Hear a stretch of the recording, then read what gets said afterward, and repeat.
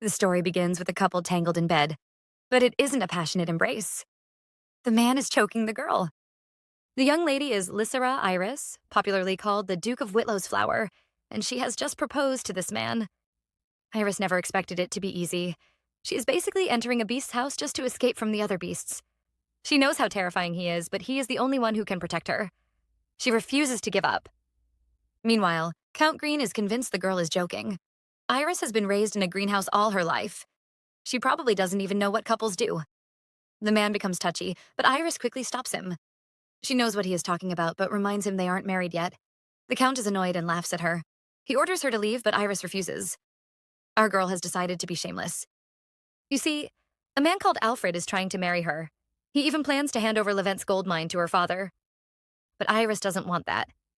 She wants the Count to propose to her and even offer his own gold mine to the Duke. She believes her father would choose him because his mine is bigger.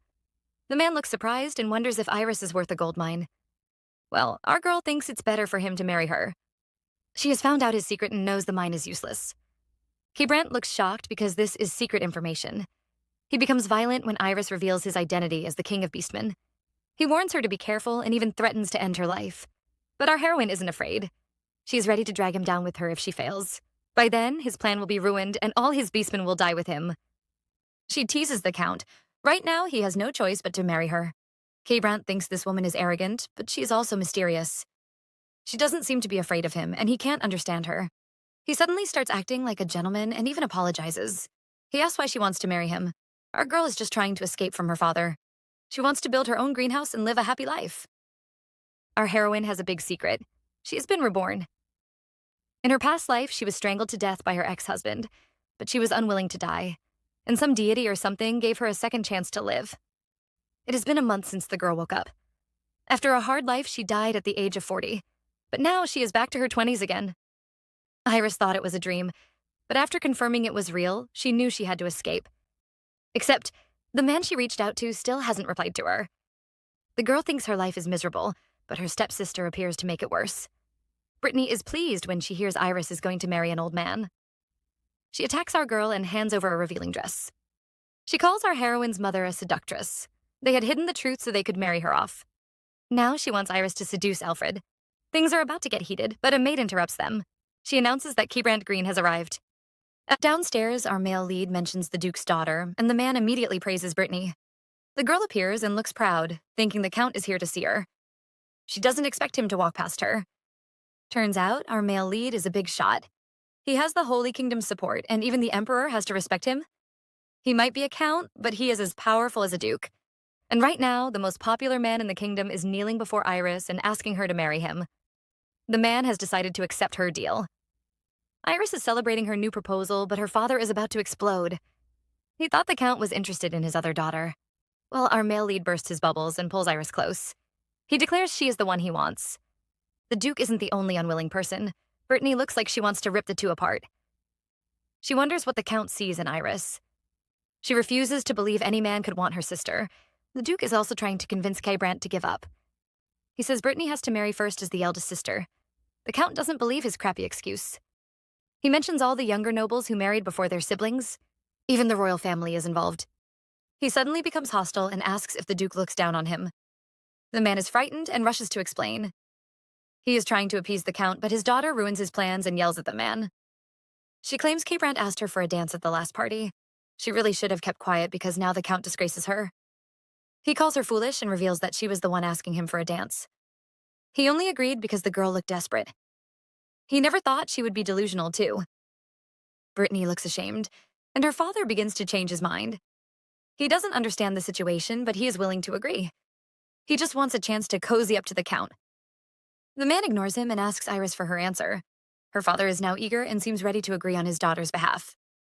Still, the girl doesn't say a word. Brant offers his hand, and Iris finally smiles. She holds his hand and accepts his proposal. Everyone looks happy. Well, except for Britney. She immediately yells and demands that her father stop the proposal. She claims Iris is too young and not ready for marriage. But this time, her father doesn't support her. He gives her a dark look and orders her to leave. Our heroine is finally leaving her dark prison. She enters the carriage and immediately questions Brant. She believes he showed up today because he knew Alfred would pick her up. The Count had even prepared the contract for the gold mine and insisted on taking her away immediately.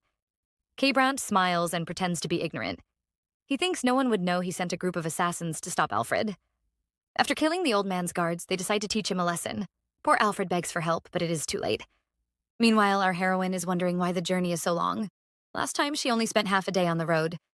She becomes uncomfortable when she notices someone staring at her. Brandt is wondering why his new bride is so calm. The girl looks confused, so he reminds her that she just sold herself to him. She was desperate to escape from the Duke, but she had just entered another dangerous home. She might end up dying one day just because she married a werewolf husband. The man thinks she is just pretending to be strong. He wants to know how she will protect herself. Brandt is trying to be stern, but Iris just laughs. She knows he is trying to frighten her, but nothing is scarier than her father's house. She has told the man about the future, but he still doesn't believe her. She suddenly grabs his hand and holds it to her face. The man is seduced and pulls her close. The girl ends up falling into his lap. Brandt can tell she isn't afraid. He moves even closer and asks if she will ever regret it. The Count wonders if Iris will ever regret her decision. Meanwhile, the girl finally realizes how close they are. The man is even holding her thighs. She isn't expecting this and begins to feel shy. She tries to push him away, but Brandt just pulls her closer. He even begins to get touchy, and Iris's heart nearly flies away from her chest. The man finally notices how stiff his bride is. The girl looks like she has frozen in stone. Still, Brandt doesn't give up and even tries to kiss her. Thankfully, they are interrupted by the servants, and Iris quickly runs back to her seat. The man asks her to look outside, and she sees a beautiful city. He says this will be her new greenhouse. She is now his wife, Iris Whitlow Green. The girl is admiring the view until a certain annoying man shows up. He asks if she likes the bedroom and says they will be sharing the room. Iris is shocked and immediately changes the topic. She wonders what she should call him now that they are married. She says he can call her Lysira. The man is once again surprised by his bride. He introduces himself like a gentleman and says she can call him Kira. Finally, a better name. Iris isn't as calm as she looks. Our girl is secretly nervous. She never thought she would share a room with Kira. In her past life, just like other couples in arranged marriages, she and Alfred slept in separate rooms. The girl is distracted, and Kira uses this chance to pull her close. He claims they have unfinished business and starts to seduce her again. Iris is frustrated, but the man proudly calls himself a beast. The girl isn't impressed and pushes him away. Kira immediately looks like a wronged puppy. Iris says he has to show her his real form. He has been using his werewolf identity to frighten her, and now she wants to see his wolf form. The man agrees, and the girl is excited. She never thought she would see what a werewolf looks like. Well, her chance is here, and Kira changes into a huge black wolf. Iris admires his size. The man expects her to be afraid, but she moves closer and touches him. She even calls him beautiful. Kira doesn't know, but Iris witnessed his death in her past life. He had died in a miserable way, killed by a human. He had spent his whole life protecting the holy relics, but just because he was a beast, the humans killed him. Iris thinks his death is unfair, so she hugs him again. Kira has no idea why his new bride is suddenly clinging to him. He says she might regret hugging him, but Iris misunderstands. She vows never to regret her decision. The man decides to tease her and suddenly changes back to his human form. He asks if she regrets it now. Iris finally understands why he asked because the man ends up naked. Our poor girl is frightened out of her mind. She immediately starts screaming and nearly brings the whole mansion down. Kira's soldiers are alarmed and immediately rush into the room. They are also embarrassed when they see the full scene. Their lord is wearing nothing but a red blanket. Kira scolds them for entering a newlywed's room, but they aren't deceived by his change of topic. The men immediately apologize to Iris. It seems they are used to their lord's weird behavior. A soldier tries to distract her and offers a tour of the castle. Behind them, another servant scolds Kira and drags him away to get dressed. The servant in front of Iris almost swears as he tries to prove his lord isn't a strange pervert. Our heroine finally looks at the culprit and notices something strange. Kira might look calm, but his ears are bright red. The servants are still struggling to dress him up. The place is chaotic, but it actually makes Iris laugh. The girl is delighted as she realizes her new marriage might actually be fun. The chaos finally ends, and it is time for introductions. The three head soldiers appear. The blonde one is called Nathan, and he is an expert in combat. He even offers to teach Iris some self-defense. The tall one who keeps crying like a baby is Wallace, and the calm boy next to him is Eugene. The big man starts crying again. He never thought his lord would get married and begs Iris to take care of their poor Kira. Even if she doesn't like him, she can't abandon him. Iris is amused, but our male lead is ashamed. He says he needs to take his wife on a tour. The truth is, he is just chasing his friends away before they make things worse. The men leave, and Kira groans in embarrassment. He is about to lose his mind. Iris thinks his friends are nice, and the man says they are his family. The girl can't relate because her family is full of horrible people. She wonders what they are doing now. Meanwhile, the Whitlow's mansion is in chaos, and it isn't the good kind. Britney is throwing a tantrum. She refuses to let Iris marry the most popular count in the kingdom. She blames her father, but the man claims he is doing this for their family. He reminds her that they were given the Benoth gold mine, but his reasons mean nothing to Britney. She doesn't care about that. In her delusional mind, she thinks she should be Kira's wife. She blames Iris for stealing her man away. Britney's mother is also upset. She never expected Iris to marry the count. She only took care of the girl, so she should sell her off and never planned to marry her into a good family. The whole family is really delusional. The mother thinks Britney will be higher than Iris, and her father agrees. He announces he has joined the Crown Prince's faction. The girl is happy and believes she will become the Crown Princess. But she still isn't satisfied. She doesn't want Iris to be happy and makes a vow. When she becomes the Crown Princess, she will steal Kira away.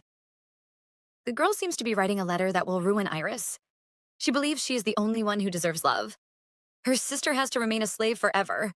Iris has no idea what her evil sister is planning. She is enjoying a meal with Kira. The two are done with their tour, and the man wonders which place she liked the most. The girl thinks for a while, but every spot in the mansion is beautiful. The only thing she really remembers is Kira holding her hands during the tour. She thought he would ask the butler to show her around, but the man insisted on accompanying her himself. At that moment, the girl felt her heart skip a beat. The man suddenly looked dazzling. Iris doesn't hide her feelings and tells him the tour was nice because he accompanied her. Although her feelings might also have changed because she saw his sexy abs. Kira is always looking for an opportunity to touch her and takes it to get closer. He claims her words are tempting him, so he has to fulfill her desires. He starts playing with her hair and asks if she brought her pajamas. The mood is ruined when the girl reveals she has no clothes. She lived in the Duke's mansion all her life, but only had one outfit. The man refuses to give up and suggests she wear his robe. The girl immediately becomes nervous and warns him not to joke around. But Kira isn't playing. He immediately takes off his robe and covers her. He reveals his desire. He wants to be the one dressing and undressing her from now on. The girl is in shock, but Kira thinks her blushing face is cute. He immediately moves closer and tells her he wants to devour her. The next thing we see is clothes on the floor and our couple tangled in bed. But don't worry, nothing is going on. Iris has fallen asleep, which leaves Kira frustrated. All he did was kiss her, but the girl ended up sleeping. The man, knowing she is embarrassed, leans over to kiss her forehead. He wonders what happened to Iris. He knew the girl had grown up in shame and had always been hidden by her family. She seemed so desperate to escape her father's house. Kira has no idea what she went through, but she is now the flower of his family. He kisses her again and vows to let her bloom peacefully. The man leaves the room, but he is stopped by a strange woman called Gillette. The girl takes one look at his exposed chest and immediately smirks. She suddenly offers to help the count. Help my foot. The next morning, Iris wakes up and has no idea what happened last night. The girl is craving a walk and some cold ice cream, but she immediately forgets that plan. Her only outfit has been snatched away by the maids to be washed. Still, she feels relieved. She never had such peace in her past life. The girl is enjoying her time when she suddenly hears a knock. Wallace is here with a visitor. The new man apologizes for not visiting sooner. He introduces himself as the butler, Jamie. Such a handsome man. Jamie is ready to serve his mistress. Iris has no maids, so he offers to get her everything she needs. The girl wants him to speak informally, but he refuses. He insists on calling her by her title. Iris can't change his mind and finally agrees. She tells him her next wish, she desperately needs some clothes. The man thinks she just needs new clothes, but Iris says she needs something to wear immediately. She remembers the cute Nathan and thinks she can borrow his clothes. They seem to be the same size. Wallace looks horrified. He knows Nathan looks like a girl, but he is still a man. Iris can't wear his clothes. The girl doesn't think it is a big deal. She was always called the Whitlow's flower, but she had lived like a weed. Now that she has finally escaped, she is determined to live her life the way she wants. She tells Wallace this is her home, so she just needs some comfortable clothes. Her words please Jamie, and the man smiles. He vows to raid Nathan's wardrobe and snatch all his best outfits. Wallace watches in shock, but he can't stop the two troublemakers. Jamie is eager to start his mission and asks Iris if she needs anything else. The girl is still thinking about that walk and asks for some ice cream and an umbrella. The men laugh, but Iris suddenly becomes serious. She asks Jamie how much control she has in this house. The man is shocked but says the mansion is hers. Iris can do whatever she wants. The girl is pleased and laughs happily. Iris finally gets her wish. Jamie really picked Nathan's best clothes, and our girl looks gorgeous. She settles down by the fountain to enjoy her ice cream, but immediately faces a huge problem. She doesn't have enough hands and can't hold her umbrella. She is prepared to toss it away, but someone suddenly grabs it. The girl is surprised, but it is her new husband, Kira. The man isn't pleased to see her eating ice cream for breakfast. She wonders how he found her, and he says he met Jamie. Iris is really impressed by the butler and keeps praising him. She calls the man polite and says he prepared her ice cream. Kira is shocked and curses his butler. That sly Jamie has never been nice. He is just pretending so he can please his new sister-in-law. Iris has no idea what the man is thinking and offers him some ice cream. Kira immediately becomes naughty. He refuses to accept it and says she has to feed him with her lips. The girl knows he is teasing her, but this time she plays along. She suddenly moves closer and kisses the man. She knows this is the only way to control him. The two kiss for so long that they even forget about the umbrella. Iris teases her husband and asks how it tastes. Kira says it was sweet, but he is definitely not talking about the ice cream. The man is pleased until he notices her wearing another man's clothes. He is so jealous that he ends up pulling her hair. The girl complains, and he immediately apologizes. Still, he refuses to let her go and offers to buy her some new clothes. Iris finally looks at him, but she is shocked by what she sees. The man stares at her with adoration, and the feelings shift. Kira asks if he can help with anything. Iris doesn't refuse and says she needs some proper maids. The man promises to help her choose. Our heroine suddenly says her former fiancé will visit their mansion soon. She knows the man still hasn't given up and will ask Kira to divorce her. Her husband calls her name, and when Iris looks at him, he has a crazy look on his face. He offers to get rid of Alfred forever. He is ready to rip the man apart. Kira doesn't want his wife to see Alfred again and offers to get rid of the man. The girl keeps waiting for him to call it a joke, but the man looks very serious. Iris thinks he is cute, but she doesn't need any more trouble. She wants Kira to convince Alfred to give up the Levant gold mine. The man has to hand it over to her as a wedding gift. Iris knows Alfred won't give up easily. Right now, he's probably throwing a tantrum at her father's house, demanding to have her back. Plus, her stepsister isn't happy with her marriage. The girl is probably planning to get rid of her. Iris knows the two will soon arrive to cause trouble. Our heroine is thinking about her problems when she hears Kira laughing. She looks up, but her husband is suddenly hostile.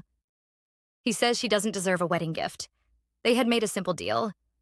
She would hide the truth about his identity, and he would help her escape from her father. He thinks their deal is now over. Iris isn't frightened by his mean look and even calls him a petty man. Kira immediately looks offended. She asks if the great Count Green can't afford to give his wife a wedding gift. His family might not be wealthy, but they are respected by everyone in the nation. Still, that isn't enough for Iris. The girl wants to control all the nations of the world and make them bow to her. She offers to share her kingdom with Kira, but he must first invest in her. The man looks shocked. He knows her dream is impossible, but something about her touches his soul. He suddenly grabs her hand and kisses it gently. Just as she wishes, he will give her the Levant gold mine as a wedding gift. A few days pass, and our heroine has finally found some proper maids. She is reading about them and seems impressed. Finally, she won't have to do the hard work alone. She notices someone approaching, and it turns out to be Gillette. The girl walks past Iris, totally ignoring her. She doesn't even offer a greeting, bothered by the maid's disrespectful behavior. Ever since she appeared, Gillette has been rude to her. Iris knew some servants would be jealous, but didn't expect them to be openly hostile. She knows the girl is a noble lady, but she sneaked into the Count's house as a maid. Iris finds such behavior irritating and vows to teach the girl a lesson. She is interrupted by Jamie, who announces her new maids have arrived. The two head to the meeting spot, and Jamie introduces the ladies. They are both from noble families and seem pleased to meet Iris. The dark-haired girl is from the Fernie family, known for producing talented artists. Half the artworks in the royal palace are made by them. The girl with red hair is Erwell from the Lutek family. They're known for producing the best scholars in the kingdom. Just being born in that family makes everyone respect their words. Our heroine is impressed with her new maids and welcomes them warmly. Krishna is also happy to meet her as she knows Iris is the flower of Whittle. Erwell has no idea, and she looks shocked. She is about to speak, but Krishna quickly slaps the back of her head. She threatens the girl to keep quiet. Iris can tell the two girls are close, and Krishna admits their families are friends. Jamie says Erwell will be staying with Iris. Krishna is married and needs to return home to see her child. Our heroine has no objections and says the girls can tour the mansion. Once they are alone, Krishna immediately gives her friend another slap. Erwell looks wronged, but Krishna feels no pity. She warns her to be more careful. Urwell claims it isn't her fault. She is tired of acting like a noble lady. The girl is more prepared to be a bodyguard as she reveals the dagger hidden in her dress. She is ready to protect the countess. For once, Krishna seems to agree with her. Over at the Whitlow's mansion, Britney is throwing a tantrum again. She had sent for Alfred, hoping they could work together to ruin Iris. Yet, the man had dared to flirt with her. Once again, she blames it all on Iris. A maid appears and announces the Viscount is here again. Britney screams in agony. She makes up her mind to get rid of him. The girl arrives and sees Alfred harassing one of her maids. The man isn't ashamed and even dares to flirt with her. Britney finds him disgusting and secretly makes up her mind to ruin him. But first, she has to use him to get rid of Iris. She tries to convince the man to get Iris back, but Alfred isn't a fool. He knows it is impossible. Britney refuses to give up and has even come up with a devious plan. The only reason men love Iris is because of her innocence. She is like a pure flower in a beautiful lake. Britney is going to ruin that. She plans to spread the rumor that Iris has already been tainted by another man. That way, the Count wouldn't want her anymore. Alfred doesn't think anyone would believe him. The girl tells him not to worry and promises to support him. She will make everyone believe his words. It is a peaceful morning, and Krishna is dressing Iris up. The two girls talk about Urwell and think she is very honest. It has been a few days since the maids arrived, and the girls seem to be getting closer. But there is just one problem. Outside the door, Urwell and Gillette begin another screaming match. The two ladies are about to destroy the entire castle. Krishna is terrified and wonders if she has to stop them. Our heroine feels her head aching. A single day doesn't pass without the two girls fighting. She knows it is all Gillette's fault. The girl thinks she is the real mistress and keeps trying to challenge the new maids. Iris looks tired because things have just become more annoying. The door suddenly opens and a furious Urwell steps in. She is about to complain, but the dark look on Krishna's face terrifies her. The girl quickly calms down and explains to Iris. The Countess had ordered her to do some tasks, but Gillette kept interfering every time. Iris doesn't blame the girl and even comforts her. Urwell is touched and her eyes sparkle with love for her mistress. She quickly reveals what Gillette said. The maid claims she has been running the household for a long time and knows more about the castle than Iris. She even wants Iris's maids to listen to her. Krishna is furious, and for the first time, our heroine is angry. Gillette has crossed the line. Our girl suddenly says the girl is useful. The other maids are shocked, especially when they see her smiling. Iris has made her decision. She will make the girl her personal maid. Gillette has no idea she is in trouble. The Countess has summoned her, and she wonders what Iris plans to say. She has been waiting for 30 minutes and is beginning to feel unhappy. Our heroine finally arrives, and the girl gives her a fake greeting. But Iris isn't having it. She scolds the girl and even laughs at her. Iris knows what Gillette is planning. She is from the noble family of Merdi, yet she became a maid and lives in the Count's household. This might be a normal event in their kingdom, but she is sure the girl has other plans. She thinks Gillette is in love with her husband. That explains the girl's harsh behavior. She thought she could marry the Count because she was pretty. Our heroine walks past Gillette and heads to her seat. She thinks the maid is foolish. She should have pretended to like her and try to approach Kira behind her back. Gillette is annoyed by Iris's smug look. She thinks the girl is shameless. Iris didn't even have a wedding, but is already acting like a countess. As if it isn't enough, the woman suddenly says she will become her maid. Gillette is furious and immediately starts screaming. She claims she is Kira's personal maid. Our heroine doesn't care about that. She tells Gillette she will become her new maid. The girl is angry and finally remembers she is from a noble family.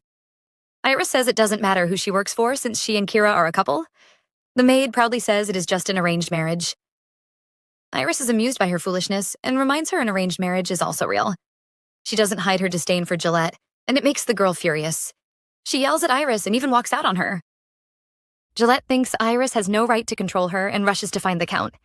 She believes the man will support her because she is also pretty. The girl feels smug since she is the only woman allowed into the Count's study. She laughs and vows to make Iris regret it, but the girl soon receives a big shock. She keeps knocking at the door, but the Count refuses to let her in. He even chases her away. Just then, our heroine arrives and mocks the maid. She announces her arrival to Kira. Gillette thinks Iris won't be able to get in, but the door actually opens. Kira appears, and he is pleased to see his wife. He immediately starts touching her and praises her outfit. The two have totally forgotten about the furious Gillette. Iris finally remembers the girl. She tells Kira about her plan to make her one of her personal maids. Gillette tries to speak, but Kira doesn't even listen to her. He tells Iris she can do whatever she wants. Iris is taking a walk in the garden with Urwell. The maid is glad because Gillette's nasty temper has been tamed, although they still aren't friends. The girl they are talking about sneaks up like a ghost. She isn't as proud as before and even greets Iris.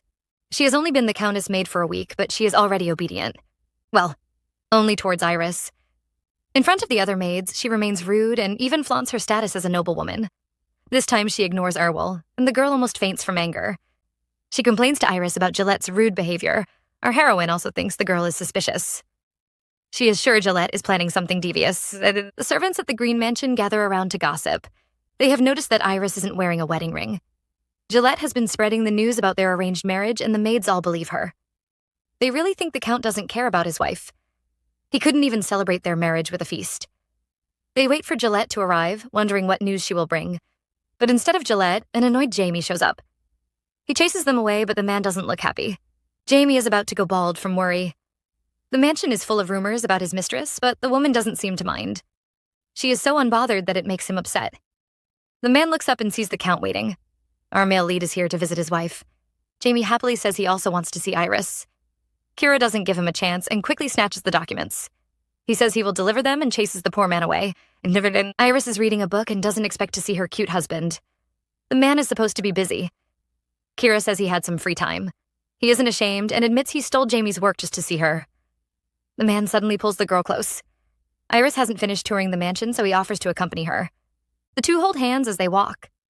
Kira has heard from Jamie that a naughty dog is causing trouble. Of course, that dog is Gillette. Iris blames him for spoiling his pet. The girl had even said she was taking care of Kira. The man is shocked and swears he is innocent. He finally knows why his wife has been avoiding him. She thinks he is sleeping with Gillette. Kira grabs her hand and pulls her close. He promises her no one has touched him. Iris isn't satisfied and wonders why he indulges Gillette. The man kisses her and admits the Murdy family is useful. The girl calls them useless and suggests he get rid of them. Kira is smart and doesn't argue. He says she shouldn't worry about some wild dogs and offers to show her a secret. The two head into the forest, and Kira leads her to a strange-looking building. It looks very scary, but he claims there are good things hidden inside. The man shifts because the door can only be opened in his wolf form. Iris finally steps inside and sees the place is full of holy relics. The kingdom has lost its magic, and sacred items have become expensive. People are now searching for the holy relics and its guardians. The girl moves closer and stares at the sacred items. Kira warns her never to touch them because the relics are harmful to ordinary people. Everyone knows people without magic can't touch the holy items. Once they do, they would suffer and beg for death. Even being too close can cause torture. Kira tells her a legend. In the past, a group of people called relic magicians could control the relics and use them. Iris wonders what happened to them, and the man says they still exist. They are just hard to find. He claims the relics can trap a person's soul, but assures her these are safe. There is a cup that produces grains, a sword that can heal or kill, a wand that controls all beasts, and a robe that makes people invisible. The two admire the relics, but Kira suddenly hears a sound. He tells Iris their guests have arrived. Alfred is here. Alfred is clearly here to cause trouble.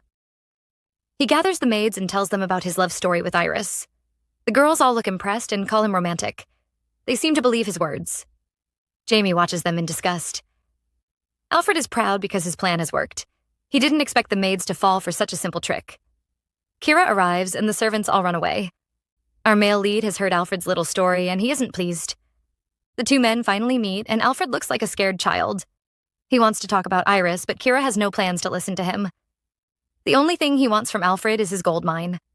The Viscount is shocked and starts yelling. Kira ignores him and keeps talking about the price. Alfred refuses to listen, and our male lead suddenly becomes hostile. He tells the man they will only talk about the gold mine. His words make Alfred furious, and the man attacks him. He calls Kira a thief and accuses him of taking his woman away. Our male lead can tell that the conversation wouldn't work and switches to his next plan. He roughly grabs Alfred, but the fat man refuses to keep silent. He calls Kira violent and says Iris will never love him. He claims the man will never make her happy. Kira is angry and decides to teach the man a lesson. Alfred is still bragging, but he quickly becomes scared when Kira drags him to a hidden room. Our male lead is clearly holding a knife, but claims he isn't trying to torture the man. He only wants to buy his gold mine, but the man keeps saying nasty things about his wife. Alfred refuses to shut up and threatens to report Kira to the Holy Kingdom. He accuses him of stealing his wife and locking him up in a torture room. Kira is amused and calls the man naive. Since Alfred entered his city, he has no plans to let him escape. Our male lead invites his 3 soldiers inside, and Alfred nearly cries when he sees them. They were the 3 assassins who attacked him in the past. He starts begging the Count, but Kira leaves him with the men to have a friendly conversation. Trust me, those screams are just part of the talk. Jamie tells Iris the Viscount has agreed to sell the mine. The girl is surprised because she never thought they would get it in a day. She might have provoked her husband too much. Still, she is very happy. Alfred had given her family the gold mine in her previous life. The mine had run out of gold, but it was still very useful. Because of it, the Whittle family could expand their influence. Iris wouldn't let that happen again. She has one more request for Jamie and tells him to find a man for her. He used to work for the Whittle family until he was kicked out. Iris thinks he is hiding somewhere and orders Jamie to find him. The man is important to their family. Gillette still hasn't given up. She gathers the maids and tells them another nasty rumor. Alfred's visit has given her the power she needs. She orders the maids to spread the rumors around. And the dumb women really listen to her. Soon the whole city had heard of Iris's affair. In an elegant room, a lady meets her friends. She hears the rumors about the countess cheating on her husband. The girl is furious and wonders when her brother got married. Over at the Whitlow's mansion, Britney's friend arrives with some urgent news. She shows the girl a news article, and the paper is filled with rumors about Iris. The people claim to have discovered her secret life. The girl had married Count Green, but even after a while, there hadn't been a wedding ceremony. The paper claims it is because Iris is no longer pure. Britney looks really smug when she hears this. She pretends to be sad that the truth is exposed. Her friend is surprised that Iris married the Count. Britney had told her the girl was marrying Alfred. She had even said that Iris was the one chasing the man. The devious girl quickly changes the topic. She can't let anyone find out that the Count proposed to Iris. Britney knew Alfred could never take Iris away. She just wants to spread the rumors and force the Count to kick her out. Her friend insults Iris while she pretends to defend her sister. She says the rumors are false, but the girl doesn't believe her. She tells Britney about Kira's fierce sister and reveals the rumors have reached the lady. She mentions Kira's famous admirer, Countess Nelanicus, but Britney has no idea who she is. Her friend explains that the woman is close to Kira's sister. Before she got married, the lady had chased Kira. Even now, she still lusts over him. Our heroine isn't aware of the rumors spreading around and is going on a journey with her husband. She would have preferred to go with his soldiers, but the man insisted on following her. She is afraid she might be disturbing his work. Kira isn't pleased. This might be his first marriage, but he knows that following his wife comes naturally. He starts touching Iris again and praises her outfit. The girl claims she is trying to avoid attention. Kira takes one look at her exposed chest and tells her she is failing. Right now, he can't take his eyes off her. The man touches her chest. He hasn't forgotten their unfinished business and pulls the girl into his lap. This time, she can't pretend to fall asleep. Kira starts his attack and kisses Iris all over. He looks ready to devour her. The girl reminds him they are in a carriage, but Kira doesn't care about that. His touch and kisses confuse Iris and set her on fire. She has never felt this way and has no idea what to do. But the girl is still traumatized by her past with Alfred. She starts trembling, and Kira notices. He immediately stops and tries to comfort her. He promises not to do anything unless she agrees. He says she can always stop him. The girl is relieved and thanks him. The two calm down, and Kira mentions his younger sister. She called men who never listened to women trash. Iris has never heard about his younger sister and is surprised. Kira admits his sister has a weird personality. Our male lead might have lied. His sister is clearly a terrorist. Right now, she is harassing the men in the Greens' mansion. She scolds them for not telling her about Kira's marriage. Jamie tries to defend himself. He says the two married before anyone could find out. Jen doesn't spare him and says he should have informed her immediately. The 3 men immediately beg for forgiveness. They all look terrified. The woman doesn't calm down and says she'll wait for Kira to return. The other men have to bring him back immediately if they want to live. Our poor Kira has no idea he is now a target. Our couple finally arrive. Kira is eager to meet the man his wife has been searching for. The two head inside and see a man sitting at his desk. He seems to be unwell. The stranger is shocked to see them and immediately recognizes Iris. The girl introduces the man as Guger, the former estate manager of the Whitlow mansion. Kira waits at the side while the two talk. Guger never thought he would see Iris again. He is happy to see her safe and married to a powerful man. Iris has always felt guilty. Guger was one of the few people in her father's house who treated her well, but he was kicked out because he was too nice to her. The two share their feelings, totally ignoring the jealous man beside them. Kira was aware that Iris was searching for a man. He also knows she was just a kid when Guger left. But the thought of his wife searching everywhere for another man makes him jealous. Iris gets down to business. She invites Guger to be the manager of her gold mine. The man is shocked to hear she has acquired the Levant mine. He knows it belongs to Alfred. Iris doesn't explain and says she wants him to manage the mine. He is free to hire workers and monitor the extracted minerals. The idea is tempting, but Gauger refuses. He tells Iris he is just a poor drunkard. The girl doesn't accept his excuse. She insists on leaving her only property to him. Gauger is shocked by her determination. The girl who was scared to even look at the servants is now confident. The man is touched by her words and vows to live for her. Iris steps outside and sees an unhappy Kira. The man refuses to bring Gauger into his home and offers to give her his best subordinates. The girl has no plans to take Gauger with her. She only wants the man to manage her gold mine. She reminds Kira his subordinates will always be loyal to him. They can even kill her just to please him. She doesn't tell Kira, but in her past life, the Emperor noticed Gauger's talents and invited him to join his royal court. The girl pulls Kira close and warns him to stop interfering with her matters. She says it makes him unattractive. The man isn't offended and even laughs. He calls himself a charming husband and plans to watch from the sidelines. The couple begins their journey back home. Kira has received the news and tells Iris his younger sister has arrived at the mansion. The girl is surprised. However, Kira thinks she is here because of the rumors.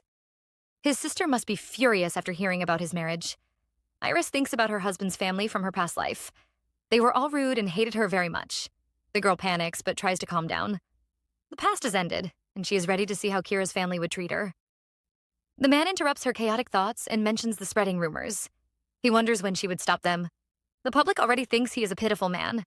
Iris feels sorry for her poor husband. The man really seems to be suffering. She wanted to wait until the rumors spread further, but now she is ready to catch the culprits. Gillette really thinks she is the mansion's hostess. She orders the maids around and prepares for Kira's return. Jen watches her in shock, demanding to know who this stranger is. Nathan feels wronged. He has answered this question 10 times. He explains that the girl is Iris's personal maid. Jen nearly explodes with anger, wondering why a maid is acting like the master. Nathan says he can't interfere since she belongs to Iris. This just makes Jen more annoyed. She thinks Iris isn't teaching her maids properly. She remembers the horrible rumors spreading around town and becomes more furious. Just what is her foolish brother thinking? Our couple finally arrives and everyone rushes out to welcome them. Jen is ready to see the delicate princess her brother married, but the woman she meets isn't weak. Iris steps out and waves the papers around. She has read the articles and hopes the culprit isn't someone from her household. She is ready to teach them a lesson. Jen looks at her new sister-in-law and is impressed. The girl's personality is just like hers. Our male lead is in trouble. He tries to explain why he told no one about his marriage, but only makes things worse. He says he forgot, and his friends almost faint from anger. He claims he was too busy. Kira didn't want to admit that he had forgotten everything the moment he saw his wife's gorgeous face. Jamie is furious, and the other men wonder if they should change their boss. Kira thinks the situation is too difficult and plans to speak to his sister. His friends tell him to drop the idea. They repeat the mean words Jen had said. The girl basically yelled at them and called Kira a dog. She didn't want to see him until dinner. Jamie advises him to be a good son and forces him to write a letter to his father. Kira agrees and orders them to inform Iris about the meeting. Our male lead invites his wife for dinner. He tries to give her a pep talk before she meets his crazy sister. He tells her he has 2 siblings, and Jen is the youngest. He calls her immature, but a furious Nathan appears out of nowhere and says the girl is difficult. The boy is worried about his mistress and offers to accompany them to dinner. Iris is surprised by the close relationship between the men. Everyone seems to be afraid of Jen, and she starts to worry about meeting Kira's sister. Nathan advises her to ignore the girl's mean words. He promises to fight for her if the scolding gets too bad. Iris playfully calls Jen a lady, but the men jump away like she just dropped a bomb. Nathan looks like he is going through 7 levels of trauma. Kira looks nervous as he says his sister is bold. Iris finally understands why the men were all afraid. Looking at Jen's stern face, our girl turns into a gentle rabbit. Kira tries to introduce his wife, but his sister shuts him up. She wants Iris to speak for herself. Our heroine nervously greets the lady. Everyone is expecting a catfight, but Jen practically drools as she stares at Iris. She even offers to call her sister-in-law. The men are all shocked to see her being nice, but that is only for Iris. She looks at her brother, and the two nearly have a fight. Jen wonders why Iris married such a man. She calls him an old fat dog who didn't tell anyone about his marriage. She thinks there is nothing good about him apart from his face. Such wonderful sibling love. The two are about to fight again, but Iris interrupts them. The girl shocks everyone when she suddenly confesses she likes Kira. She praises every inch of the man down to his laughter. What no one knows is that she met Kira in her past life. The man had helped her, and from that moment, Iris fell in love with him. Such a sweet confession, but Jen looks disgusted. She really can't understand Iris's choice. Nathan thinks they had a secret wedding, and Kira immediately looks guilty. Jen notices, and the man admits they didn't hold a wedding. They had only registered their marriage. Jen is so horrified she nearly screams the house down. The siblings are having a meeting. Kira is convinced his sister is planning something. She has been too nice to Iris. Jen is offended and says she has no plans. She admits this is just a test, and Iris is past half. She brings up the nasty rumors spreading around town about his wife. The girl knows it isn't true, but if the rumors continue to spread, things will become worse. Kira asks for her advice, and she says they have to prove to the other ladies that he loves his wife. They have to hold a grand wedding, and the girl offers to plan it. Our heroine is relaxing in the garden. Jen had dragged her brother off to some secret meeting. Iris is sure her husband is getting scolded, but she doesn't care. She is just glad she escaped. The girl even has time to read a book. Iris wants to know more about the Holy Kingdom and finds a book about its history. The book explains how the fight between the Holy Kingdom and the Beastmen began. Everyone knew that Benedictum, the next pope, was a beastman. But after the people found out what kind of beastman he was discarded. That led to the first Beastman Rebellion. Back then, the beastmen and humans were treated as equals. But depending on their beast form, the beastmen could be ridiculed or admired. Unfortunately, Benedictum's beast form was a mouse. The people couldn't accept that their next pope was going to be a lowly rat known for spreading diseases. Even though the man was righteous and kind, the people rebelled and refused to accept him. He was forced to face their mockery, and even the current pope turned his back on him. Benedictum was hurt by the betrayal and gathered the rest of the lowly beastmen to start a rebellion. The story is getting interesting, but Kira has to appear and ruin everything. His sister is done scolding him, and he runs over to speak to Iris. The two go on a walk. The girl teases him about his cute nickname and wonders how he got it. Turns out Kira is called a fatty dog by his sister. He explains he was able to transform since his birth. He never knew it was dangerous and is glad his family never freaked out. He finally grew up and realized he was an outcast in society. If his secret was found out, he would be killed. Iris looks sad to hear this. The boy reveals he always ate and slept in his wolf form. He soon became so fat, his sister had to give him that nickname. Iris is still feeling sad, but Kira tells her not to worry. The man suddenly becomes serious and says the beastmen are always at the risk of dying. He produces an orange out of nowhere and hands it over to her. His sister has given him some advice, and Kira decides to propose with the fruit. Iris isn't impressed. She doesn't even want to hold a wedding. But looking at Kira's cute face, the girl changes her mind. She finally understands the beastmen and wants to take away the man's pain. She suddenly touches his face and throws away the stupid orange. She agrees to hold a wedding and kisses the man. Iris is relaxing in the mansion, but almost faints when Jen appears out of nowhere. The girl is excited to hear about their wedding. She tells Iris she will be hosting the ceremony. Our girl is nervous because Jen clearly has no experience. The young girl says she has a friend who can handle the arrangements. She vows to make the wedding grand. She has more news for Iris. A priest from the Holy Kingdom is coming to investigate the rumors about her. A few days pass and the priest finally arrives. He says the Pope isn't happy with Kira's marriage. The guardians of the sacred relics are supposed to have a clean reputation because their behavior affects the Holy Kingdom. Kira failed to report his marriage, and his wife has also ruined their reputation. The man doesn't look bothered, which makes the priest furious. He slams the table and boldly says, Kira's position was given to him by the Pope. Our male lead has a dark look on his face. He reminds the priest the Holy Kingdom needs them. His family is the only one who can control the sacred relics. The priest is frightened, but still delivers his message. The Holy Kingdom never approved of Kira's marriage. He didn't consult the Pope, and the dirty rumors about his wife have ruined their reputation. The Pope has ordered him to get a divorce. He even plans to pick a new bride for Kira. Our male lead isn't pleased. The priest says the Pope sent him, but Kira knows the old man would never care. He is certain someone else is trying to manipulate him. He suddenly moves closer, frightening the poor priest. He reminds the man the rumors might not be true. The priest says the newspapers have written about the rumors. He seems to have forgotten that most papers are just looking for profit. He claims Kira has been bewitched by his wife. Our male lead looks angry.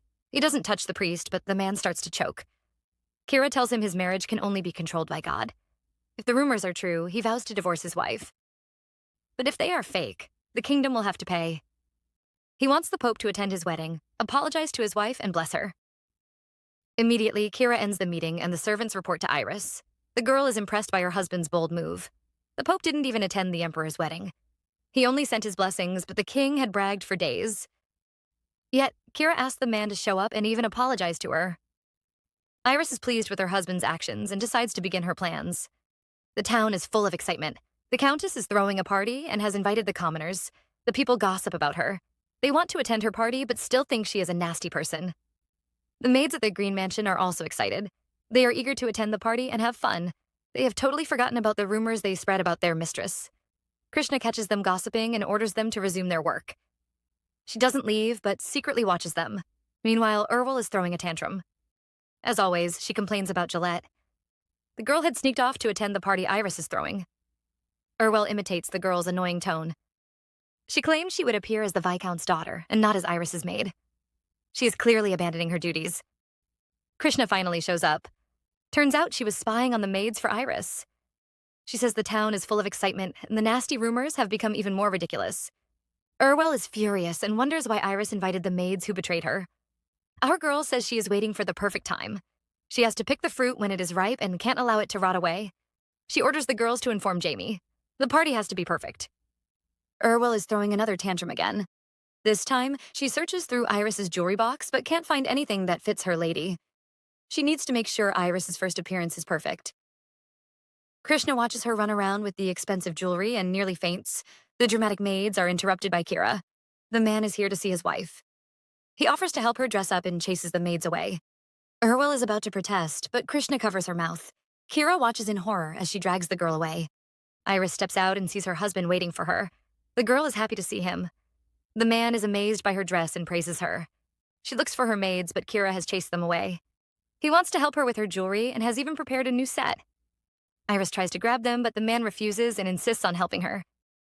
He has noticed how obedient his butler has been and mentions it. Iris thinks he is just copying his master. She makes a mistake and mentions Jamie's wings. The man becomes suspicious and asks how she knew his butler's true form. Iris is nervous, but there is no way she can explain. The man doesn't force her and hopes she will tell him one day. The girl doesn't think so. Who would believe that she had lived and died before? They might even treat her like a witch. She becomes distracted, which displeases the man. He begins to kiss her neck, hoping to get her attention. The maids interrupt them before things can go further. Kira kisses her one last time before they leave. The party begins, but Gillette is upset. She never expected the other noble ladies to show up. She tries to convince herself they are just curious about Iris. The girl feels smug and looks down on the other girls. She thinks she is the most beautiful lady here. Not really, girl. The servants announce the couple's arrival and everyone rushes to see them. Gillette calls them boring. Wait until she sees Iris. The girl immediately looks terrified. Our heroine appears and she looks so gorgeous. Gillette isn't pleased to see people admiring the countess. She watches Kira smile at his wife and it makes her furious. She pushes everyone away and rushes to Kira's side. The people are shocked to see her because she is overdressed. Even her own parents look horrified. Iris praises the girl, which makes her smug. She thanks Iris for inviting her. Our heroine doesn't indulge her delusions. She reminds the girl this is an open party, so she didn't invite anyone. Gillette is embarrassed. She sees everyone avoiding her and believes Iris is trying to isolate her. She's probably afraid she will steal her spotlight. Iris has no idea what the delusional girl is thinking. She is ready to begin her party, but someone appears and stops her. A man barges in and asks Iris about the nasty rumors. Everyone looks shocked. Kira is upset, but Iris calms him down and insists on handling her mess. She calls the reporter rude, but the man isn't upset. He thinks Iris planned this ball just to clear her name. He is shocked when the girl says she doesn't care. She knows that people are desperate for gossip. She hugs Kira and says her family believes her, so she doesn't care what others think. The boy reminds her the Holy Kingdom is already investigating. She can't ignore the rumors anymore. He says his name is Whittle from Elahad and asks for an interview. Iris has heard about his company. Elahad has branches all over the continent. The paper always writes rudely, but it is known to report the truth. Iris had met this reporter in her past life. He was the only one who dared to write about Kira's death. His article upset the emperor, and he had arrested the boy. Iris knew the man would show up at her party. She had planned everything and even used Kira. The girl comforts her husband. Everyone looks curious, so she agrees to do the interview. Gillette immediately looks scared. Jamie appears and is ready to begin his show. He even calls himself a celestial knight. Everyone stares at him weirdly, and he finally admits he is the Count's butler. he stops Iris from speaking and says he will handle the investigation. The man orders all the reporters to step out. He questions the first man, and he admits he wrote his articles based on the rumors. The second man says he had an interview and points out his informant. The girl is terrified and exposes the person who told her the rumors. It soon turns into a pointing contest as everyone tries to avoid the blame. Meanwhile, Gillette looks horrified. Jamie questions all the girls. They admit they never saw Alfred and Iris together. They all heard the rumors from one person.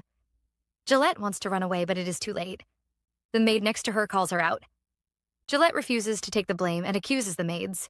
Jamie can tell the girl is lying and gives her a dark look. Gillette insists she is innocent. She claims the maids are jealous of her. That doesn't work. So she tries to accuse Alfred. Well, she just made things worse because Jamie drags over a scared Alfred. He is determined to figure out the truth. Alfred isn't as dumb as Gillette. Jamie questions him, and the man denies having a relationship with Iris.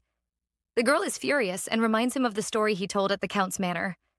Alfred claims he never spread such rumors. Gillette is desperate and asks the other maids for help. Jamie tells her they all denied hearing the story. The girl looks upset and accuses the maids of setting her up. They had all spread the rumors, but now they are trying to abandon her. Gillette is interrupted by her parents. They immediately kneel before the couple and beg them to forgive their wayward daughter. The girl can't believe her proud parents are kneeling. Iris mocks her for forcing her parents to apologize. Gillette finally realizes what she has done. She should never have messed with the Green family. Iris helps the girl's parents up. She glances at Gillette and says they shouldn't be the ones apologizing. The girl looks like she is in despair. Her delusions are ruined, and she immediately admits to the crime. She kneels and begs for Iris's forgiveness. She can hear the people around gossiping about her. They all think she will be fired. Everyone is shocked when Iris says there will be no punishment. She smiles like a saintess and says she forgives Gillette so she won't punish the girl. Everyone is impressed and praises Iris. Only Whittle can tell the woman isn't innocent. She is just playing politics. The place is filled with reporters. Since she forgave Gillette, every reporter will write an article and praise her kindness. But Whittle knows she could have settled the issue privately. She has disgraced the Murdy family and ruined their reputation. The best part is, no one will blame her. The boy watches the girl in amazement. She's really interesting. Iris is enjoying her bath and reading the articles about her. The girl is sure the reporters noticed her scheme yet. They still praise her. She is relieved and knows she has won their favor. But hearing them call her the Duke's flower still upsets her. She needs to get rid of the name. The girl is thinking about her sad life when Kira suddenly barges in. The man is holding a bottle of wine. Iris is horrified and tries to cover herself. Not like it is helping. She questions the man, but he boldly says he wants to bathe together and drink some wine. The girl finally calms down and the man prepares to toast. She wonders what they are celebrating.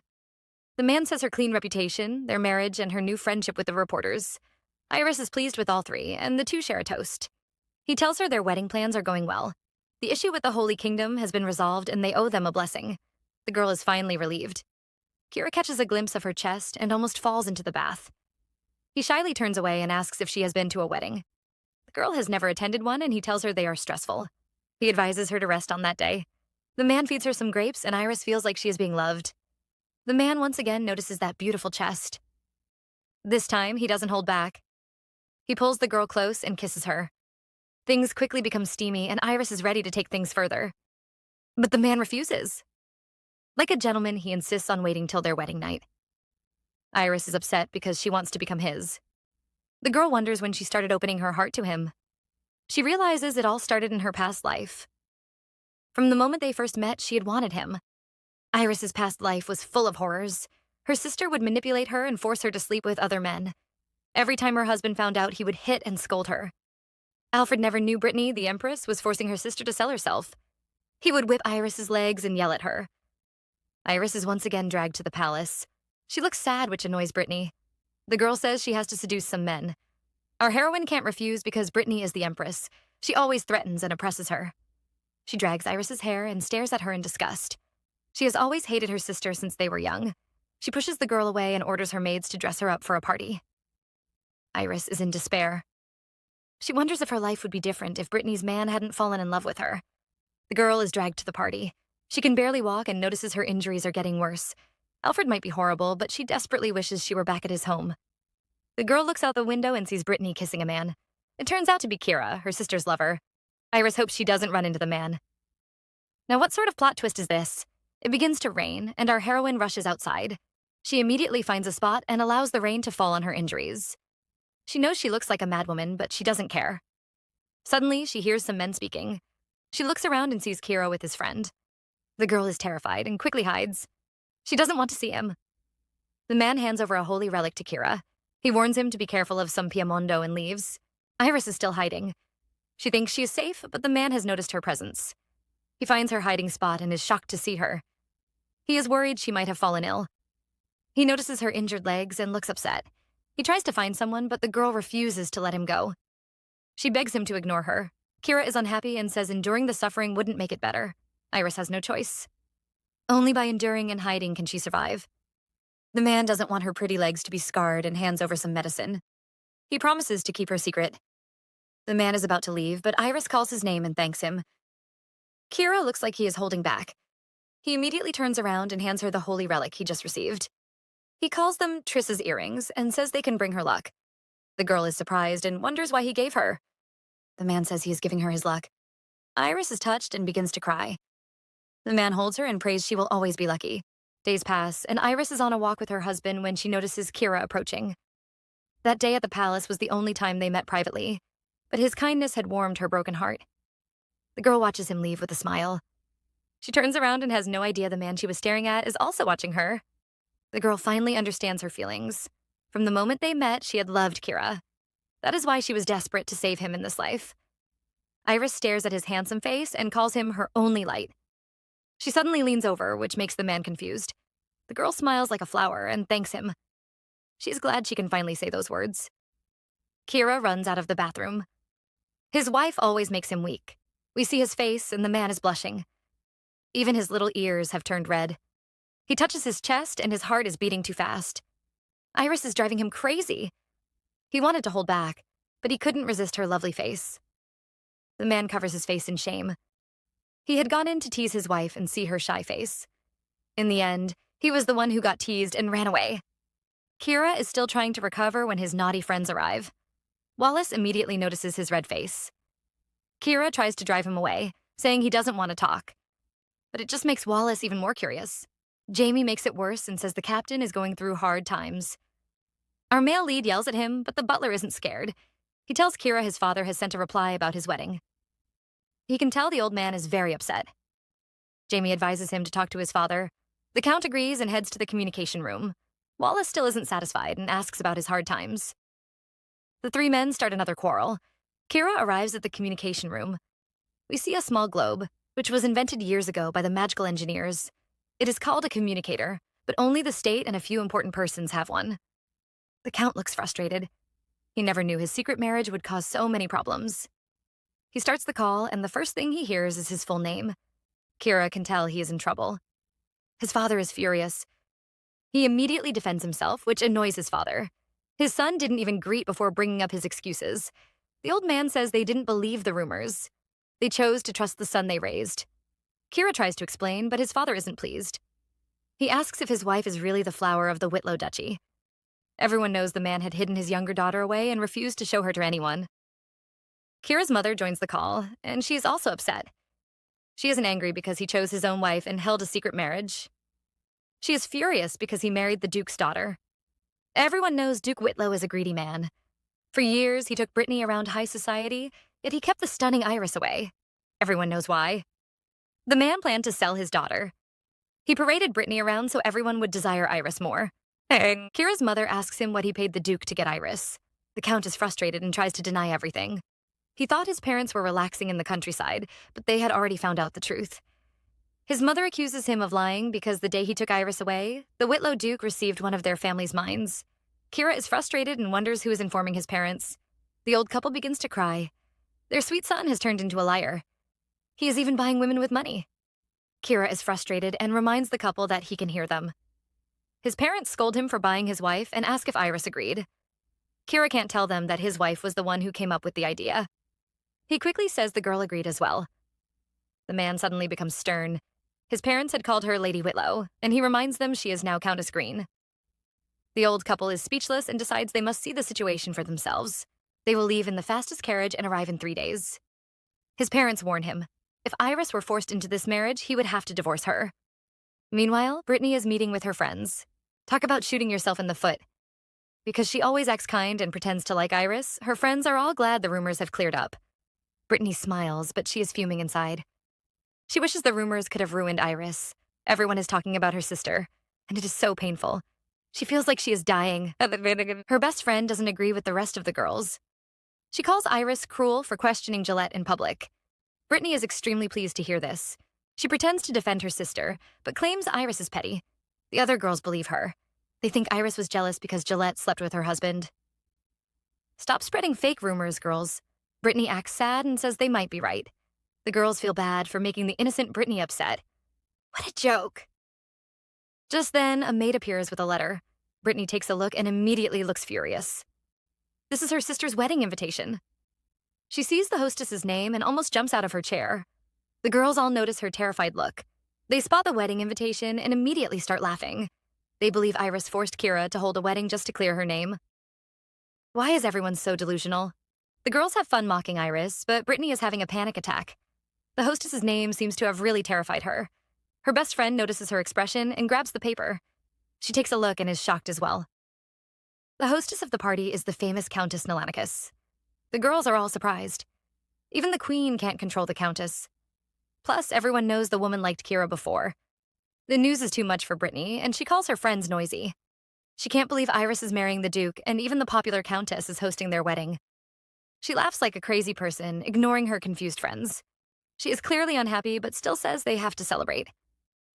We finally see the famous Countess Nelanicus. The lady is preparing the clothes for Iris's wedding. Jen appears by her side and mocks her friend. The countess had claimed she was unwilling, but she looks very excited. The lady acts nonchalant and says she is just helping Jen. Her friend has an evil smile as she reveals her brother has handed over all his wealth for this wedding. The countess is surprised that the stingy Kira could be so generous. Jen explains they need her help. The rumors have damaged their family's reputation, so this wedding is very important. Nelanicus asks if Kira had really married the Flower of Whittle. Jen confirms and even praises Iris's beauty. She suddenly teases her friend for liking her brother. Because of those rumors, everyone is expecting a catfight at the wedding. The countess is annoyed and wonders who spread such crazy rumors. She doesn't even care about Kira. The lady says she only agreed to host the wedding because she wants to be part of Iris's greatest event. She wants to show her support for the girl. She smiles playfully and says Iris should prepare for a surprise. Our heroine relaxes in bed, unaware of the plans being made. She wants to understand Kira and is reading about the Beastman's history. But as she reads further, she becomes uneasy. The first Beastman rebellion had failed, but Benedictum refused to give up. He hid in the shadows and tried to gather allies. He spread the word that the Beastman's ability was a gift from God. He claimed the Pope was jealous and killed the Beastman because he didn't receive God's gift. He met the wizards and convinced them they had this gift as well. Once the Pope gets rid of the Beastman, he will also attack them. Some magicians were swayed by his words and joined his group. Soon, the second Beastman rebellion began. The fight was so terrible that the seas became red with blood. Iris looks worried. If the past remains the same, Kira will start the third Beastman rebellion.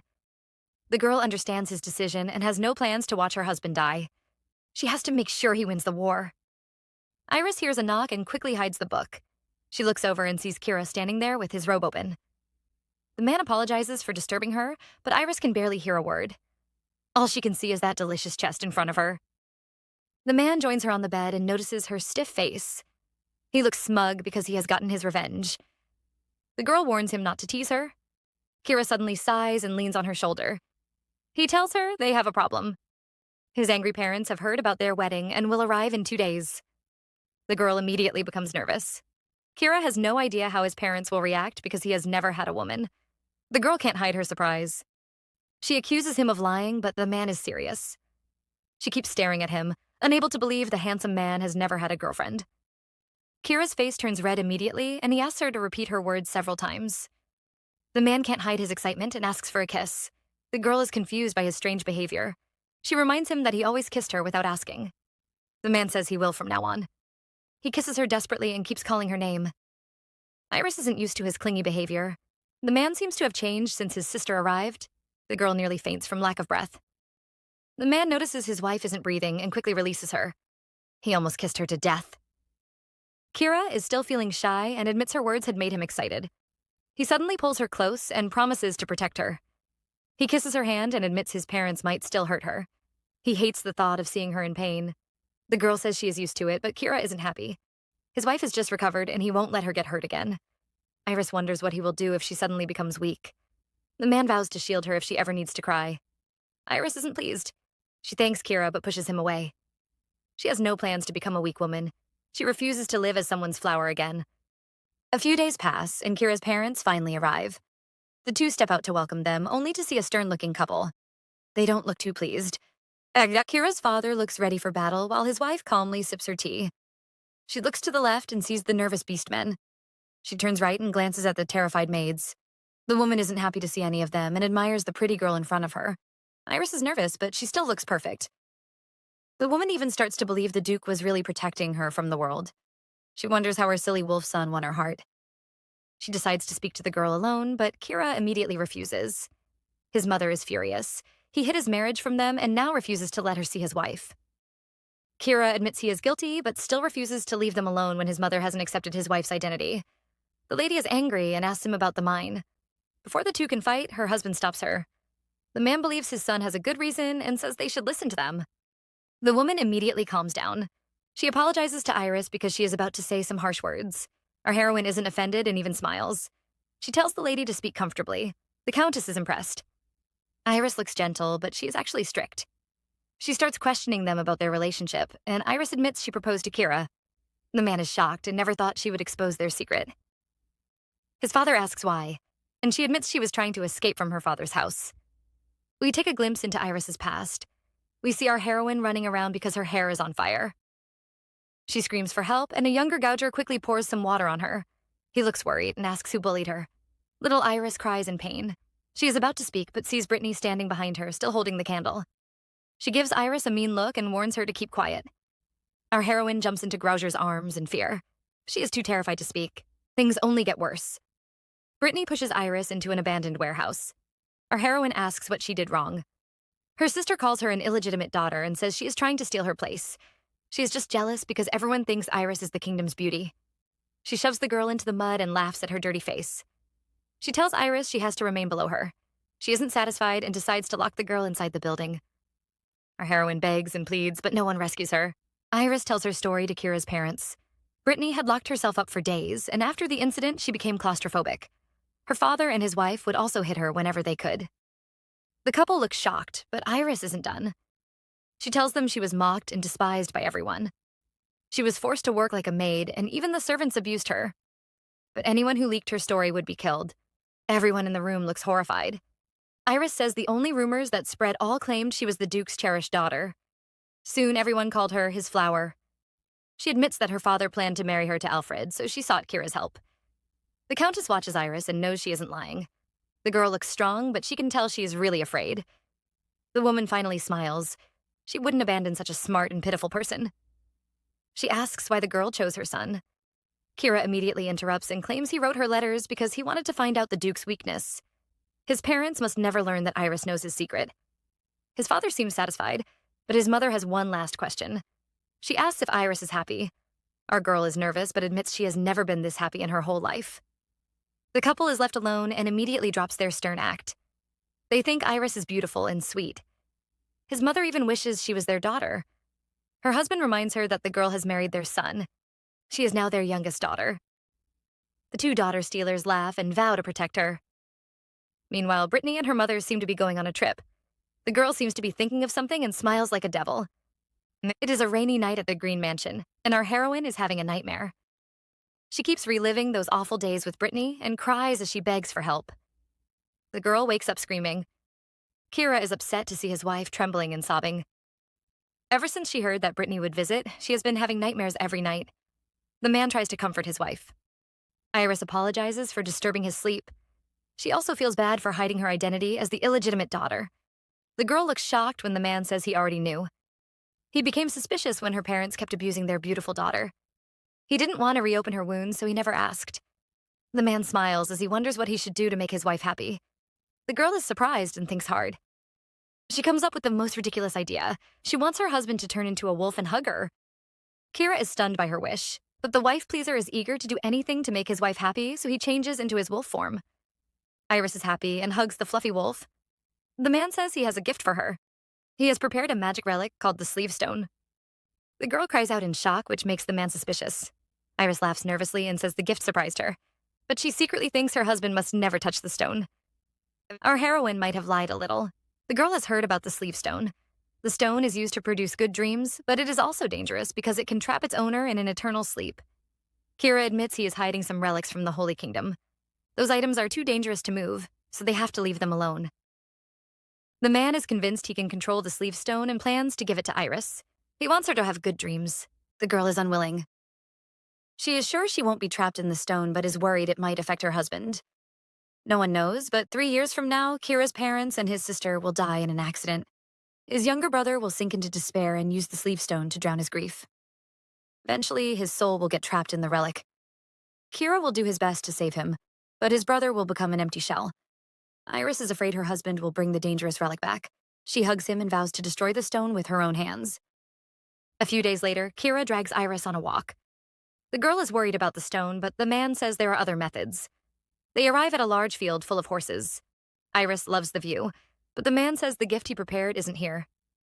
He leads her to the stables, and Iris looks shocked when she sees the gift. Eugene is standing next to what looks like horses, but they have horns. The girl screams as she realizes they are unicorns. Kira warns her to keep it a secret. He explains that unicorns can hide their horns when they get older. They can also understand human speech. Iris admires the older unicorn, but looks disgusted when Kira says its name is White. His naming sense is really trash. She pets the mother unicorn, but the little one immediately runs over for some hugs. Iris asks for its name, but Kira says she cannot name it. The girl is surprised, but the man says it is hers. The girl stares at the unicorn in awe. The man stops talking when he sees her bright smile. Iris is very happy and vows to raise it well. Inside an abandoned castle, a man is having a meltdown. He slams his fist and wonders if everyone in his family has gone mad. No one seems to be stopping this marriage. The man makes up his mind to ruin the wedding, but first he has to escape this prison. Neither Iris nor Kybrant realizes that beyond the trouble Britney represents, another quiet danger is beginning to take shape. Elahad remains deeply dissatisfied with his brother's sudden decision to marry, and although he has not yet acted, his discontent lingers like a shadow waiting for the right moment to stretch across their lives. At the same time, Kybrant's attention is divided, and Iris finds herself fully immersed in an entirely different challenge, one that is both exhausting and unexpectedly heartwarming.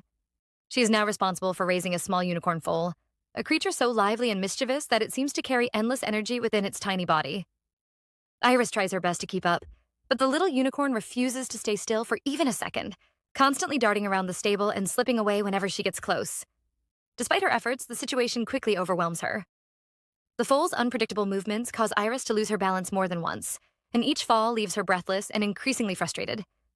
Eventually, she can no longer keep up with the chaos. She collapses onto a soft haystack, closing her eyes as she struggles to catch her breath. In that moment of stillness, she reflects on how difficult raising a foal truly is, far more challenging than she had ever imagined. Nathan has already provided her with an overwhelming amount of advice, enough to fill an entire encyclopedia on caring for baby unicorns, yet none of it feels useful in the face of real experience. What she needs now is not knowledge, but practice, patience, and endurance. Even so, her frustration never overshadows her affection. To Iris, the little unicorn remains the most adorable creature she has ever seen. Its playful nature, though troublesome, only deepens her attachment. She genuinely wants to tame it and build a connection, but the foal stubbornly resists her attempts, snorting and stepping away whenever she tries to touch it. This rejection leaves her slightly disappointed, though she refuses to give up. Nearby, Kybrant watches everything unfold with a growing headache, his expression tightening as he observes the ongoing struggle. However, what truly unsettles him is not the difficulty Iris faces, but the way she looks at the unicorn, with a tenderness and warmth that mirrors the way she looks at him. That realization stirs an unfamiliar and uncomfortable jealousy within him. Unable to ignore the feeling, Kybrant approaches Iris as she rests on the hay. He sits across from her, quietly studying her for a brief moment before suddenly leaning forward and kissing her. The action surprises Iris, and she instinctively pulls away, her expression filled with confusion. She questions his sudden behavior, while he challenges her reaction, wondering why she avoids him so quickly. A faint blush appears on her face as she explains that the foal is watching, making her feel self-conscious. The little unicorn is indeed standing nearby, staring directly at them. Its snorts carry an oddly sharp tone, almost as if it disapproves of the attention being diverted away from it. Kybrant senses this and finds himself growing increasingly irritated. the atmosphere between him and the small creature becomes tense, charged with an unspoken rivalry. It feels as though an invisible current runs through the air, connecting them in silent opposition. In response, K-Brandt gently pulls Iris into his arms, preventing her from turning back toward the unicorn. He suggests that if she feels uncomfortable being affectionate under such watchful eyes, they should leave the stable and find a more suitable place. His low voice carries a subtle intensity that causes Iris to blush even more deeply. He then admits that being half-beast himself makes the situation feel strange, as though he cannot help but react instinctively to the bond forming between her and the unicorn. As time passes, the scene gradually shifts. Several days later, Iris is seen resting comfortably on a sofa, her posture relaxed as she leans back and tilts her head slightly. Her thoughts drift to the uneasiness she felt earlier that morning. K-Brandt has already left the manor at dawn, explaining that he needs to retrieve an important stone and will not return until closer to the wedding. His absence leaves a noticeable emptiness in the manor, one that Iris is not entirely accustomed to. She begins to realize just how much his presence has quietly become a part of her daily life. Despite this emptiness, Iris is not left alone. The residents of the manor continue to engage her, frequently approaching her with conversations and responsibilities that require her attention. Even in K-Brandt's absence, his parents remain present, occasionally seeking her out and involving her in warm and meaningful discussions. Iris genuinely enjoys these moments. The kindness and acceptance she receives from the Green family feel genuine, offering a comforting contrast to the cold and distant treatment she experienced in her previous life with Alfred's family. This difference does not go unnoticed, and it fills her with a sense of belonging she once believed she would never have. During one such conversation, K-Brandt's father casually brings up the unicorn, asking whether K-Brandt truly gifted it to her. Iris responds with a light laugh, confirming that it is indeed a gift, though she does not hide the challenges she faces while trying to tame it. K-Brandt's mother listens attentively before offering a gentle suggestion. She proposes that Iris give the little unicorn a name, explaining that naming a creature often helps establish a deeper bond and can make it easier to build trust. At first, Iris feels uncertain about the idea, but she takes the suggestion seriously, reflecting on its meaning. The image of the small unicorn fills her thoughts as she carefully considers what name would suit it best. After a brief moment of hesitation, she finally decides on a name that feels right. She chooses Windy.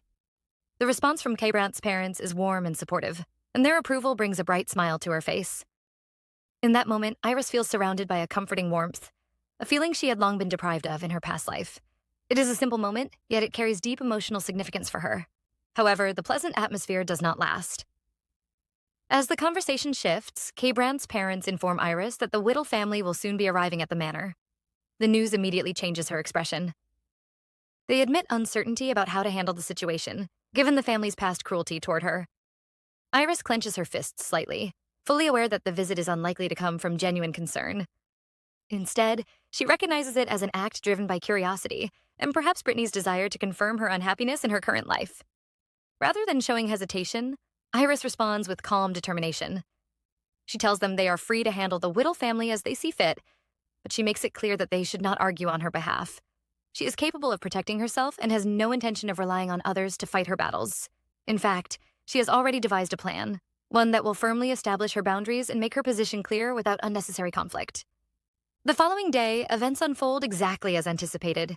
The Whittle family arrives at the manor, expecting entry, but they are met with firm resistance.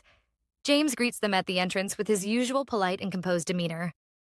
Despite the visible anger of Duke Whittle, James remains unwavering. He delivers the message calmly, explaining that Iris is unable to receive visitors that day. His tone remains respectful, yet his stance leaves no room for negotiation. He advises them to leave and return another day, effectively denying them entry without escalating the situation. Duke Whittle is furious, his patience worn thin after being denied proper entry despite already crossing the manor gates. In his mind, simply arriving should guarantee them access, and he believes that being turned away is nothing short of an insult to his status. However, James remains calm and composed, maintaining a polite demeanor as he offers a carefully worded apology. He explains with subtle regret that the manor has not had sufficient time to prepare the guest rooms, noting that such inconvenience is common when visitors arrive without prior notice. His tone is respectful, but his stance is firm, leaving no room for negotiation. Britney's mother quickly steps forward, unwilling to accept such treatment. She insists that James should speak with Iris again, convinced that there must be some misunderstanding. In her mind, Iris could never intentionally refuse her own family, and if she were informed properly, she would personally arrange the finest accommodations for them. However, Duke Whittle cuts her off abruptly, his fists clenched tightly as his anger deepens. To him, James is nothing more than a servant, a mere extension of the Green family's authority, and the idea that such a man dares to humiliate them only fuels his rage further. Without another word, he turns sharply and leaves the manor grounds, declaring that they will return the following day and expect to be received in a manner befitting their status. Britney lingers for a moment, gripping her mother's arm tightly as she casts a sharp glare toward James. Her thoughts churn with irritation and disbelief, convinced that Iris has completely lost her senses. Over the past few days, they have repeatedly attempted to gain entry, only to be met with the same excuse that Iris is too busy to receive them. The repeated rejection infuriates her, and she quietly vows that once she finally steps inside, she will find a way to put Iris back in her place and remind her of proper conduct. Inside the manor, the atmosphere contrasts sharply with the tension outside. Iris sits comfortably, idly swinging her legs as if untouched by the conflict brewing at the gates. When James approaches and informs her that the Whittle family has returned once again, she listens with mild curiosity rather than concern. She asks whether they are still lingering outside as before, and upon hearing confirmation, she reflects briefly on the situation. With Brant gone for over a week in search of the stone and Jerithian also away handling her own matters, only a few familiar figures remain within the manor. James wonders aloud whether the Whittle family might finally give up and leave, but Iris calmly dismisses the idea. She understands their pride too well to believe they would retreat empty-handed. Instead, she smiles faintly and suggests that perhaps it is time to teach Duke Whittle a lesson in manners before Brant returns. James agrees without hesitation, recognizing both the necessity and the opportunity to correct their behavior. Eventually, the Whittle family is allowed into the manor, but their experience inside is far from welcoming. They are seated in the living room and left waiting for hours without any sign of hospitality. No refreshments are offered, no attention is given, and the silence grows heavier with each passing moment. Duke Whittle's frustration builds until he can no longer contain it. He declares angrily that if this continues, there is no difference between waiting inside and standing outside, criticizing the complete lack of courtesy and basic treatment. Throughout this, James observes quietly. Internally, he finds satisfaction in watching their patience unravel, but outwardly, he maintains his composed and professional demeanor. When he finally steps forward, he politely informs them that Iris remains occupied and requests that they continue to wait a little longer. This only deepens the Duke's anger, who demands to know how long they are expected to endure such excuses. Sensing the situation escalating, Britney steps in and gently places a hand on her father's arm before requesting to speak with James privately. Though less outwardly enraged, her displeasure is evident. She questions whether Iris has instructed him to treat them in such a manner. James responds calmly, his expression unchanged, asking what she means. When she presses further, accusing him of being disrespectful, he politely counters that Iris has, in fact, instructed him to receive them with respect. He then adds that respect depends on who qualifies as a guest of the manor. His words leave Britney momentarily speechless. Lowering his head slightly in a gesture of courtesy, James explains that considering how the Whittle family has treated Iris in the past, his current attitude is already more than polite. The statement shocks her, forcing her to confront a perspective she has never considered. Meanwhile, Duke Whittle rises in anger, dismissing James's words as nonsense, while Britney's mother attempts to shift the blame back onto Iris, claiming she has deceived everyone once again. Seizing the moment, Britney adopts a gentler tone, presenting herself as reasonable and understanding. She suggests that the situation is more complicated than it appears, and implies that Iris has acted this way due to circumstances beyond her control. Gradually, she introduces the idea that Iris never truly wanted this marriage, and may have been forced into it by Brant. She quickly covers her mouth as if startled by her own words, offering an apology while maintaining the impression of reluctant honesty. James listens without revealing his thoughts, though inwardly he grows irritated. He recognizes the deliberate attempt to slander Iris and recalls the instructions she had given him beforehand. Anticipating such tactics, Iris had advised him to appear as though he believed their words while guiding them toward the guest area. Following her plan, James offers to show them the West Wing, where the guest rooms are located. However, just as Iris predicted, the Whittle family shows no interest in inspecting the accommodations. Instead, they demand to see Iris immediately, abandoning their earlier complaints about etiquette. Observing this contradiction, James feels a quiet sense of amusement. Once he is certain they are no longer watching him, he allows himself a brief chuckle, reflecting on how their actions reveal their true intentions. Meanwhile, the Whittle family begins navigating the manor on their own, eventually arriving outside Iris's room. There, they encounter another obstacle in the form of Wallace and Eugene, who stand guard with unwavering expressions. Duke Whittle attempts to assert his authority, insisting on his right to see his daughter, but both men remain firm, stating that Iris cannot receive visitors at the moment. His frustration reaches its peak, and he raises his voice, declaring that he is tired of hearing the same excuse repeatedly. His words carry a tone of entitlement, suggesting that no matter the circumstances, Iris should prioritize her family above all else. This attitude does not sit well with Wallace and Eugene, whose patience begins to wear thin. Sensing the rising tension, Britney intervenes once more, attempting to calm everyone with a gentle demeanor. However, her next remark only worsens the situation as she subtly implies that Iris may be hiding due to injuries caused by Keybrant. The accusation immediately angers Wallace, who is on the verge of reacting physically, but the situation shifts when Christina emerges from the room, drawn by the noise in the hallway. With the door now open, Duke Whittle attempts to push forward, but his effort fails as Wallace and Eugene block his path and force him back. He stumbles against the opposite wall, his pride wounded as much as his body. His wife and Britney rush to his side while he demands to know how they dare lay hands on him. However, Wallace and Eugene respond in an unexpected way, treating his claim of authority with amusement rather than respect. Their reaction makes it clear that the servants are fully aware of how the Whittle family has treated Iris. Britney begins to realize that the narrative she believed is no longer accepted within these walls. Yet she still clings to the belief that Iris remains beneath them, convinced that her sister must still obey their will. At that moment, Iris finally appears. She steps into the hallway with calm composure, her presence immediately silencing the chaos. She observes the scene briefly before questioning the noise, her tone steady and controlled. The Whittle family is visibly shaken by her demeanor. The timid and obedient girl they remember is gone, replaced by someone confident and self-assured. As they struggle to process this change, Iris calmly invites them into the room. Once inside, a heavy silence settles over them. The Whittle family hesitates, uncertain how to begin, while Iris remains completely at ease, observing them with quiet authority.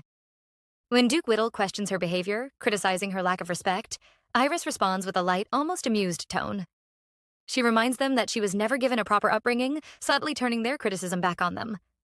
The remark leaves him speechless, his anger momentarily overshadowed by shock. Iris then introduces her maids, Christina and Alula, deliberately emphasizing their noble backgrounds.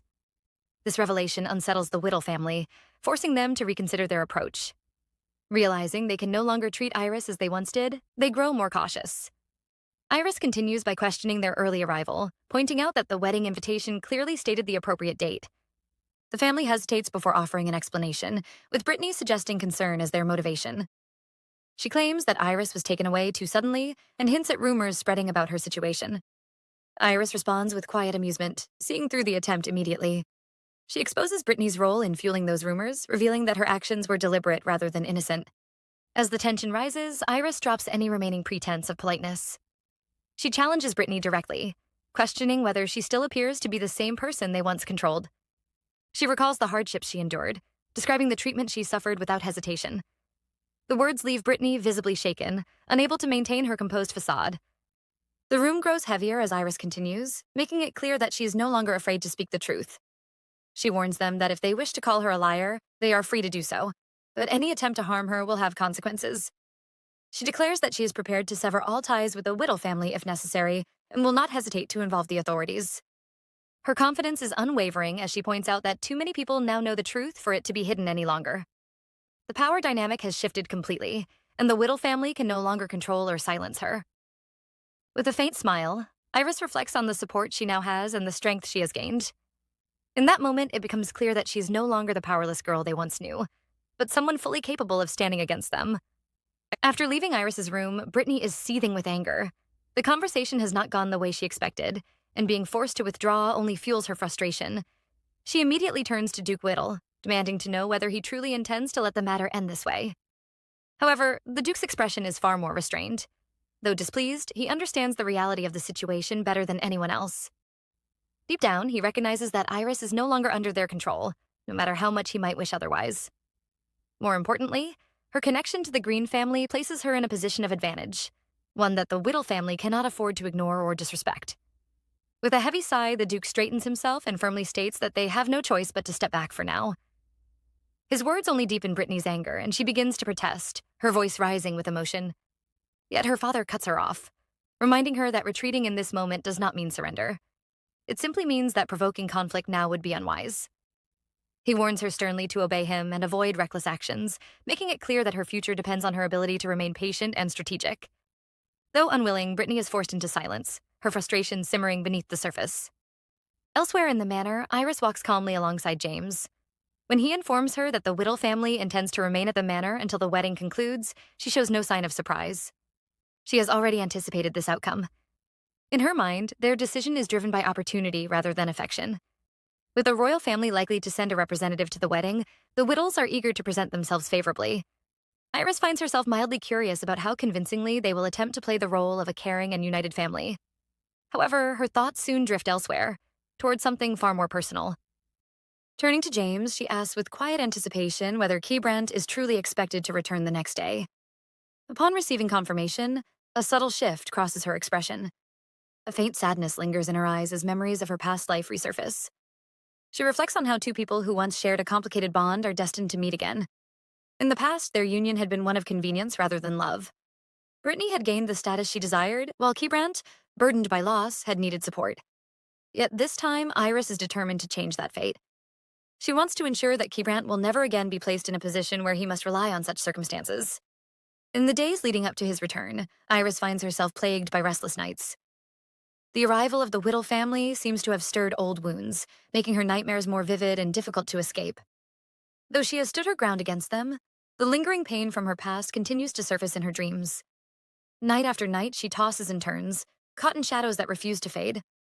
On one such night, as the darkness of her dreams tightens its grip, an unexpected presence enters her room. Keybrandt returns quietly, slipping into the manor under the cover of night and entering through her window. His journey has been long and exhausting, yet his concern for Iris drives him forward. Upon seeing her trapped in another nightmare, his expression softens with pity. He sits beside her and gently reaches out, stroking her neck in an attempt to calm her. However, her reaction is filled with fear, even in her sleep, as though she cannot distinguish comfort from danger. Observing this, Keybrandt retrieves the protective stone he has brought with him. Holding it firmly, he activates its power, watching closely as its effect takes hold. Gradually, Iris's restless movements begin to settle. Her breathing evens out, and the tension in her expression fades. Satisfied that the stone has worked, he leans down and presses a gentle kiss to her forehead before quietly wishing her peace. By morning, Iris awakens feeling refreshed in a way she has not experienced for a long time. The absence of nightmares leaves her both relieved and surprised. As she stretches, a soft smile forms on her lips, but it quickly fades when she realizes she is not alone. Keybrandt lies beside her, his presence unexpected yet strangely comforting. Her sudden movement stirs him awake. Still half asleep, he greets her with a quiet warmth, while she looks at him with astonishment, wondering when he arrived. Though slightly groggy, he simply acknowledges her, his demeanor calm but subtly pleased. She questions why he did not wake her, but he explains that he had tried and failed, appearing slightly embarrassed by the admission. Their conversation shifts naturally, and Iris expresses a quiet happiness at seeing him again. Keybrandt responds sincerely, pleased by her reaction and glad that the protective stone has helped her rest. His words remind Iris of similar gestures from the past, and for a moment she allows herself to hope that things will be different this time. As they sit together, Keybrandt draws her closer, asking what occupies her thoughts. Iris answers shyly, mentioning her dreams, though she carefully avoids revealing their deeper meaning. When he presses her for details, she deflects with a light tone, claiming she had been dreaming about her unicorn, Windy. This answer immediately sparks a hint of jealousy in him, though he masks it with playful annoyance. Their interaction grows softer, filled with warmth and unspoken emotion. Iris studies him closely, as though trying to confirm that he is truly there. For a brief moment, doubt creeps into her mind, making her question whether this is reality or simply another illusion created by her dreams. Seeking reassurance, she reaches out, her touch hesitant at first, as though grounding herself in the present. Keybrandt notices her uncertainty and gently steadies her, bringing her back to awareness. His reaction carries both restraint and sincerity, revealing his struggle to maintain control in the face of his growing feelings. Iris quickly realizes her actions and pulls back, embarrassed, while he looks away, equally affected but composed. Despite the tension, the moment does not break. Instead, it shifts into something deeper, a quiet understanding that neither of them fully voices. When Keybrandt pulls her close again, their connection becomes more evident, their emotions conveyed through subtle gestures rather than words. Yet even then, he remains mindful, holding himself back from crossing boundaries that might make her uncomfortable. Eventually, the moment softens, and they settle into a calmer state. Iris leans against him, her thoughts drifting once more, while Keybrandt admits that his hurried return has left him exhausted. His words carry a hint of humor, easing the tension between them. Their conversation turns lighter as he brings up Windy again, unable to fully hide his lingering jealousy. Iris laughs, sharing her experiences with the mischievous unicorn, describing how it eagerly snatches food without care. Keybrant responds with mock seriousness, warning her to be cautious, though his tone reveals more affection than concern. Sensing his mood, Iris gently changes the subject, asking about the protective stone. At this, Keybrant nods and begins searching through the bed, clearly intending to show her something. A few moments pass, and before the sheets are even disturbed, Keybrant reveals what he has been hiding. With a quiet sense of pride, he presents Iris with a delicate bracelet adorned with shimmering blue gems. The piece catches the light beautifully, its craftsmanship both elegant and refined. Naturally drawn to it, Iris reaches out, her curiosity evident, but Keybrant quickly pulls it back, a faint smile forming on his lips as he stops her from touching it. His reaction is not playful alone as he begins to explain that the bracelet is no ordinary ornament. It is a relic, one that carries power but also risk. According to him, the item can be dangerous to anyone who harbors deep unhappiness or thoughts of self-harm. His words catch Iris off guard, and her expression shifts to one of surprise. She questions whether he truly sees her as someone burdened by such darkness. In response, Keybrant's demeanor changes noticeably. The lightness fades from his face, replaced by something heavier, something more serious. He admits that there are moments when she reminds him of someone deeply wounded. Despite her strength and pride, there are times when she appears fragile in his eyes, as though she carries unseen scars. Hearing this, Iris's mood softens. She cannot completely dismiss his concern, as part of her knows that his observation is not entirely wrong. However, she also understands that she is no longer the same person she once was. The darkness that once consumed her belongs to a different life, one she has already left behind. As she studies Keybrant, she notices the intensity of his concern, the genuine fear hidden beneath his composed exterior. It becomes clear to her that his worry comes from a place of deep care. Originally, Iris has considered discarding the protective stone he gave her, wanting to distance herself from reminders of her past vulnerability. Yet, after experiencing its calming effect and seeing how much reassurance it brings to him, she begins to reconsider. Instead of rejecting it, she decides to keep it for the time being. Moving closer to him, she gently reassures him that she will not disappear, no matter what happens. Taking his hand, she expresses her gratitude, admitting that she appreciates the way he looks out for her. She then makes a request, asking him to promise that the protective stone will never be lost or used by anyone else. Though slightly surprised by her insistence, Keybrant does not question her further. Instead, he pulls her into a quiet embrace and agrees without hesitation. In that moment, he also reveals his affection, acknowledging that despite her occasional complaints, his feelings for her run deep. Not long after, the calm atmosphere is interrupted by the arrival of Gerithian. Her presence brings a sudden burst of energy into the manor as she rushes toward Iris and embraces her warmly. Her concern is immediate, asking how Iris has been managing in her absence. Iris responds with a gentle smile, reassuring her that everything has been fine, before returning the question. Their interaction carries a natural ease, reflecting the bond they share. Gerithian quickly shifts the topic, teasingly asking whether Iris is ready to spend the family fortune and whether she is enjoying the wedding preparations. This catches Iris completely off guard. The idea that such extravagant resources are being used for her wedding is something she has not yet fully grasped. For a brief moment, she wonders if Gerithian is exaggerating or joking, but the seriousness beneath her tone suggests otherwise. Realizing she has nearly forgotten something important, Gerithian suddenly becomes animated again and announces that she has someone to introduce. She brings in Nelanicus, presenting her as a trusted colleague from the academy. Nelanicus greets Iris with graceful composure, her presence immediately commanding attention. Gerithian proudly mentions her reputation, emphasizing how well-known and respected she is within social circles. Iris recognizes the name instantly, though not from this life. In her past, Nelanicus has held immense influence, far surpassing even Britney in social standing. She has been a central figure in high society, someone whose presence could elevate any gathering. Eventually, she has risen to even greater heights, becoming a figure of authority and admiration.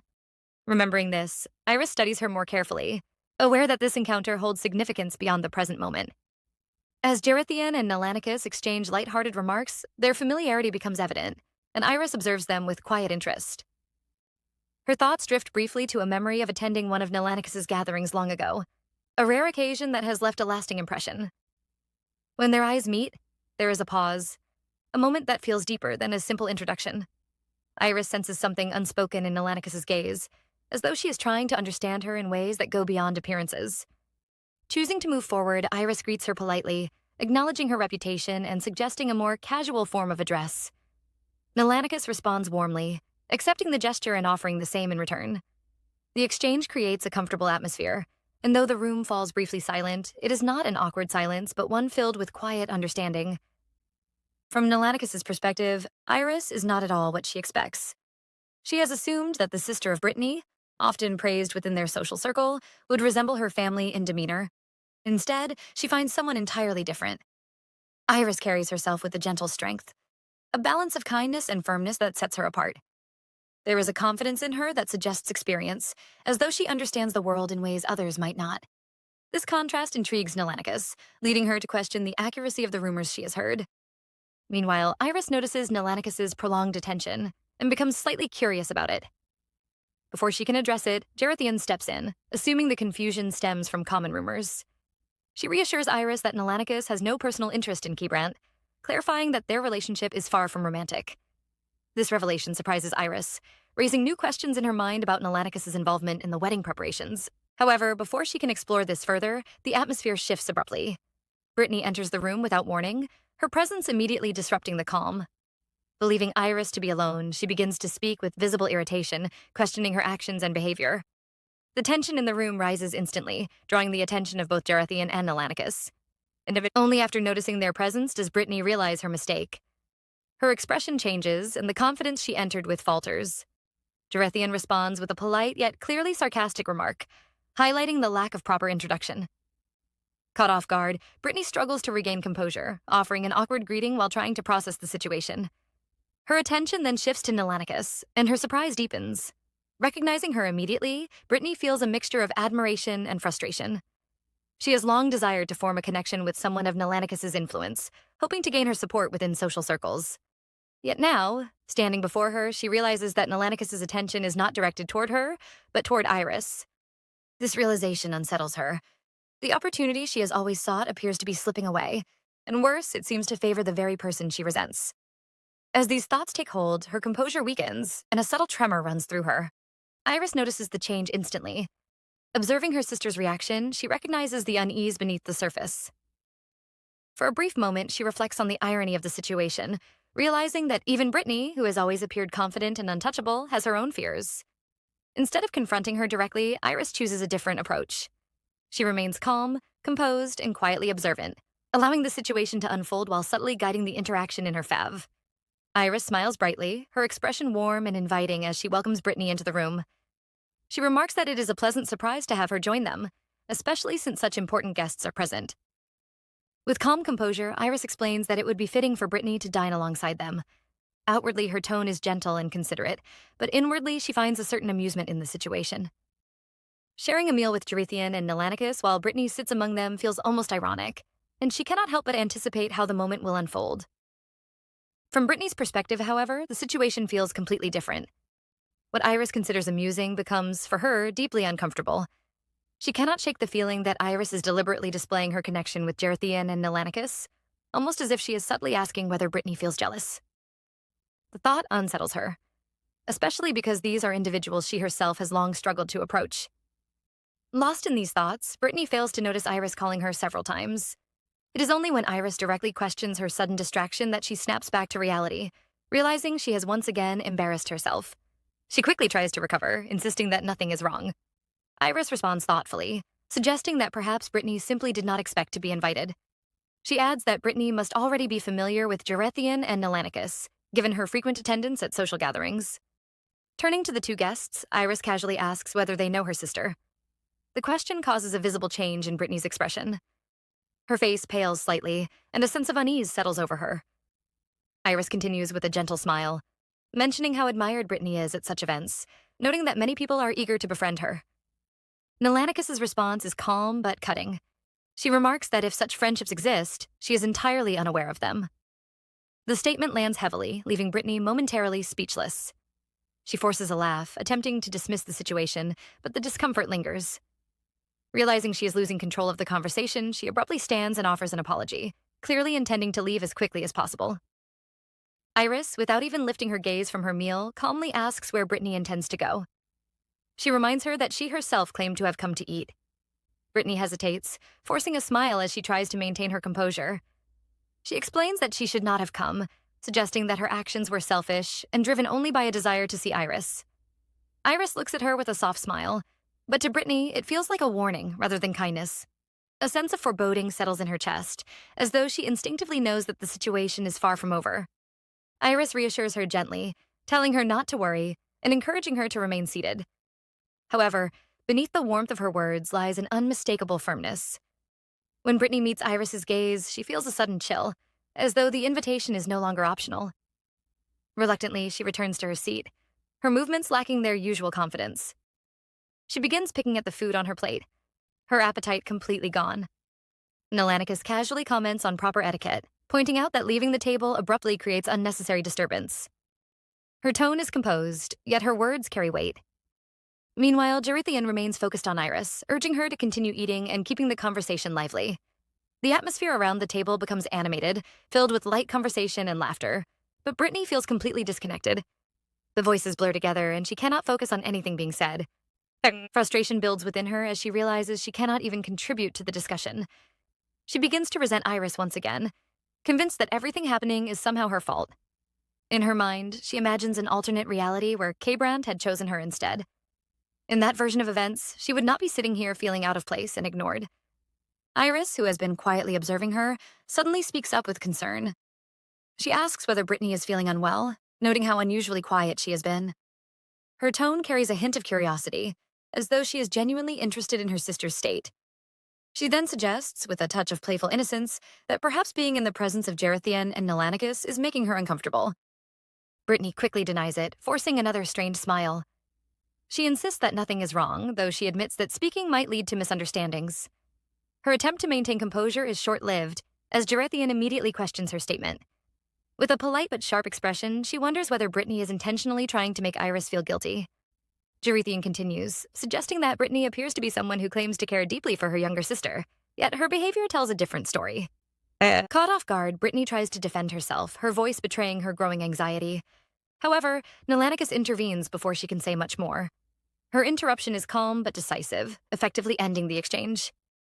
She redirects the conversation, suggesting that discussing Iris's wedding preparations is far more important. The dismissal is subtle yet unmistakable. Britney is left stunned. She struggles to process what has just happened, unable to accept being brushed aside so easily. The realization that she has been deemed irrelevant in this moment unsettles her deeply. Clenching her fists beneath the table, she silently vows that this will not last forever. She convinces herself that in the future, when her status rises, she will prove her worth and make those who overlook her regret it. The tension in the room shifts suddenly when the dining room door opens. James's voice announces K-Brant's arrival, drawing everyone's attention. Without hesitation, K-Brant enters, his focus immediately locking onto Iris. His expression softens as he approaches her, clearly having missed her during his absence. Without concern for the others present, he greets her warmly, his actions reflecting his affection. Iris responds with equal warmth, asking whether he has eaten. He mentions that he had something small while working, but his attention remains fixed on her. With a gentle eagerness, he asks whether she has finished her meal. The question surprises her slightly, prompting her to ask why it matters. He explains that he wishes to take her somewhere, his tone carrying quiet excitement. Their interaction does not go unnoticed. Gerithian clears her throat, mildly annoyed that her brother seems oblivious to everyone else in the room. K-Brant acknowledges her and Nelanicus, offering a brief greeting while explaining that Iris's presence has distracted him from everything else. His remark draws a complaint from Gerithian, who notes that he always behaves this way around Iris. Meanwhile, Britney watches in silence, her disbelief growing. She cannot comprehend how deeply K-Brant seems to care for Iris. The attention he gives her feels effortless, natural, and genuine, something Britney has never been able to secure for herself. Iris gently reminds K-Brant of her sister's presence, mentioning that they have met before. However, he barely acknowledges Britney, offering nothing more than a passing glance. His lack of interest is unmistakable, reinforcing her growing sense of invisibility. Instead, he focuses entirely on Iris, confirming once again that she has finished eating before guiding her out of the room. Left behind, Britney presses her lips together, struggling to contain her frustration. The realization that she has been completely overlooked weighs heavily on her, and she fights the urge to lash out. Outside, the atmosphere shifts as K-Brant leads Iris toward the garden. Waiting there is a striking black horse, its presence commanding attention. He explains that he wishes to take her somewhere special. Noticing her slight hesitation, he gently asks whether she is afraid. Iris admits that she simply prefers walking but does not object. K. Brandt studies her carefully, sensing that her answer is not entirely truthful. Without pressing further, he reassures her calmly and prepares the horse. With practiced ease, he mounts first, taking a moment to compose himself before extending his hand toward her. Though nervous, Iris trusts him. She reaches out, allowing him to pull her up and settle her securely in front of him. Once she is steady, he asks if she is ready, and after a brief pause, she nods. Moments later, they are in motion, the horse breaking into a swift gallop. The sudden speed startles Iris, and she instinctively closes her eyes, holding on tightly. The wind rushes past them, and the movement feels overwhelming at first. Sensing her discomfort, K. Brandt reassures her, encouraging her to look ahead. Gradually, she opens her eyes, and the view before her begins to unfold. The scenery is breathtaking. A shimmering lake reflects the surrounding trees, its surface glowing under the light. The beauty of the landscape contrasts sharply with the tension of the manor, offering a sense of peace and escape. K. Brandt slows the horse, allowing her to take it all in. He explains that he wanted to bring her away from the manor, away from the pressures and the presence of Britney. With his arm around her, he keeps her close, not rushing to dismount. There is a quiet sincerity in his actions as he admits that he simply wanted to share this moment with her, to let her experience something beautiful, even if only for a short while. Iris smiles softly, her thoughts lingering on how gentle, attentive, and considerate K. Brandt always is toward her. There is a quiet warmth in her expression, one that does not go unnoticed. K. Brandt, catching that look, grows slightly shy and admits that if she continues to look at him that way, he might take it as an invitation to kiss her. Iris quickly reacts, flustered, trying to clarify that she had not meant anything of the sort. Her reaction only amuses him. With a light laugh, he dismisses the moment as a joke before gracefully stepping down from the horse. He then invites her to walk with him, explaining that this place will soon change and may not be accessible again for some time.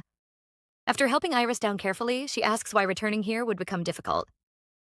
K. Brandt explains that Gerethian has chosen this location as the site for the wedding ceremony, and construction is set to begin the following day. The news surprises Iris. She cannot help but think about the enormous cost such a project would require, but K. Brandt quickly reassures her, telling her not to concern herself with such matters. He admits with a hint of awkwardness that while he cannot yet offer her grand personal gifts, he can at least ensure that their wedding is nothing short of magnificent. Iris responds immediately, shaking her head as she insists that she should be the one thinking about what she can do for him. Her tone is sincere, but she also carries a playful energy. K. Brandt laughs at her words, remarking that he is far from being a useless husband. Iris continues the playful exchange, explaining that it is not about usefulness, but about the opportunities she now has. With a bright laugh, she imagines a future where she spoils him with fine shoes, elegant suits, and exquisite jewelry. K. Brandt looks at her, slightly confused but clearly touched by her enthusiasm. Before he can fully express his thoughts, Iris interrupts him again, teasingly asking whether her behavior makes him want to tease her in return. He admits that she understands him perfectly. With that, he asks her to close her eyes. Though curious, Iris complies without hesitation, trusting him completely while wondering what kind of playful surprise he has in mind. And in the very next moment, she lets out a startled cry as K. Brandt suddenly lifts her and leaps into the lake with her in his arms. The splash breaks the calm of the surroundings, and his laughter echoes across the water.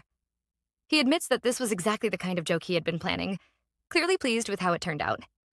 Carefully, he steadies Iris in the water, making sure she is safe. As Iris regains her composure, she looks around and notices how clear the lake water is, its surface shimmering under the light. K. Brandt gently reminds her to be cautious, mentioning that some areas are deeper than they appear. However, his warning proves unnecessary, as Iris has no intention of moving away from him. In fact, neither of them seems eager to create distance. A quiet calm settles between them once more. Instead of speaking, they simply remain close, appreciating each other's presence and the peaceful beauty surrounding them. The moment feels suspended in time, as though neither wishes for it to end. Eventually, K. Brandt breaks the silence, asking why she is looking at him so intently. Iris answers honestly, explaining that his smile is so captivating that she cannot look away. Her words draw her closer to him, and in response, he holds her more securely. The connection between them deepens, filled with warmth and quiet happiness. For K. Brandt, the moment feels almost too perfect, something he wishes he could extend indefinitely. However, he becomes increasingly aware of the situation. The cool water sharpens his senses, and with Iris's soaked appearance, he finds it harder to maintain his usual composure. Realizing they cannot linger too long, he decides to break the moment before it goes too far. Suddenly, he splashes water at her, catching her completely off guard. Iris reacts instantly, glaring at him with playful indignation. Brant laughs, offering a quick excuse, explaining that if they remain in the water any longer, her maids will certainly scold him, regardless of the warm weather. His reasoning only irritates her further, and he quickly realizes his miscalculation. Determined to retaliate, Iris chases after him, attempting to splash him in return. What follows is a lighthearted exchange, filled with laughter and movement. The tension from earlier disappears entirely as they enjoy the simple joy of each other's company. Both silently wish for more moments like this, free from pressure and expectations. Eventually, they return to the manor.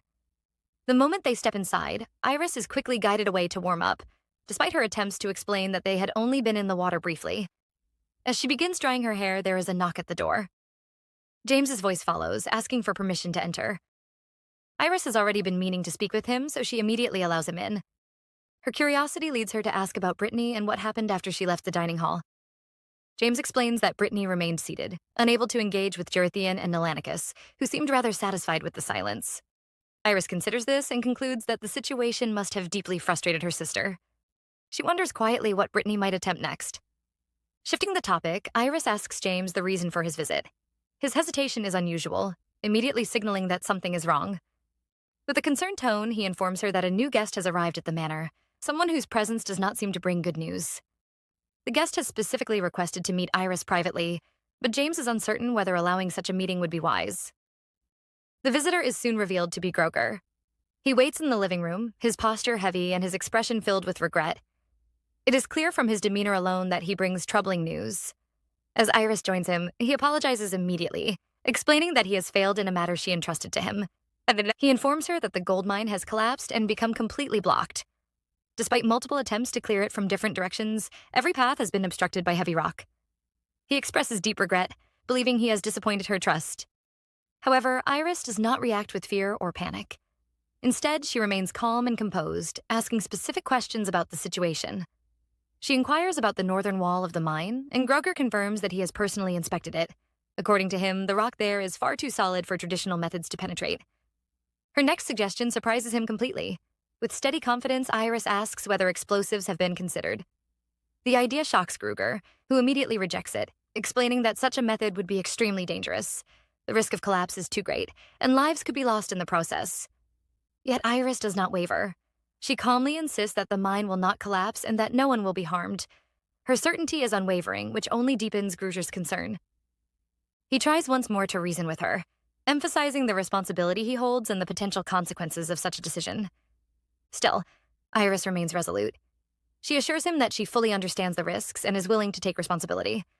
Her confidence is not reckless but calculated, as though she already knows the outcome. With a calm smile, she asks him to trust her judgment, promising that they will not regret this decision. Iris reflects on the events of her past life, where the same gold mine had once been abandoned for identical reasons. Back then, the mining operation had come to a sudden halt, and the consequences had fallen squarely on her shoulders.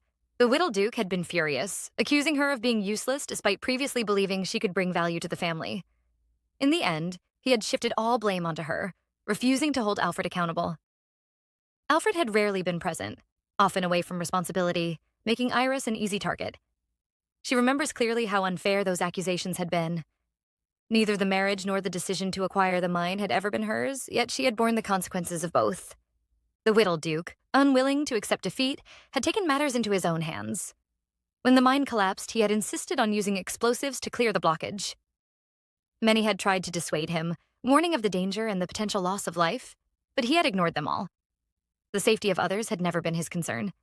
Explosives were eventually used, and in a twist that felt almost cruel in its irony, the outcome had been extraordinary. Instead of destruction, the explosion had revealed a hidden treasure deep within the mine, something far more valuable than anyone had anticipated. That discovery had come shortly before Iris's death, leaving a lasting impression on her memory. Because of that experience, Iris now holds absolute confidence in her current decision. She knows that the explosion will not bring ruin, but will instead open the path to unimaginable wealth. Her calmness is not born from ignorance, but from certainty shaped by what she has already lived through. And then sometime later, James discusses the situation with Brant, carefully pointing out how unusual Iris's decision appears. He explains that Groger, despite his concerns, has ultimately chosen to trust Iris and proceed according to her instructions. Brant listens quietly before stating that the explosives should indeed be used. His response surprises James, who had expected hesitation or intervention. James questions whether Brant truly intends to remain uninvolved, especially considering that while the mine belongs to Iris, the matter still affects the wider county. He warns that if anything goes wrong, the consequences could harm Iris's reputation, particularly after she has only just escaped damaging rumors. Brandt acknowledges the risk, but remains firm. He decides not to interfere, and instructs James to allow Iris to handle the matter as she sees fit. His decision is not made lightly. As he stands by the window later, his thoughts linger on Iris and the mystery surrounding her actions. He cannot ignore the pattern he has begun to notice. Iris often behaves as though she possesses knowledge beyond what others can see. From their very first meeting to the moment she faced him without fear in his transformed state, she has consistently demonstrated an unusual sense of certainty. He recalls that it was Iris who had first suggested acquiring the mine. Under normal circumstances, news of a collapse so soon after operations begin would cause panic due to the financial loss involved. Yet Iris has remained completely composed. This composure leads Brandt to question whether she had anticipated this outcome all along. The thought lingers in his mind, difficult to dismiss. At the same time, Iris is lost in her own thoughts. She estimates that the positive news about the mine will likely arrive around the time of the wedding. However, she is also aware that the future is no longer as predictable as it once seemed. Her actions have already begun to alter the course of events, and she understands that she can no longer rely solely on past knowledge. Because of this, she recognizes the importance of surrounding herself with capable and intelligent people. As she leans back against the sofa, her mind shifts to another matter entirely. She begins considering the need to establish trade relations with the Toller Kingdom, understanding that such alliances will be crucial moving forward. Her thoughts are interrupted when Brandt enters the room. His expression reveals nothing of the hours he has spent contemplating her behavior. Iris looks at him with mild surprise, asking if his discussion with James has truly taken so long. Brandt sits beside her and explains that he has had other matters to consider as well. As he studies her more closely, he notices the faint signs of exhaustion on her face. It is clear that she has been handling many responsibilities recently. There is a brief pause before Brandt decides to address the question that has been weighing on his mind.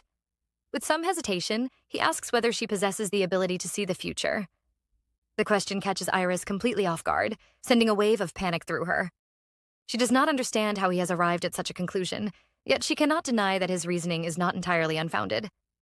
Brandt explains his thoughts calmly, pointing out how she often seems to know things in advance and how her reaction to the mine incident has been unusually composed.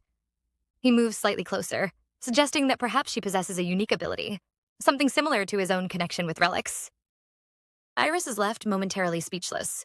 She has always known that this moment might come, yet she feels entirely unprepared now that it has arrived.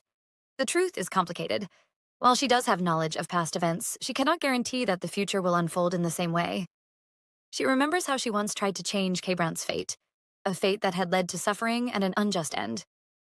Even now, she is uncertain whether telling him about her past life would bring understanding or disbelief. Although she trusts that Brandt would never harm her, this particular secret makes her confidence falter. The weight of it is too great, too difficult to explain. Her silence does not go unnoticed. Brandt senses the shift in her mood, recognizing the melancholy that settles over her. He understands that she is holding back something significant, but he also realizes that pushing her may only create distance between them. With a quiet sigh, he admits that he may be mistaken. At the same time, Iris responds by explaining that she cannot predict the future. She lowers her gaze and describes her actions as the result of careful calculation, reasoning based on knowledge of the past and present. In her explanation, she suggests that understanding patterns can sometimes make outcomes easier to anticipate.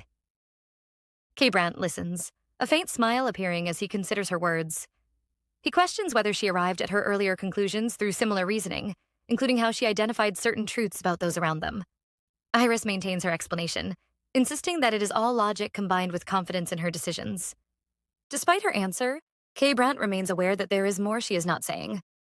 He takes her hand gently, bringing it closer as he admits that many questions still remain in his mind. Iris meets his gaze with a soft smile, acknowledging that she is aware of this. She assures him that one day she will tell him everything, but she needs more time before she can do so. The seriousness of the moment lingers briefly before Brandt, realizing how close he has moved, shifts back slightly, unintentionally breaking the intensity of the atmosphere. Iris notices the subtle disappointment in his expression, but also recognizes that he has chosen not to pressure her. This restraint fills her with quiet gratitude. As she reflects on his actions, Iris becomes increasingly aware of her growing feelings for him. His presence alone brings her comfort, something she once believed she would never seek again.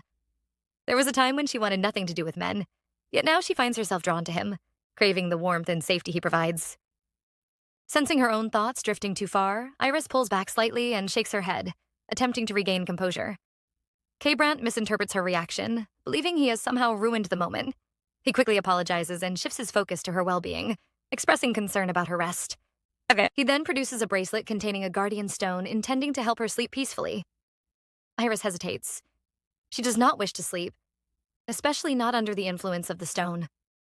A quiet unease settles over her as she considers the possibility of revealing something in a vulnerable state. She attempts to dissuade him, but K-Brandt gently activates the stone regardless. As its effect begins to take hold, Iris feels a flicker of fear. Her thoughts grow heavy, and despite her resistance, sleep begins to claim her. Beneath that calm exterior, her concern remains as she cannot be certain what truths might surface once she loses control within the depths of her dreams. K-Brandt, the count responsible for overseeing holy relics, lives a life filled with constant responsibility and pressure. His duties require him to track down locations where strange and dangerous phenomena occur, identify the presence of relics, and coordinate closely with his trusted subordinates, known as the Shadows, to secure them. At the same time, he must always be prepared for conflict, especially when it comes to protecting the freedom and safety of those who serve under him. Finding individuals capable of handling relics is yet another burden he carries. Because of all this, nightly meetings with his Shadows have become a routine necessity, a time to review developments and plan their next steps. However, on this particular night, something feels completely off. The atmosphere in the room is heavy, and the reason becomes obvious the moment K-Brandt appears. He looks utterly exhausted, as though sleep has abandoned him for days. Dark circles shadow his eyes, and his usual composed demeanor is replaced by an unusual sense of defeat. Eugene, Nathan, James, and Wallace exchange glances, unable to comprehend what could have caused such a drastic change in him. None of them has ever seen him like this before, and the unfamiliar sight leaves them unsure of how to respond. Nathan attempts to gauge whether anyone else has any insight, but the shared confusion among them makes it clear that they are all equally clueless. Then, in stark contrast to the tense mood, Wallace suddenly blurts out an excited and completely unexpected guess, wondering if K-Brandt has been rejected by Iris, and if that could explain his current state. The room falls into an awkward silence as K-Brandt slowly lifts his tired gaze and asks Wallace to repeat what he just said. Even that small reaction confirms that something is indeed wrong. Encouraged by the response, Wallace continues his wild speculation, suggesting various dramatic scenarios, from Iris losing interest in K-Brandt to him somehow ruining things himself. Before he can go any further, Nathan swiftly knocks him on the head, shutting him down and restoring some level of order. James, maintaining his usual seriousness, steps in and asks directly what has happened, convinced that something significant must be behind K-Brandt's condition. After a brief pause, K-Brandt finally answers, revealing that the reason for his state is that he has lost to Windy. His response leaves the entire room stunned. For a moment, they wonder if they have misheard him. The idea that someone like K-Brandt could be so affected by a small unicorn seems almost impossible to believe. Yet he calmly explains that Iris, who rarely dreams, had called out Windy's name in her sleep with a peaceful and happy expression. He had secretly hoped that he would be the one to appear in her dreams first. But instead, it was the mischievous little unicorn. The silence that follows is heavy, not because they fail to understand, but because they cannot believe that such a trivial matter has shaken him so deeply. Despite their disbelief, the meeting eventually concludes, though the unusual tension lingers in the air. Afterward, K-Brandt makes his way toward Iris's room, still bothered by the incident. As he walks, he reflects seriously on what women might like, even recalling how the topic had unexpectedly become part of their earlier discussion. Wallace had enthusiastically suggested that giving gifts was the key, as it could bring happiness and strengthen emotional bonds. Nathan had immediately dismissed the idea as obvious, emphasizing that understanding a person's true preferences mattered far more.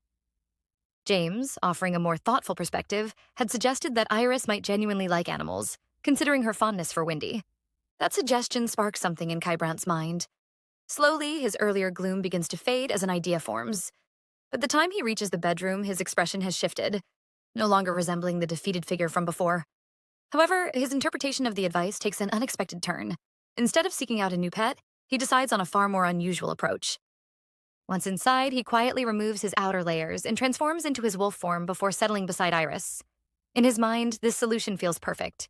If Iris likes animals, then there is no better choice than him. He convinces himself that there is no need to introduce any new creature that might compete for her attention. His own presence, especially in such a form, should be more than enough to earn her affection. With that thought, he relaxes beside her, content with his decision. Elsewhere in the manor, a completely different tension unfolds. Britney's mother paces restlessly, unable to calm her growing frustration. She feels the current situation with Iris cannot continue. Britney herself is in a volatile state, throwing documents aside and obsessively declaring her determination to become empress, though she offers no clear explanation for her sudden urgency. The Whittle Duke attempts to reassure his family, insisting that everything is still progressing according to plan. He explains that the royal family, particularly those connected to the crown princess, place great importance on familial ties. He also mentions that the second prince remains cautious, while the heir to the throne appears eager to move forward with marriage arrangements. Despite his confidence, his words fail to ease the Duchess's concerns. The Duchess remains deeply unsettled, especially by Iris's growing confidence and defiance. She senses that something is bound to go wrong if things continue this way. Determined to act, she heads into the garden, considering ways to accelerate Britney's marriage. She believes that securing that union quickly could shift the balance in their favor. Still, a lingering fear troubles her, the possibility that the royal family might choose a more advantageous match. Her thoughts are interrupted when she encounters Lady Green. The meeting is unexpected, and for a moment, both women assess each other carefully. Lady Green acknowledges her identity with composed certainty, while the Duchess responds with polite surprise, noting that she had not expected to meet her here. Lady Green explains that her presence is only natural, given her son's upcoming wedding, and remarks that she would have personally welcomed the Duchess had she known of her arrival. This statement causes a brief flicker of irritation in the Duchess, who finds it difficult to believe that their visit had gone unnoticed. However, she quickly masks her reaction, deciding that open conflict is not in her best interest at the moment. Maintaining a courteous tone, she asks whether Lady Green is satisfied with Iris. Lady Green responds without hesitation, expressing genuine approval. She describes Iris as both kind and intelligent, even admitting that she sometimes feels as though Iris were her own daughter. The Duchess is momentarily stunned by this praise, struggling to reconcile it with her own perception of Iris. She forces a smile, suggesting that Iris may have shortcomings due to her limited exposure to high society, and expressing hope that Lady Green will guide her properly. Lady Green calmly counters this implication, stating that she has yet to find any faults in Iris. When the Duchess persists, subtly attempting to highlight flaws, Lady Green gently suggests that such insistence may stem from a desire to find fault where none exists. The conversation grows sharper beneath its polite surface. When the Duchess attempts to defend herself, Lady Green interrupts with a composed but pointed remark, questioning whether the guidance she speaks of might actually involve harsh treatment. The Duchess laughs nervously, insisting that Iris has always been treated with care and has never been subjected to hardship. Yet under Lady Green's steady gaze, her words begin to falter. Lady Green then presents her own observations, noting that Iris's hands bear signs of labor, far rougher than those of a typical lady. She questions how such a condition could exist if Iris had truly been treated well. The implication is clear, and it strikes directly at the Duchess. Unable to maintain her composure, the Duchess reacts defensively, accusing Iris of spreading lies and damaging the family's reputation. Lady Green, however, remains calm, explaining that her conclusions are based solely on what she has seen. She offers a measured apology if those conclusions are incorrect, but her tone carries an unmistakable warning. She makes it clear that Iris is now a member of the Green family, and that she will personally ensure her protection. Any attempt to speak ill of Iris will be treated as an attack against the entire family. The message is firm and leaves no room for misunderstanding. Faced with this unwavering stance, the Duchess has no choice but to respond with restrained politeness. She expresses gratitude before quickly excusing herself, eager to leave before her anger becomes visible. Once she is alone, her composure shatters. Her frustration boils over, and she clenches her fists, seething at the way events are unfolding beyond her control. In her mind, everything now hinges on Britney's future. She convinces herself that the Crown Prince will not abandon Britney, and that once that bond is secured, the balance of power will shift once again.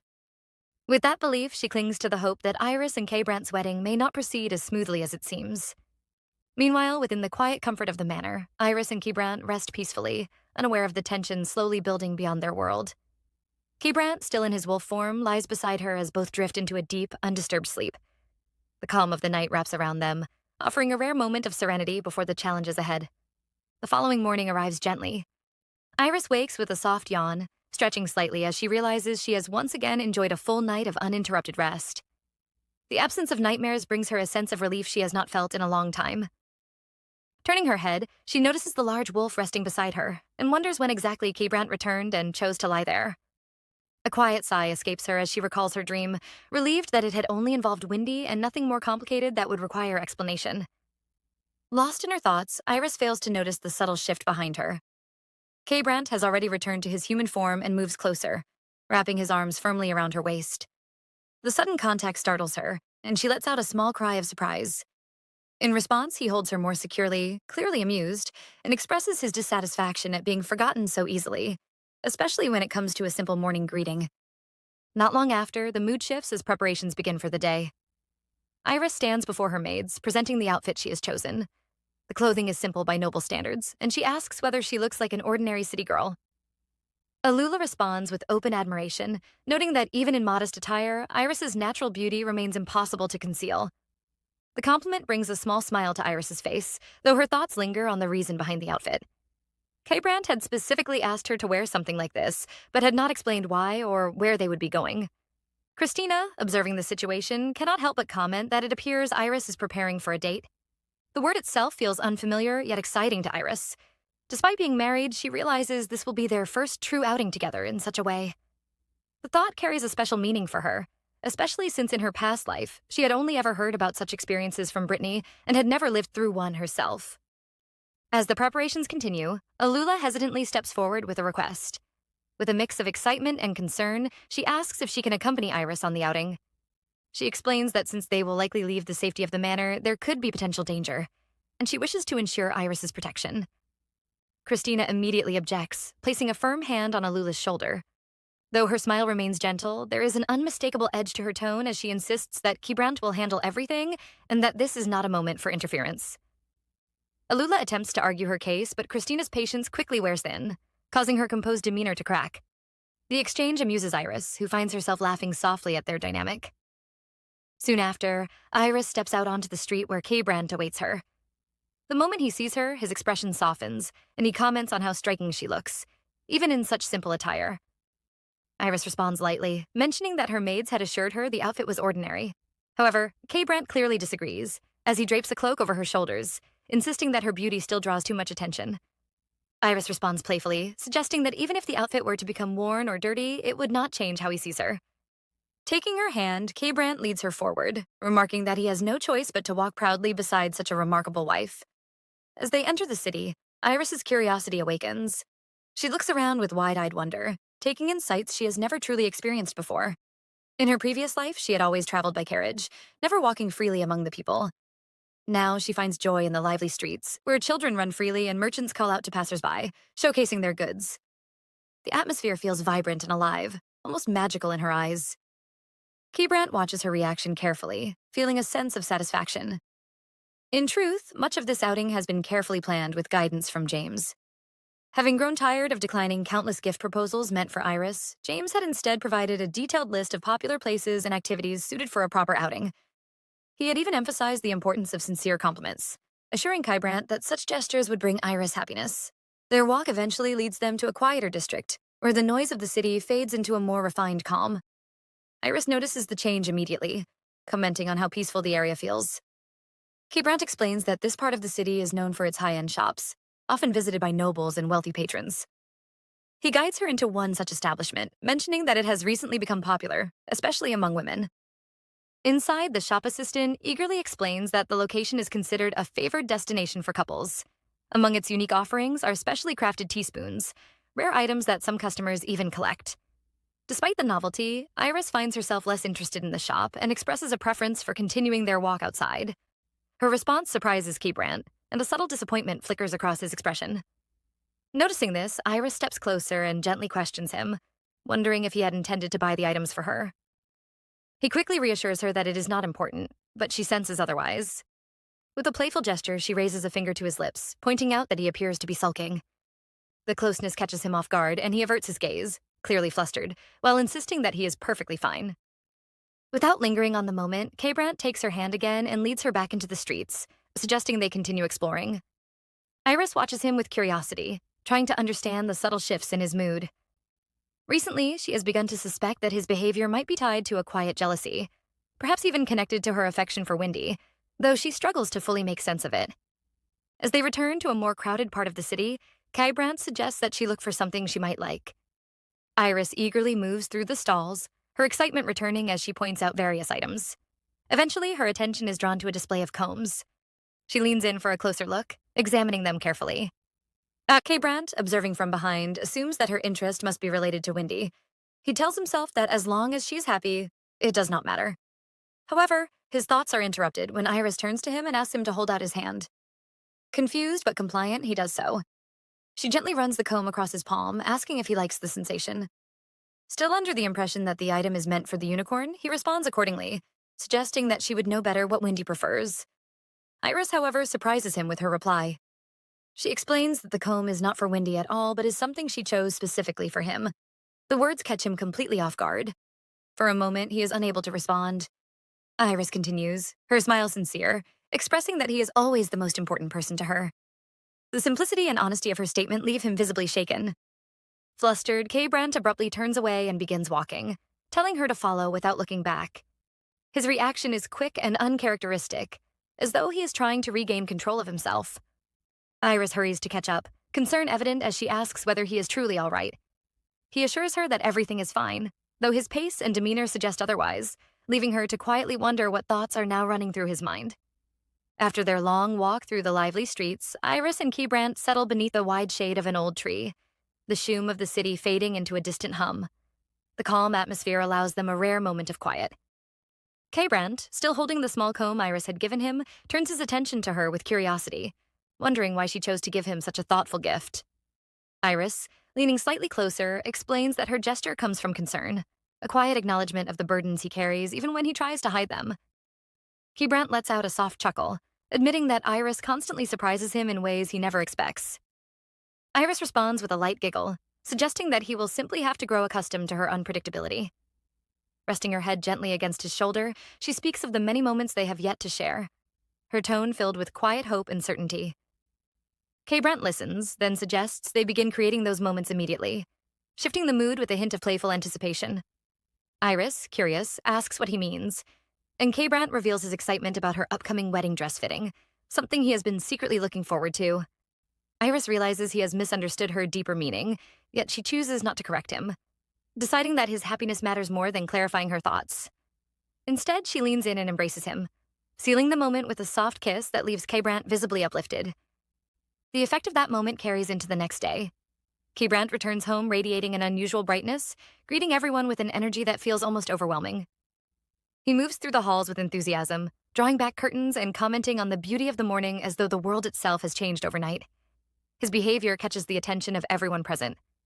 Jarethian questions his sudden cheerfulness, unable to ignore how out of character it seems, while Nilani observes calmly, noting that the previous day's outing must have gone exceptionally well. Keybrandt openly expresses his happiness, speaking of the future with an optimism that feels almost tangible. Even his mother watches him with mild surprise, recognizing that something significant has shifted within him. Jarethian, though still skeptical, begins to wonder if Iris is truly managing everything well, especially considering the overwhelming preparations surrounding the wedding. Meanwhile, Iris stands at the center of a bustling room filled with fabrics, designs, and constant movement. The scale of the wedding preparations begins to fully reveal itself, leaving her momentarily stunned. Dresses of various styles and purposes are arranged around her, each meant for a different stage of the multi-day celebration. The sheer number feels excessive to her, far beyond anything she ever imagined. She attempts to argue that the quantity is unnecessary, but her objections are quickly dismissed as the others explain that such extravagance is expected, even considered modest by certain standards. Iris realizes that resisting this process is futile and quietly accepts her situation, though not without a hint of disbelief. As the preparations continue, Nilani enters the room accompanied by a figure whose presence immediately draws attention. Iris recognizes her with surprise as the renowned designer Gillette, a name that carries immense prestige across the continent. Gillette's reputation alone is enough to command admiration, known for creating gowns that transform their wearers into the center of any gathering. Iris understands the significance of having such a designer involved in her wedding, recalling how even the most powerful individuals often struggle to secure her work. The atmosphere shifts slightly as Gillette begins observing Iris with a professional yet intrigued gaze, carefully examining every detail during the fitting process. She offers precise adjustments, ensuring that the dresses not only look stunning but also allow for movement, especially considering the demanding schedule Iris will face during the celebrations. The conversation turns toward dancing, a central part of the upcoming events. Nilani inquires about Iris's skill, prompting a confident yet modest response. Though Iris presents it lightly, her experience runs deeper than she lets on, shaped by memories she chooses not to fully reveal. The discussion naturally transitions into the customs surrounding the wedding, including the traditions that will place Iris at the center of attention. She listens carefully, Realizing the weight of these expectations and the significance behind each ritual, the thought of being so closely observed makes her slightly uneasy, yet she maintains her composure, determined not to falter. At that moment, the atmosphere shifts abruptly as Britney enters without warning. Her sudden appearance disrupts the calm, her initial irritation barely concealed before she quickly masks it with a more composed expression upon noticing the others present. She attempts to present herself as concerned, questioning why she had not been included in such an important moment. However, her eyes betray her true feelings, scanning the room with unmistakable envy. The sight of the luxurious dresses confirms what she had already feared, intensifying her frustration. As Britney's gaze lands on Tylette, her reaction becomes more restrained, yet internally conflicted. She recognizes the designer immediately, understanding the significance of her presence and the advantage it gives Iris. Trying to recover, Britney offers to assist, implying that Iris lacks the refinement needed to make proper choices. Her words, though framed as helpful, carry an underlying edge. Tylette, however, calmly dismisses the suggestion, stating that the dresses suit Iris perfectly and even expressing willingness to provide them, recognizing the value of association. This response only deepens Britney's frustration, though she struggles to maintain her composure. Attempting another approach, Britney subtly shifts the conversation toward expense, questioning why such lavish preparations are not being handled by their own family. She expects resistance, believing this will paint Iris in a negative light. Instead, Iris responds with calm agreement, turning the suggestion back on Britney in a way that completely alters the situation. She expresses that it would indeed be wonderful if their family took responsibility, framing it as a thoughtful and reasonable idea. The room falls into an awkward silence as the implications settle in. Britney finds herself momentarily speechless, caught off guard by the unexpected response. Her attempt to undermine Iris has instead placed her own family in a difficult position, exposing limitations she had not intended to reveal. The tension lingers as she struggles to regain control, realizing too late that her words have worked against her. Iris, meanwhile, remains composed, her calm demeanor contrasting sharply with Britney's internal turmoil, quietly maintaining her advantage without the need for further confrontation. Britney stands frozen, unable to believe that Iris does not retreat or soften her stance by claiming everything was merely a joke. Instead, Iris remains calm and composed, which only deepens Britney's frustration. In her mind, Iris should feel embarrassed, yet there is no sign of shame, no hesitation, no attempt to undo what has already been set in motion. Desperation begins to creep in as Britney searches for a way to regain control of the situation. She quickly raises the concern that having the Whittle family cover the wedding expenses instead of the groom's family could spark gossip and damage reputations. However, Iris responds with steady confidence, pointing out that since the suggestion originally comes from Britney herself, there should be nothing to worry about. She further adds that no one would dare spread rumors about the Green family, subtly reinforcing the imbalance of influence between the two households. With a gentle yet deliberate smile, Iris questions whether the Whittle family would truly struggle to spend money on their own daughter, especially considering how often Britney claims their affection and devotion. At that moment, realization strikes Britney. She understands too late that she has been skillfully cornered, her own words turned against her. The situation slips entirely out of her control, and despite her resistance, she is forced to accept that the Whittle family will now bear the burden of the wedding expenses. The consequences unfold swiftly. When the Duke of Whittle learns of this arrangement, his anger erupts without restraint. He reprimands Britney harshly, unable to comprehend how she allowed herself to be drawn into such a disadvantageous position. Britney attempts to defend herself, insisting she never intended for things to escalate this way, but her explanations do little to calm him. The Duke argues that she should have corrected the situation immediately, especially in the presence of Gerethian, emphasizing that it is highly improper for the bride's family to shoulder such an extravagant cost. In his view, the Green family, known for their refinement and status, would never willingly accept such an arrangement if it threatened their reputation. Britney tries to shift the argument toward preserving the Whittle family's honor, but the Duke cuts her off, declaring that he will personally confront Kbrand and resolve the matter. Despite her attempts to stop him, he refuses to back down, convinced that allowing this situation to stand would be both unreasonable and humiliating. Without delay, the Duke makes his way to Kybrandt's office, his anger barely contained. Upon arrival, he is met with unexpected politeness. Kybrandt greets him calmly, even expressing what appears to be gratitude, which only fuels the Duke's irritation further. The Duke dismisses this notion immediately, arguing that there is nothing to be thankful for, and that Kybrandt, as a rational and capable man, should have discouraged such a proposal regardless of its origin. Kybrandt, however, responds with quiet clarity, explaining that there has been a misunderstanding.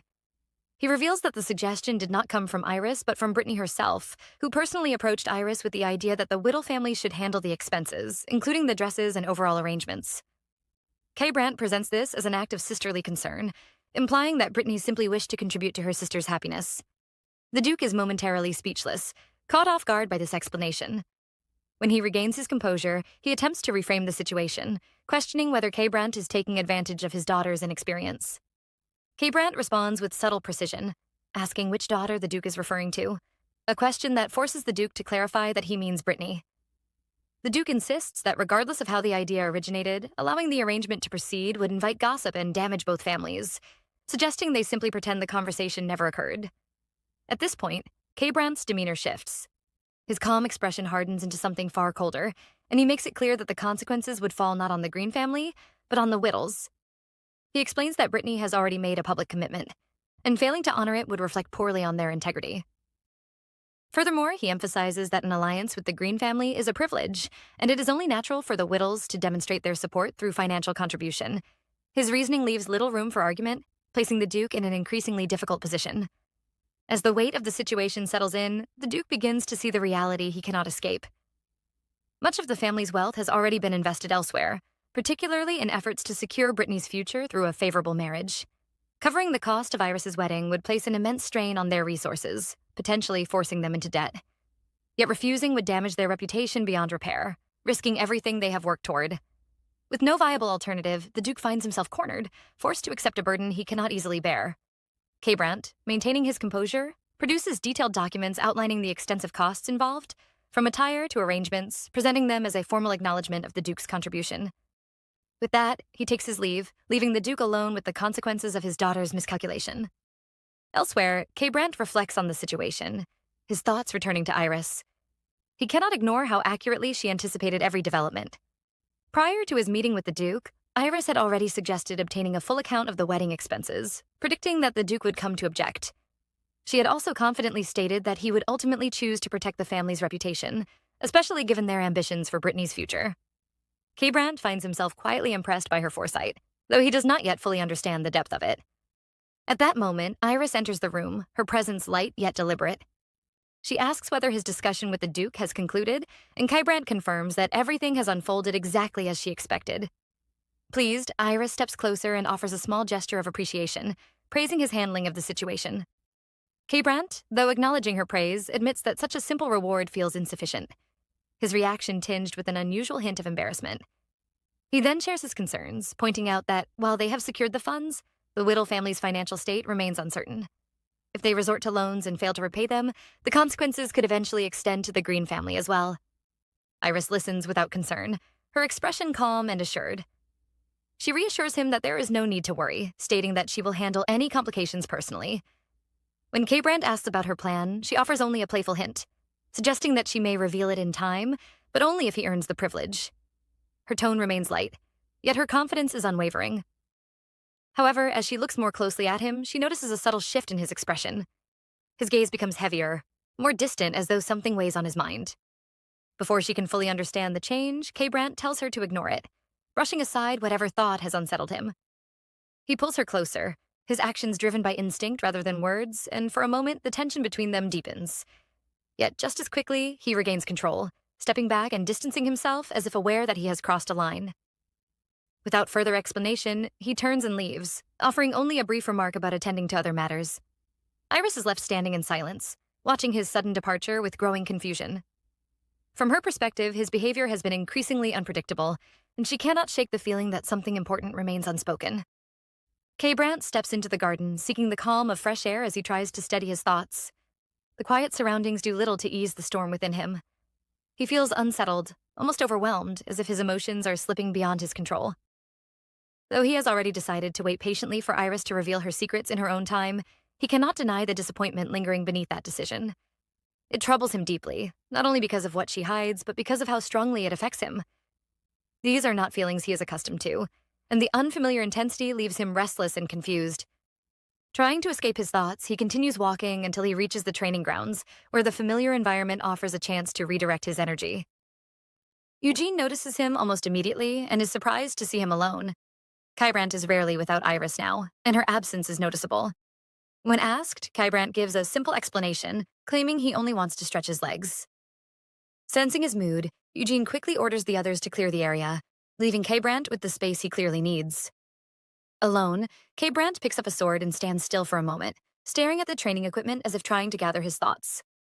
However, the silence only amplifies his inner conflict. He realizes that his turmoil is not solely about Iris's hidden truths. The closeness they have shared, the fleeting moments of intimacy have stirred something far deeper within him. Those moments have not satisfied him, but instead awakened a stronger, more persistent longing. Driven by this restless energy, K. Brandt begins striking the target with increasing force. Each movement reflects the chaos in his mind. Images of Iris surface unbidden, her smile, her gaze, the way his heart reacts whenever she is near. He feels himself losing control, not in action, but in emotion, and the realization unsettles him. What frightens him most is the possibility that these feelings could one day harm her. That thought alone pushes him further, his strikes growing more forceful until, in a sudden burst of strength, the training sword snaps. The sharp sound breaks the moment, and Eugene quickly steps in, concern evident as he offers a towel and questions what has happened. K. Brandt dismisses it lightly, claiming nothing is wrong, yet even he knows that answer is far from the truth. Despite the distance from Iris, his thoughts remain consumed by her. He cannot deny the intensity of his desire, the urge to be closer, to hold her, to lose himself completely in her presence. The memory of their earlier interaction lingers, and he realizes that if things had gone even slightly further, he might not have been able to stop himself. Eugene, noticing his distracted state, presses him for answers, unwilling to accept silence. When K. Brandt tries to avoid the topic, Eugene threatens to involve the others, forcing him to finally speak. Reluctantly, K. Brandt admits the truth, his conflicting desires, his fear of losing control, and his frustration over the secrets Iris keeps. Yet beneath all of it lies a stronger feeling, a desire to see her happy, to protect her from anything that might cause her pain, even if that pain comes from himself. Eugene listens carefully, then responds with quiet understanding. He explains that such emotions cannot simply be controlled or suppressed, and what K. Brandt is experiencing has a far simpler name than he realizes. The realization strikes K. Brandt with unexpected clarity. After a moment of silence, he begins to understand what has been happening within him all along. The confusion, the intensity, the fear, and the longing all point to a single truth. He has fallen in love with Iris. While K. Brandt comes to terms with his feelings, events continue to unfold elsewhere. In the royal palace, the crown prince receives the wedding invitation and examines it with interest. The craftsmanship alone captures his attention, reflecting the significance of the occasion. He recalls what he has heard about Iris, her beauty, her reputation, and the contrasting image of her sister Britney. The stories he has heard paint a divided picture, one of arrogance and mystery on one side, and humility on the other. His curiosity is piqued, not only by the wedding itself, but by the opportunity to see these individuals for himself. The thought of attending the ceremony appeals to him, offering both entertainment and insight into the choices of his old acquaintance, K. Brandt. Despite a brief concern from his attendant about potential complications, the crown prince dismisses the idea of causing trouble, though he hints that challenges may arise for Iris regardless of his actions. Back at the manor, one such challenge appears without warning. Elahad, K. Brandt's brother, arrives and immediately confronts Iris with open hostility. His reaction is sharp and unfiltered, making it clear that he does not accept her presence. Iris is momentarily taken aback. While she never expects universal approval, the intensity of his rejection is unexpected. Quickly assessing the situation, she identifies him and adjusts her response accordingly. Elahad criticizes her manners, addressing her in a way that deliberately undermines her position. Any initial patience Iris might have had disappears instantly, replaced by a composed yet firm demeanor. She responds by pointing out his own lack of courtesy, reminding him of her status and the implications of his words. The exchange grows tense as Elahad questions her place within the family, implying that she must have manipulated circumstances to secure her position. His frustration is evident, but beneath it lies something deeper, a sense of confusion and perhaps even fear of losing his brother. Iris recognizes this underlying emotion and addresses it directly, suggesting that his reaction stems from something more personal than mere disapproval. This observation unsettles him, prompting him to shift his approach. He attempts to provoke her further, referencing rumors and testing her reactions, but Iris remains steady, refusing to be drawn into his tactics. As the confrontation escalates, Elahad notices something unusual about Iris, a presence he cannot fully understand. His attention shifts to the subtle aura surrounding her, something that intrigues him enough to act. He reaches out, intending to examine it more closely, but his sudden movement startles Iris. For a brief moment, uncertainty crosses her mind, unsure of his intentions. Before the situation can develop further, James arrives, stepping in swiftly to intervene. Elahad withdraws his hand and acknowledges James with a controlled greeting, though his expression clearly reveals disappointment that James has chosen to stand on Iris's side. James immediately steps forward, placing himself firmly in front of Iris as a shield, his posture tense and his gaze fixed on Elahad with unmistakable displeasure. In that moment, James cannot help but think that if he had known of Elahard's return beforehand, he would have taken every precaution to prevent this encounter, even going as far as locking the doors to keep him out. However, Elahad quickly dismisses such a notion, pointing out with quiet confidence that something as simple as a locked door would never be enough to stop him and would only make James look foolish. He questions the reason behind James's reaction, subtly implying that his behavior is not driven by logic or duty, but by an irrational attachment to Iris. James responds in a restrained but firm manner, expressing his hope that he will not be forced to draw his sword against Elahad, though the tension in his voice makes it clear that he is prepared if necessary. This statement immediately provokes irritation, as Elahad asserts that James would never dare to raise a weapon in the presence of Elahad Green.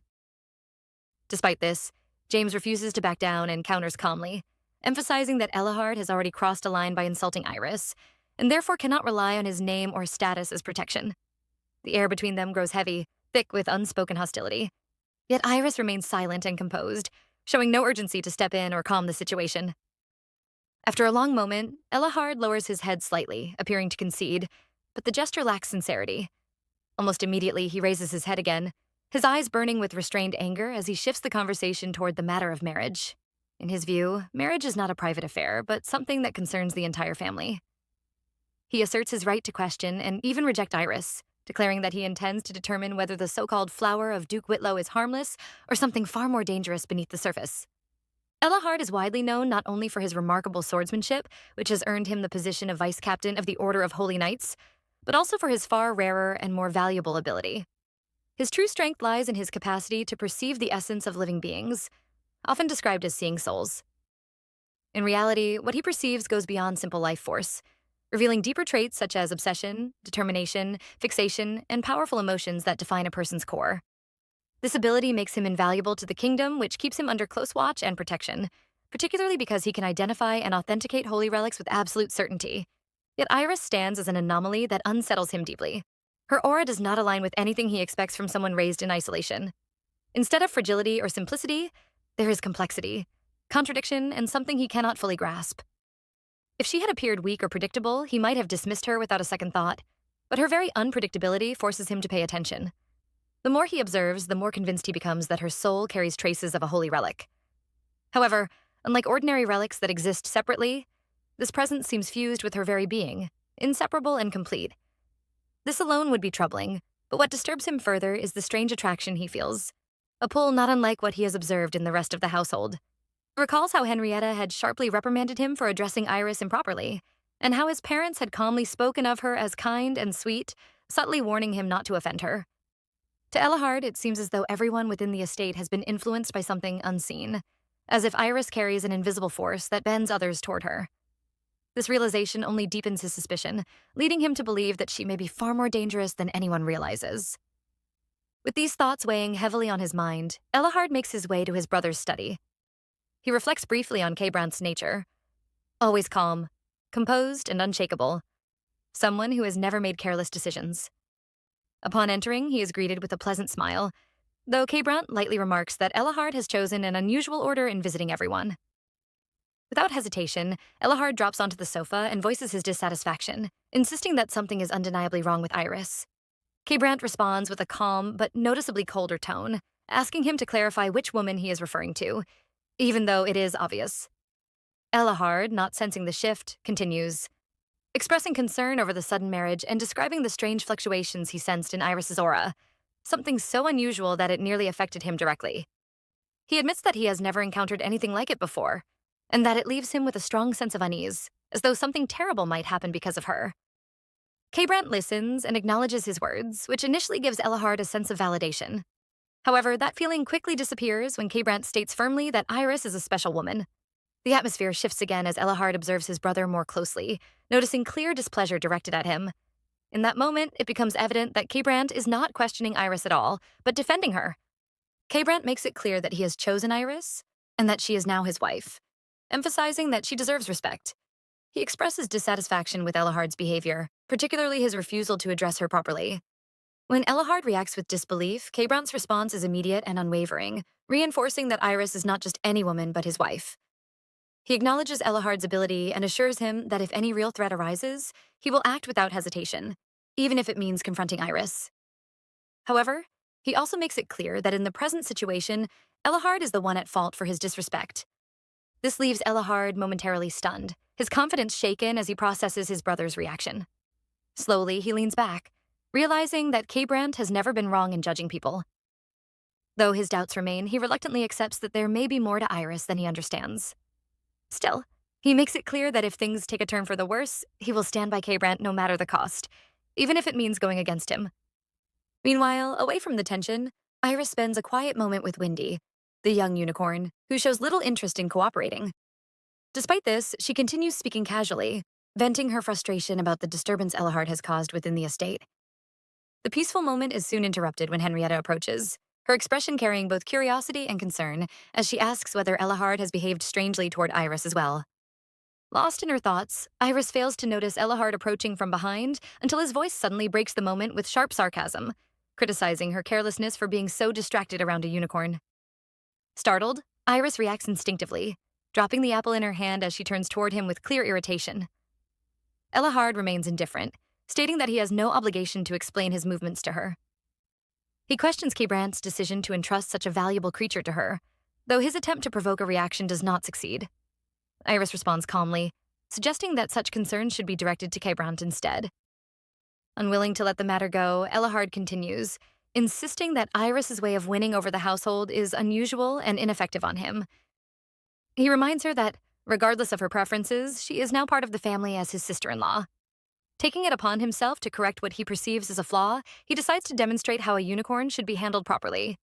He sits down in front of Windy and offers the apple with deliberate care, presenting himself with an air of authority.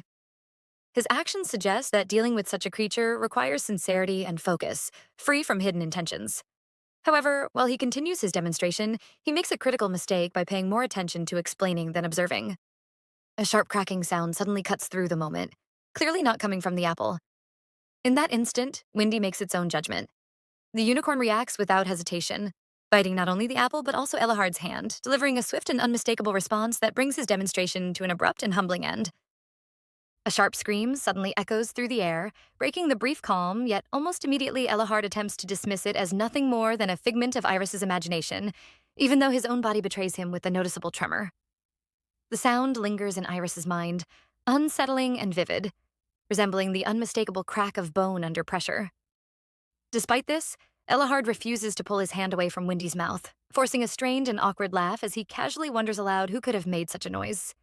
His composure appears forced, stretched thin over the clear reality of pain.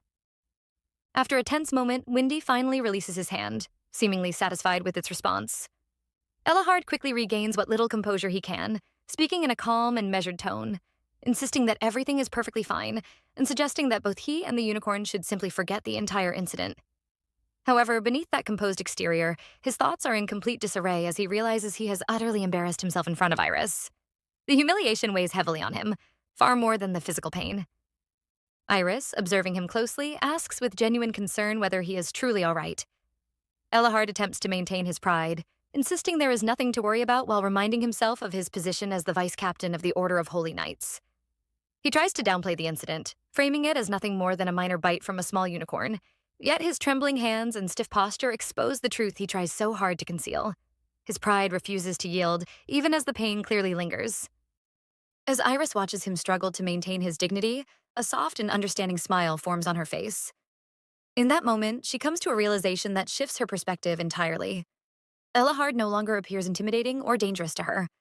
Instead, he reminds her of a stubborn and slightly immature younger sibling, someone craving attention, yet unwilling to admit it. Given her own mental maturity, she finds his behavior almost endearing rather than threatening. Turning her attention back to Windy, Iris gently strokes the unicorn, expressing gratitude for finally letting go of Elahad's hand. At the same time, she quietly apologizes, acknowledging her own inexperience in raising such a creature and admitting that mistakes are inevitable. She resolves to do better moving forward, her tone sincere and calm. As she speaks, Elahad watches her carefully, his earlier frustration slowly replaced by confusion. For a fleeting moment, it feels as though all the strange impressions he had about her have disappeared, leaving behind only a normal, composed young woman. He shakes his head, trying to ground himself in logic, reminding himself that even if her aura appears calm now, a truly normal person would not possess such unusual fluctuations in the first place. The contradiction only deepens his internal conflict. Iris then asks again, this time more gently, whether his arm hurts. Instead of answering directly, Elahad abruptly shifts the conversation, demanding that she keep the incident a secret. His tone carries a hint of desperation masked as authority. Iris responds with a bright and playful smile, making it clear that she has no intention of making such a promise. Her lighthearted reaction only irritates him further, though he struggles to respond. She lightly coughs into her hand before teasingly suggesting that he should not be so jealous of her. The comment catches Elahad completely off guard, leaving him momentarily speechless. He prepares to protest, confused and indignant at the idea, but before he can gather his thoughts, Iris reaches out and casually pokes his cheek. The unexpected gesture stuns him into silence. For a brief second, he freezes, unable to process what just happened. Then, as if suddenly regaining awareness, he turns sharply and rushes away at remarkable speed, clearly flustered. As he retreats, he loudly insists that it is precisely this kind of behavior that makes him suspicious of her, though the statement feels more like an excuse than a genuine accusation. Iris watches his departure with visible surprise, noting the cloud of dust left in his wake. A warm and genuine smile spreads across her face as she quietly concludes that Elahad truly resembles an adorable and overly dramatic teenager. The earlier tension fades completely from her perspective, replaced by mild amusement. Meanwhile, Elahad storms off in search of someone who might validate his frustration, eventually finding Nathan. Without hesitation, he begins to complain, insisting that Iris is treating him like a child. However, instead of receiving sympathy, he is met with indifference. Nathan listens calmly before pointing out that, from an outsider's perspective, it is Elahad who appears strange. Since Iris's arrival, the estate has remained peaceful, with no significant problems arising. More importantly, Kbrant himself appears happier than ever before. Nathan emphasizes that Kbrant had never once considered marriage in the past, dedicating himself entirely to duty and responsibility. Yet now he seems genuinely in love. Nathan's tone grows colder as he continues, suggesting that Elahad's behavior appears less like concern and more like jealousy, as though he resents losing his brother's attention. The accusation strikes harder than expected, leaving Elahad momentarily speechless. Nathan continues his criticism without restraint until an unexpected interruption shifts the focus. A voice casually questions when Nathan developed the habit of decorating the pistol in his hand with jewels. Nathan glances down at the weapon, momentarily surprised, before explaining with a hint of pride that it is intended as a wedding gift for Iris. He expresses confidence that such a weapon will help protect someone as seemingly fragile as her. Elahad struggles to process this revelation, his confusion deepening. Nathan then delivers another blow, casually mentioning that Eugene and Wallace have already prepared their own gifts earlier that day, before asking what Elahad plans to give. The question hits its mark instantly. Elahad realizes he has completely overlooked the matter, placing him behind everyone else. Almost immediately, his frustration transforms into determination as he becomes focused on finding the perfect gift, something that will not only match but surpass the efforts of the others. The idea energizes him, providing a new outlet for his restless thoughts. At the same time, elsewhere within the estate, Iris sits beside Kbrant, recounting the earlier incident with Windy in a cheerful and animated manner. Her tone carries amusement rather than concern, clearly entertained by the events.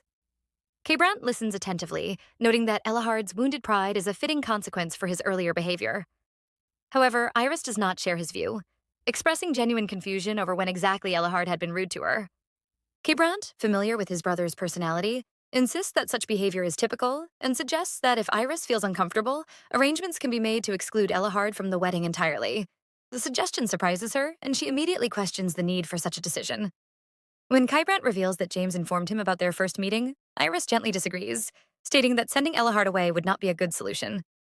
With a sincere smile, she explains that Elahad is still part of Kbrant's cherished family, and his presence matters. She wonders aloud whether Kbrant also wishes to receive his brother's blessing, subtly encouraging him to value that connection. Her words carry a deeper meaning as she reflects on her own happiness, acknowledging that not everyone in the world will like or trust her. She recognizes that expecting unconditional acceptance from everyone would be unreasonable and even arrogant. Her words leave Kbrant unsettled. Beneath her calm tone, he senses a quiet sadness that he cannot fully understand. For a brief moment, it feels as though an invisible distance separates them, as if Iris is standing in a place he cannot reach. He struggles to find the right response, wanting to reassure her but unsure how to bridge that gap. He recalls Elahad's earlier observations about her unusual soul and begins to wonder if there is more truth to them than he initially believed. Perhaps her ability to foresee certain events is connected to something deeper. Even so, he reminds himself that he has no reason to doubt her. If anything, he considers the possibility that his own strength may counterbalance such abilities, allowing him to stand beside her regardless of what she carries within. Despite this reasoning, a quiet disappointment lingers within him, rooted not in distrust, but in the realization that there are parts of Iris he still does not understand. Meanwhile, Iris's thoughts drift elsewhere entirely. While she reflects on Kbrant's belief that she deserves universal acceptance, her attention shifts to a more pressing concern. The impending arrival of the crown princess weighs heavily on her mind. Members of the royal family rarely leave the palace, and such appearances are never without significance. The crown prince, known for being especially cautious, has unexpectedly accepted the invitation to attend the wedding. This unusual decision leaves Iris with a sense of unease, as she quietly wonders what consequences such a presence might bring. Iris finds herself quietly reflecting on the imminent arrival of the crown prince, her thoughts circling around uncertainty as she wonders whether he will prove to be an ally or an enemy. A deeper concern lingers beneath that question as she considers the possibility that his presence may not be for her at all, but rather connected to Britney. Ayabet Oxbashidas, the crown prince and only son of the late empress, is a figure whose position has not always been secure. Since the death of his mother 3 years earlier, the stability of his title has been shaken by the shifting currents of imperial politics. Despite this, he continues to hold his position firmly, supported by his exceptional abilities and the trust he has earned from the emperor. Now, that same powerful and calculating man arrives at the Green Estate, bringing with him both influence and uncertainty. Iris and Kbrant step forward together to receive him, their movements composed and respectful as they bow their heads in greeting. The crown prince responds with an easy smile, his demeanor outwardly warm as he gestures for them to rise. His mood appears light, almost friendly, as he expresses gratitude for the invitation to the wedding. Kbrant replies with equal politeness, stating that it is an honor to host him, though beneath the formal exchange lies an undercurrent of careful observation. The crown prince's attention gradually shifts, his friendly exterior giving way to a more analytical gaze as he studies Iris closely. At first glance, Iris meets his expectations. Her beauty aligns perfectly with the rumors that have circulated throughout the empire. However, his curiosity runs deeper than appearances.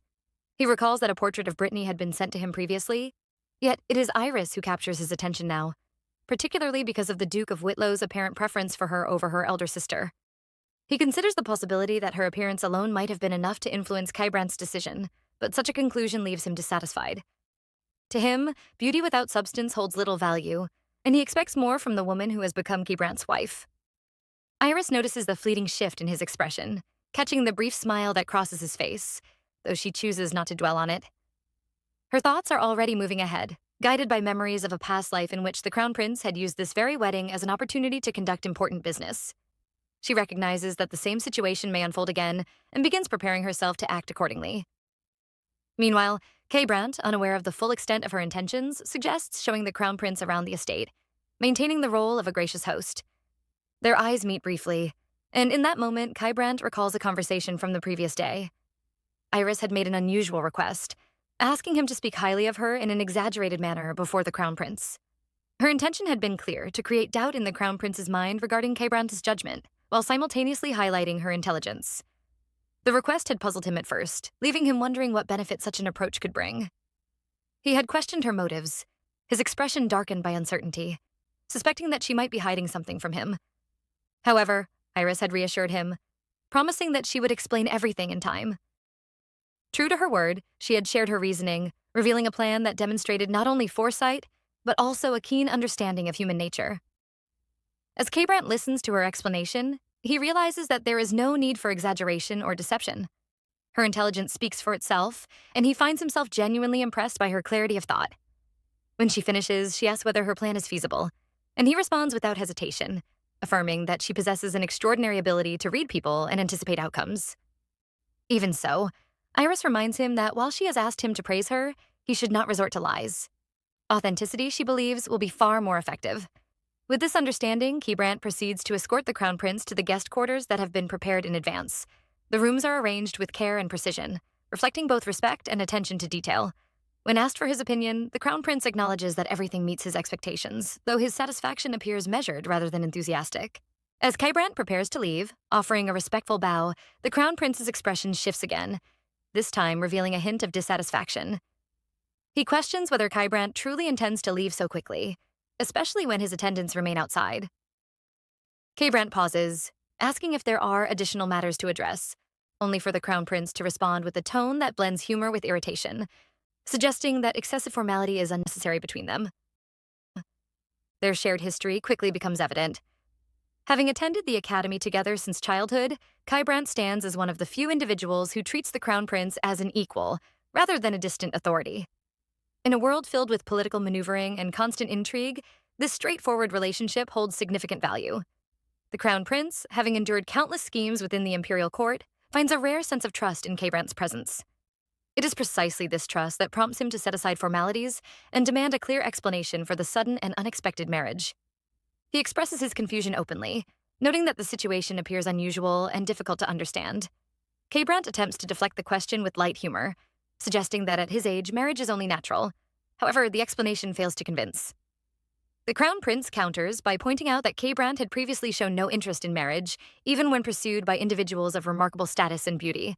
Among them, Princess Mary stands out as someone who possessed both influence and appeal, making K-Brant's indifference toward her all the more striking. The Crown Prince continues, emphasizing that Mary remains one of the most celebrated figures in the Empire and had even spent time at the Green family's estate not long ago. To him, the sudden appearance of Iris, the younger daughter of the Whittle family, raises questions that cannot be ignored. K-Brant responds calmly but firmly, correcting the implication that Iris belongs to another household. In his view, she is no longer tied to her former identity but has become a part of the Green family entirely. Despite this, the Crown Prince admits his lack of trust in Duke Whittle, highlighting the political implications of such an alliance. K-Brant acknowledges the concern, but points out that the Emperor himself is considering elevating Britney to the position of Crown Princess, suggesting that the Whittle family holds significant influence. The Crown Prince counters this argument by referencing historical precedent, noting that it is often more advantageous for a Crown Princess to come from a less powerful family, thereby maintaining balance within the empire. He draws a clear distinction between political strategy and personal choice, suggesting that K-Brant's situation differs greatly, and that a marriage to someone like Mary would have offered far greater benefits. K-Brant listens without interruption before responding that his decision is not based solely on advantage. Iris, he explains, has already contributed greatly to his life, and his choice to marry her is rooted in something beyond calculation. The Crown Prince remains unconvinced, cautioning K-Brant to ensure that rumors do not spread, suggesting that his marriage was motivated by wealth or material gain. He mentions that such gossip has already begun circulating, questioning whether Iris is truly worth what she brings. Before he can continue, K-Brant interrupts with unwavering certainty, stating that Iris is worth everything. The conviction in his voice is unmistakable, and as he repeats the sentiment with a faint but genuine smile, it becomes clear that his feelings are sincere. The Crown Prince is caught off guard by this display, having never seen this side of his friend before. The expression on K-Brant's face is unfamiliar, filled with warmth and quiet confidence. For a moment, he finds himself uncertain of how to respond. His confusion deepens as K-Brant continues, explaining that Iris is far more than her appearance. Her intelligence, her ability to foresee outcomes, and her understanding of people set her apart in ways that cannot be easily measured. He goes further, describing her as someone whose wisdom rivals even the most revered figures, and whose heart possesses both strength and warmth in equal measure. To him, Iris represents something rare and irreplaceable, a presence untouched by darkness. As these words settle in the room, the Crown Prince is left in thoughtful silence, forced to reconsider his assumptions and reevaluate the woman he has only just begun to observe. The Crown Prince struggles to accept the conclusion forming in his mind, yet K-Brant leaves no room for doubt. With calm certainty, K-Brant reveals that he has fallen deeply in love with Iris, to the point where pride no longer governs his actions. He openly acknowledges that he has entrusted his heart to her and is prepared to wait patiently until she chooses to open hers in return. There is no hesitation in his words, no attempt to conceal his feelings, only quiet resolve. He even suggests that the Crown Prince take the time to understand Iris personally before revisiting their discussion, confident that such an experience would change his perspective.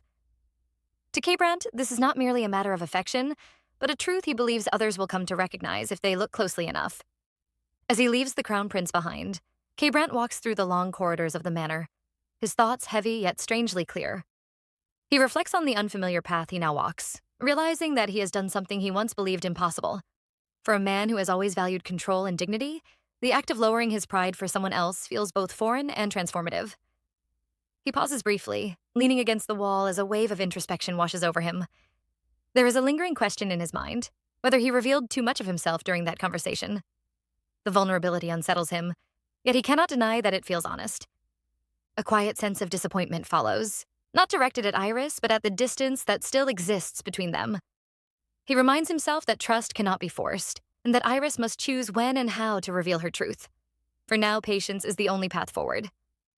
With that thought, he straightens himself and continues on, determined to see this journey through regardless of uncertainty.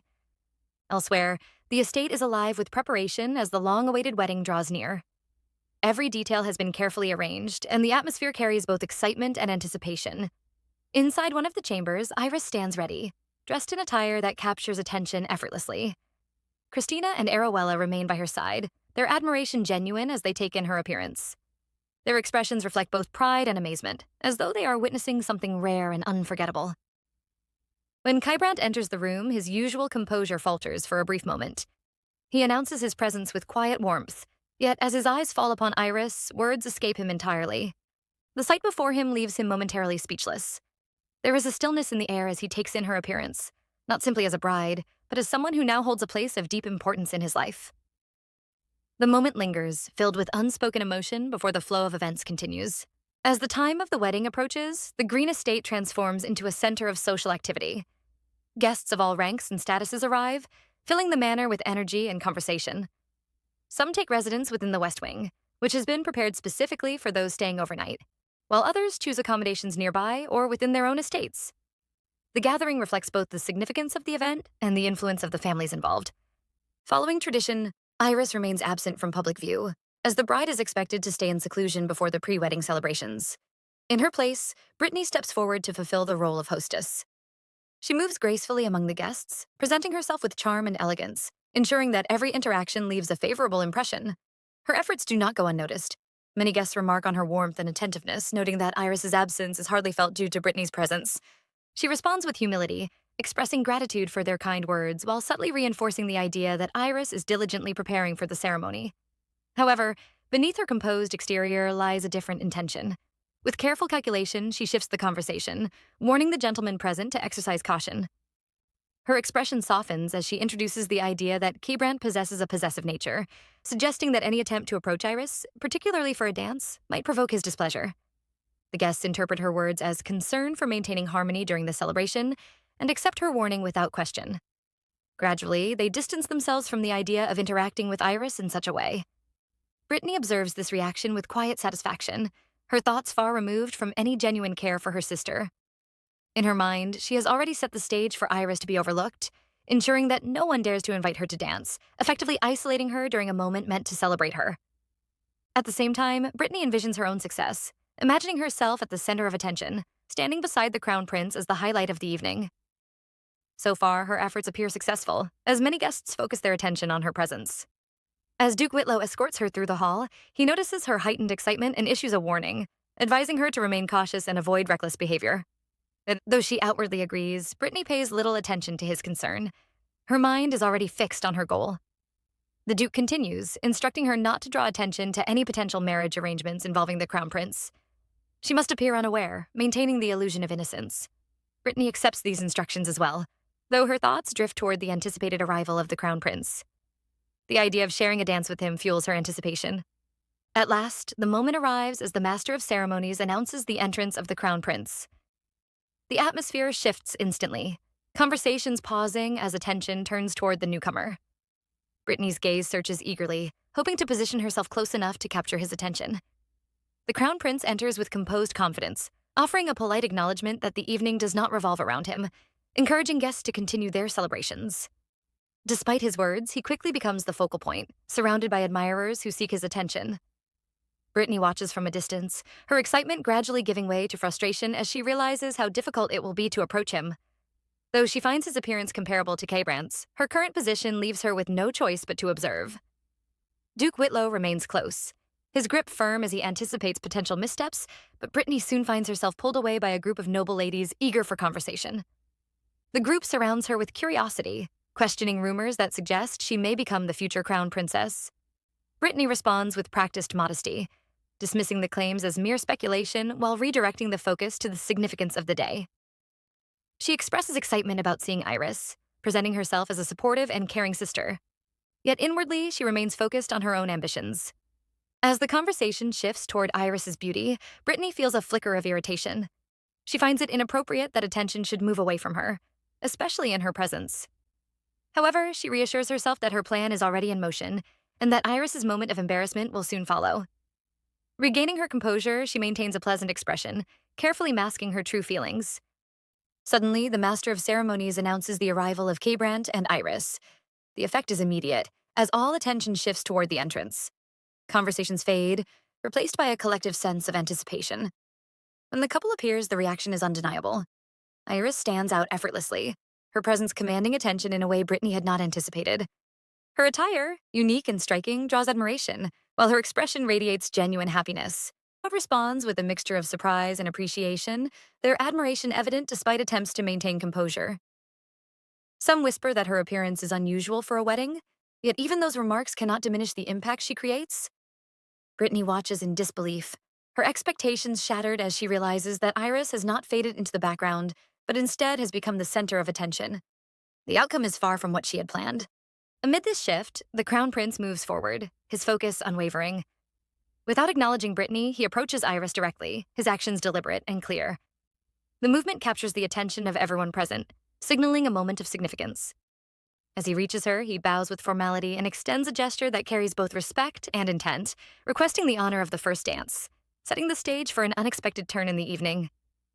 Amid the shocked gazes of everyone present, Brittany is the most stunned of all, her eyes fixed on the Crown Prince as he unexpectedly requests a dance with Iris.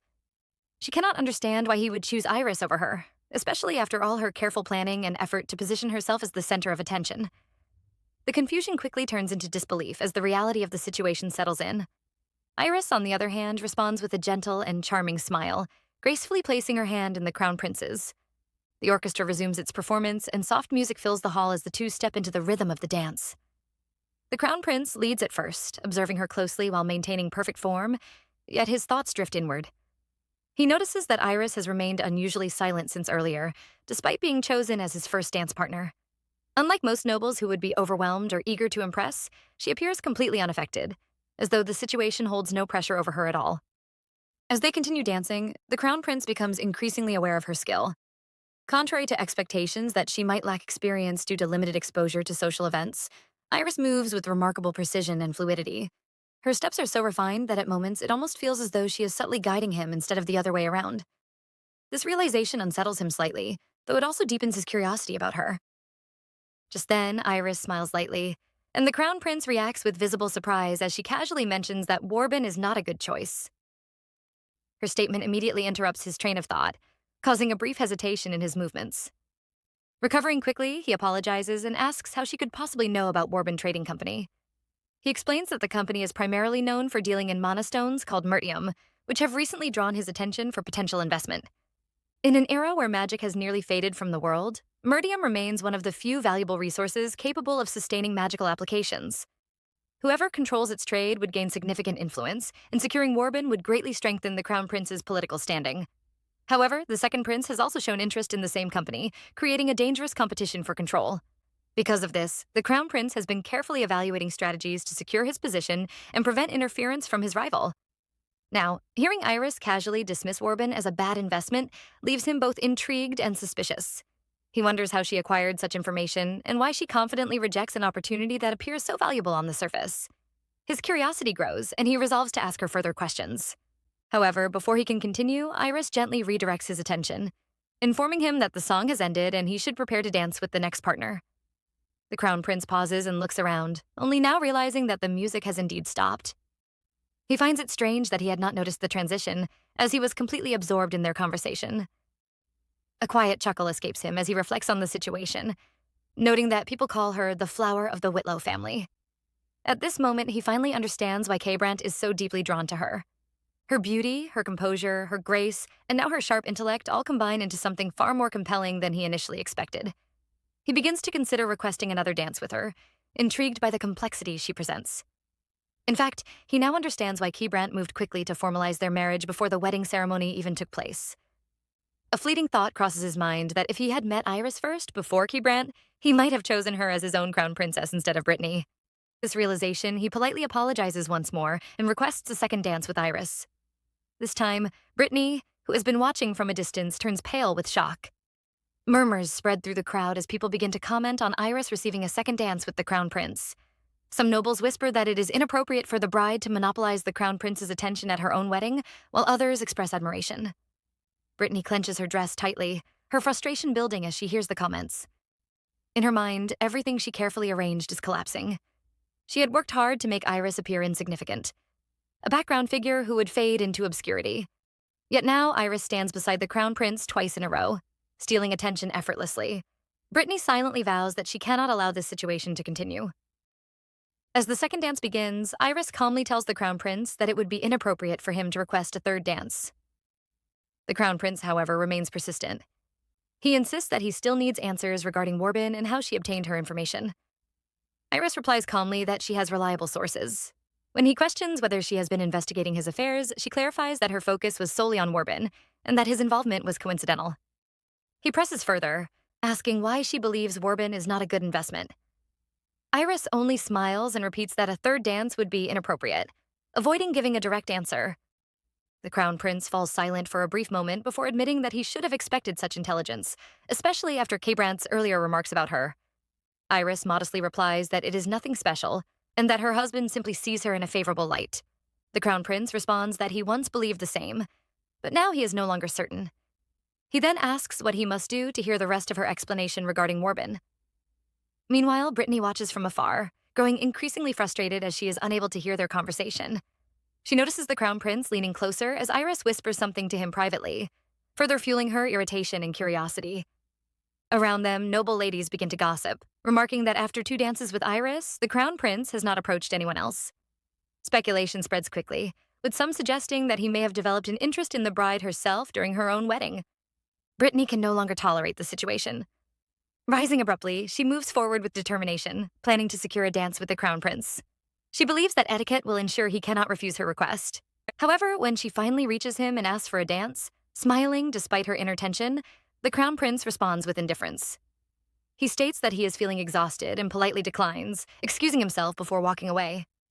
Britney is left standing alone, her face flushed with humiliation as whispers spread through the crowd. Down a quiet hallway, 2 noble girls walk past, giggling as they discuss Britney's rejection by the crown prince, their laughter echoing faintly through the corridor. Nearby, hidden from view, Kbrandt and Iris observe the scene quietly, avoiding attention as they make their way through the estate. They eventually arrive at a private room where the crown prince is already waiting. Upon their entrance, he remarks that he expected them to arrive together, though he is mildly surprised by their attire. The atmosphere inside the room is noticeably more serious compared to the festivities outside. They take their seats, and without delay, the crown prince turns the conversation toward Warbin Trading Company.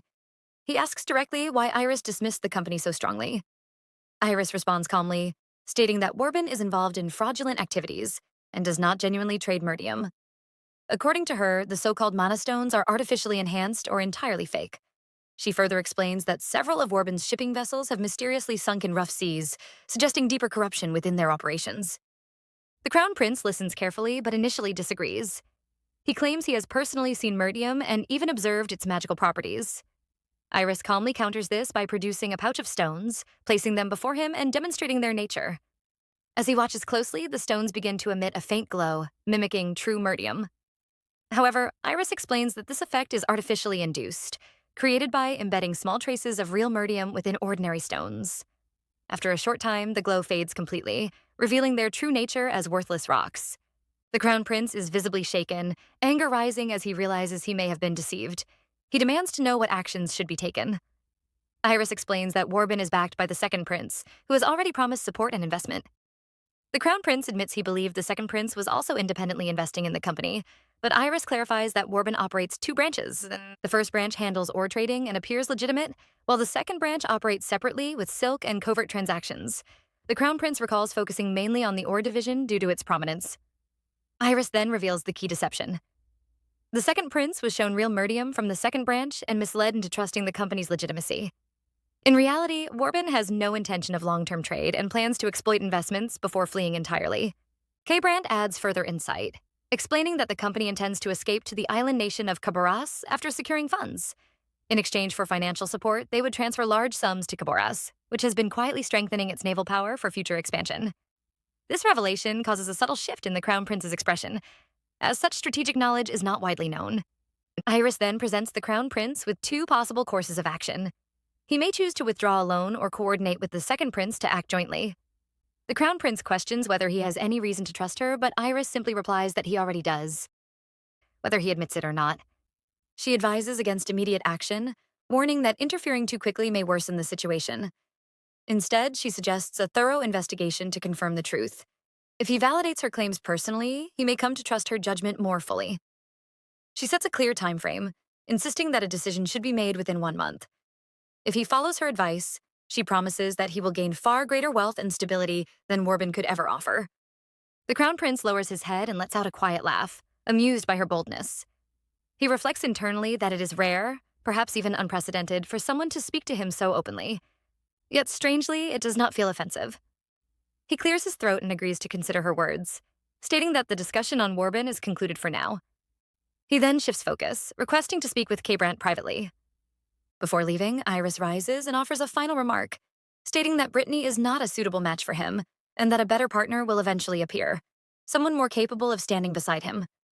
Once she departs, the Crown Prince turns to Brandt and half-jokingly asks whether he has any intention of betraying him.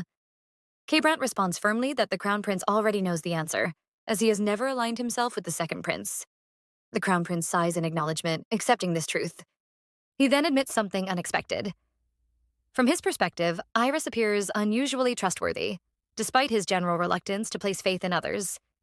He even wonders if Brandt's wife might possess some form of influence or ability that affects people's perception. Brandt scoffs at the idea, questioning whether any such power could truly make someone universally trusted. The Crown Prince concedes the point but adds that Iris is indeed exceptional. If her claims about Warbin prove accurate, he would consider Brandt fortunate beyond measure. He then revisits her earlier comment about Britney, questioning its meaning and implications for imperial politics. Brandt explains that Iris is no longer, and never truly was, the flower of the Whittle family in spirit. Even if she once held that position formally, she will not continue to do so moving forward.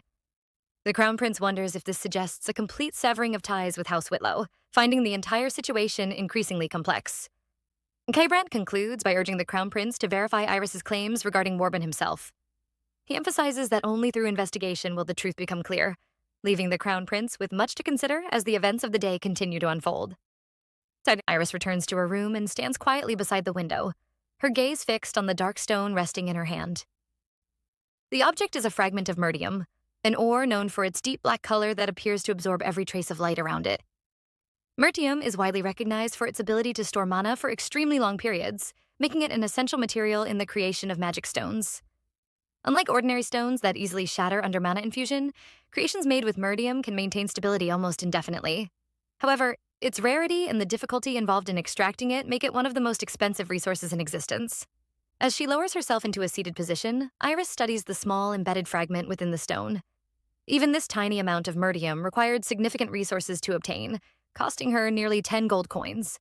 Now that the Crown Prince has been misled and realizes the information he once trusted is false, she anticipates that he will act quickly out of urgency and caution. Iris understands that his current emotional and political pressure makes him highly usable in the right circumstances. Her goal is clear as she quietly analyzes the situation. She is aware of a merchant organization that specializes in murdium trade, but her current limitation lies in funding and access. The Crown Prince, however, becomes the perfect bridge to connect her with that group. Although he appeared defensive during their earlier conversation, she is confident that he will return before a full month passes.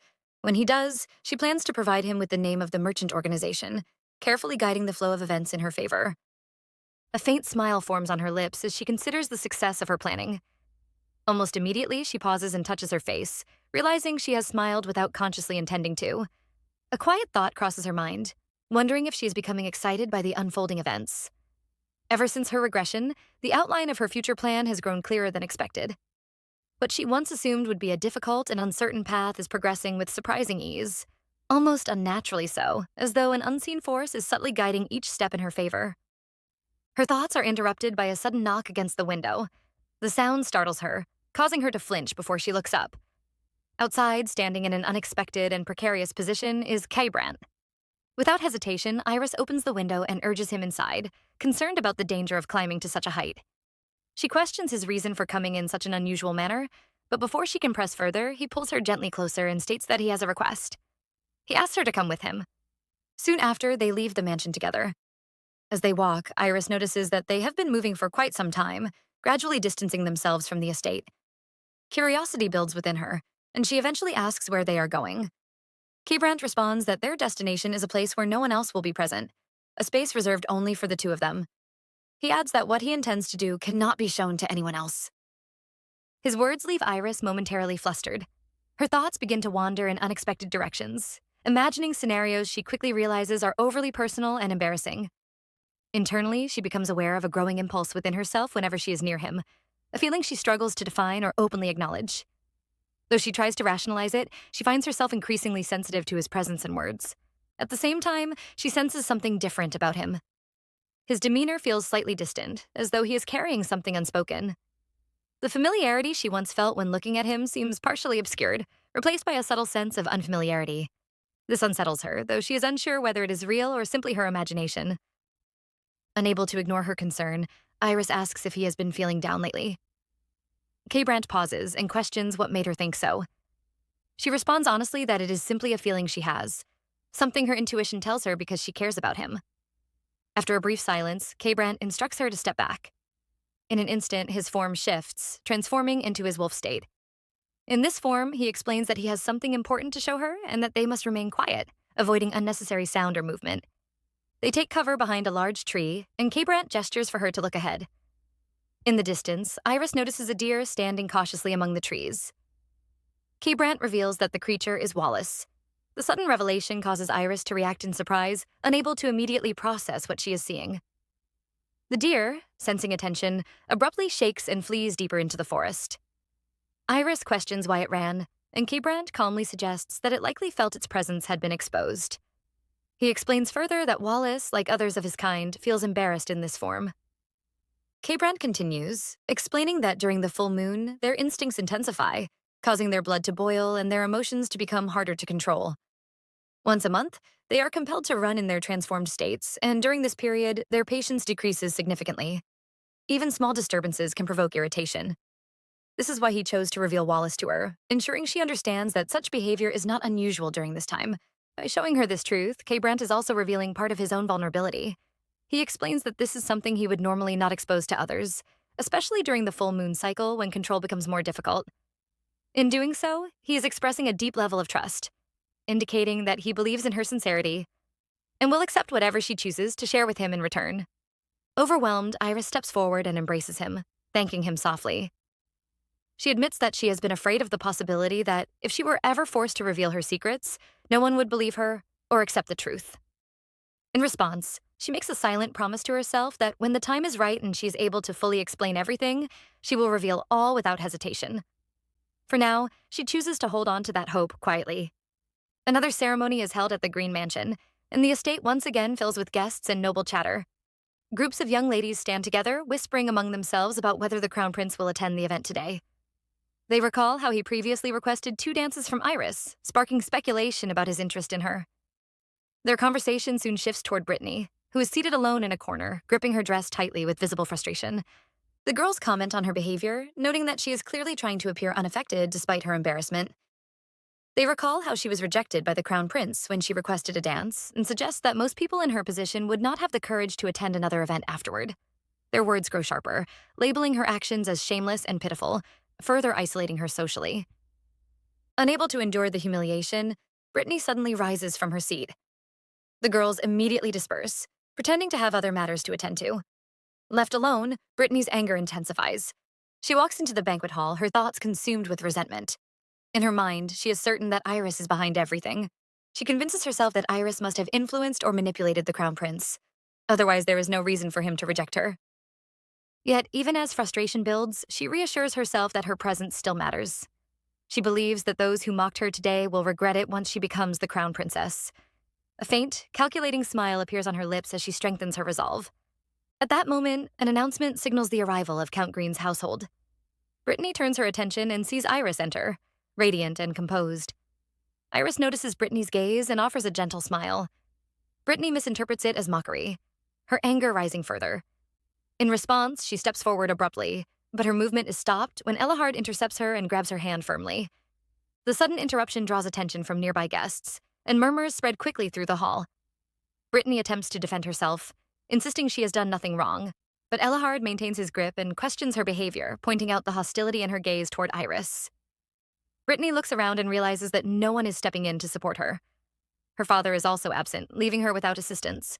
Attempting to regain control of the situation, she quickly changes her tone, claiming it is all a misunderstanding and that she only intended to compliment Iris on her appearance.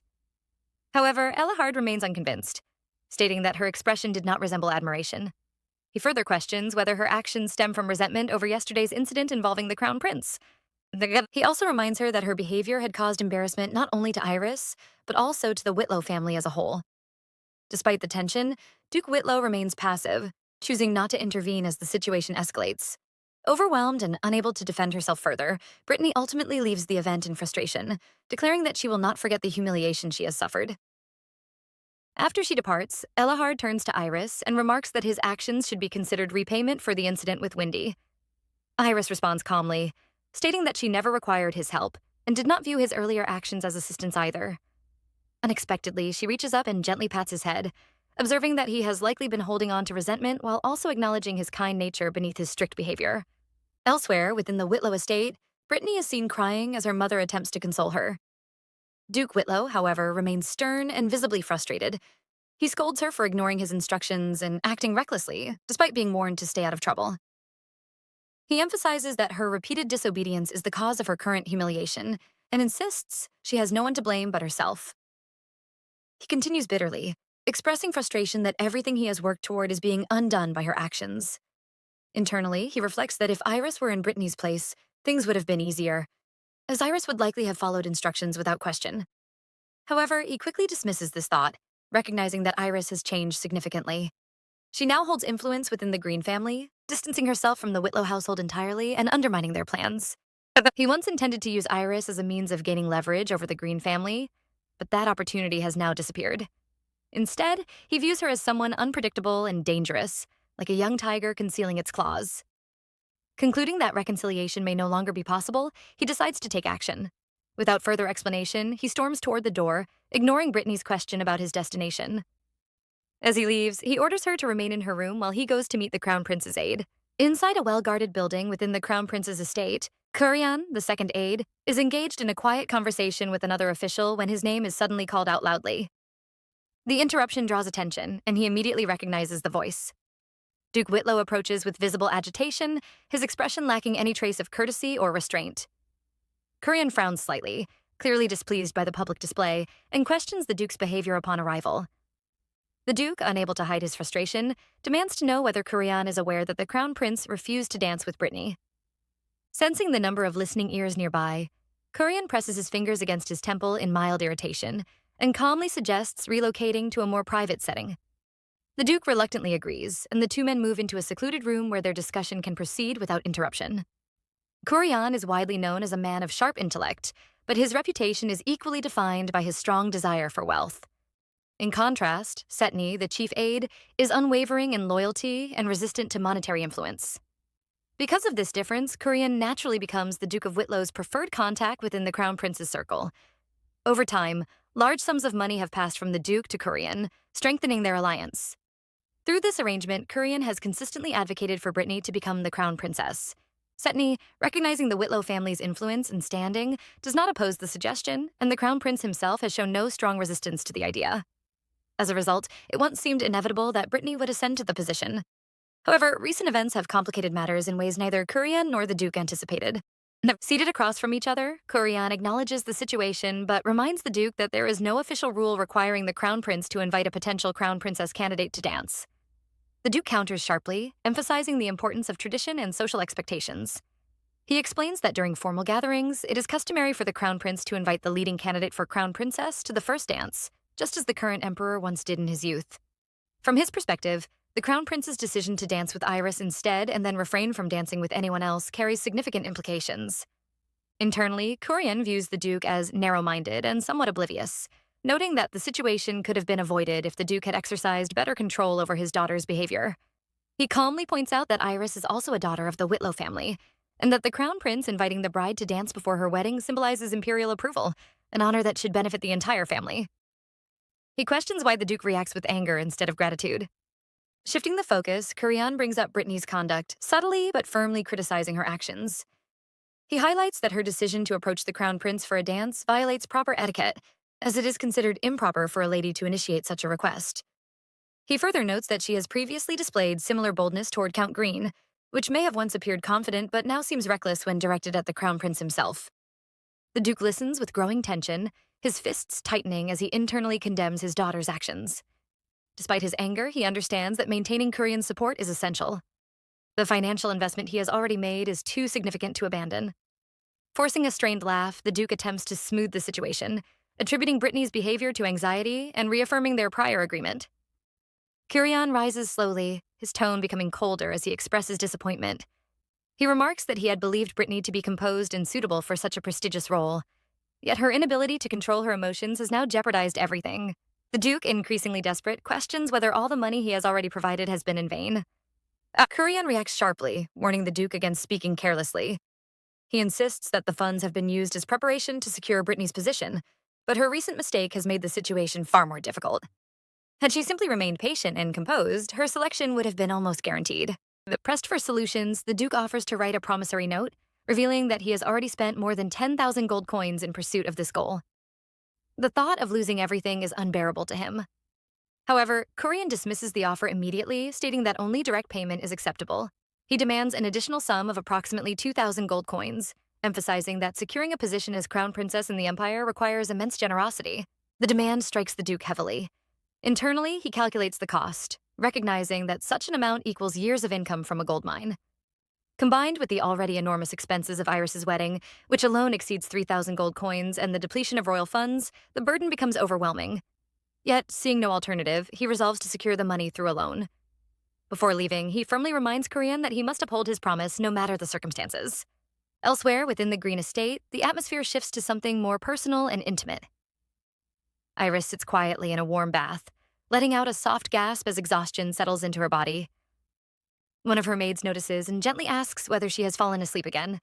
Iris admits her disbelief that there is still another day of events remaining, expressing how physically draining the continuous celebrations have been. The maid reassures her, reminding her that the wedding is finally approaching and that she only needs to endure a little longer. She offers Iris a plate of herbal medicine, urging her to maintain her strength. Iris, however, shows visible reluctance, clearly tired of the bitter remedies. Another maid briefly steps out of the room, leaving the first behind. Once alone, the remaining maid secretly produces a small meat sandwich and offers it to Iris. Grateful, Iris accepts it, her expression softening as she takes a bite. The maid then hesitates before bringing up something that has been on her mind. She reveals that she recently discovered traces of wolf fur in the corner of Iris's room. The statement catches Iris off guard, causing her to nearly choke on her food. The maid speculates innocently, suggesting that a wolf may have somehow entered through the window during ventilation, since no knights have reported sightings nearby. Iris quickly attempts to redirect the conversation, knowing full well that the fur belongs to Kebrant. Before she can fully respond, the maid suddenly becomes alert, sensing movement. Assuming it to be an intruder, she prepares to act, but the tension dissolves when Kebrant appears. The maid scolds him lightly for entering without warning, while he explains that he intended to surprise Iris and did not expect her to have company. With calm authority, he asks the maid to leave, assuring her that he will take over. Once they are alone, Kebrant approaches Iris and mentions that he has heard she has been falling asleep in the bath recently. Iris admits her exhaustion, explaining that the constant events have left her unable to eat properly. She describes the pain in her feet from prolonged use of high heels, along with swelling in her legs. Kebrant listens attentively and asks if the pain is severe. When she confirms it, he moves closer without hesitation. In a moment that catches her completely off guard, he steps into the bath with her. Iris's face flushes instantly at the sudden closeness, her composure slipping as she processes his actions. Calm and focused, Kebrant explains that if her legs are hurting, he will help relieve the pain himself. The scene opens with our male lead offering to massage her legs for her, his tone calm yet firm as he insists on taking care of her. But our girl resists, telling him that she can handle her own feet, though he disagrees immediately, pointing out that they are already in such a bad state because she failed to take proper care of them. She argues back that they are not that bad, refusing to admit any weakness. Yet he persists without hesitation as he gently lifts her off her feet, determined to take care of her. Especially since it is the day before their wedding. and as he begins to massage her feet, our girl slowly relaxes under his touch, her tension easing as she questions why he is so skilled at it, prompting him to explain that among trainee knights, those who are not used to the physical strain often suffer cramps in their feet, so he learned how to deal with such issues. He then admits that it must have been difficult for her to endure such pain and almost face their wedding day while still in agony, his voice carrying a hint of concern, before he adds teasingly that, even after all this, she still refuses to give him the honor of taking care of her, remarking that while her hands may be soft, her heart is quite petty.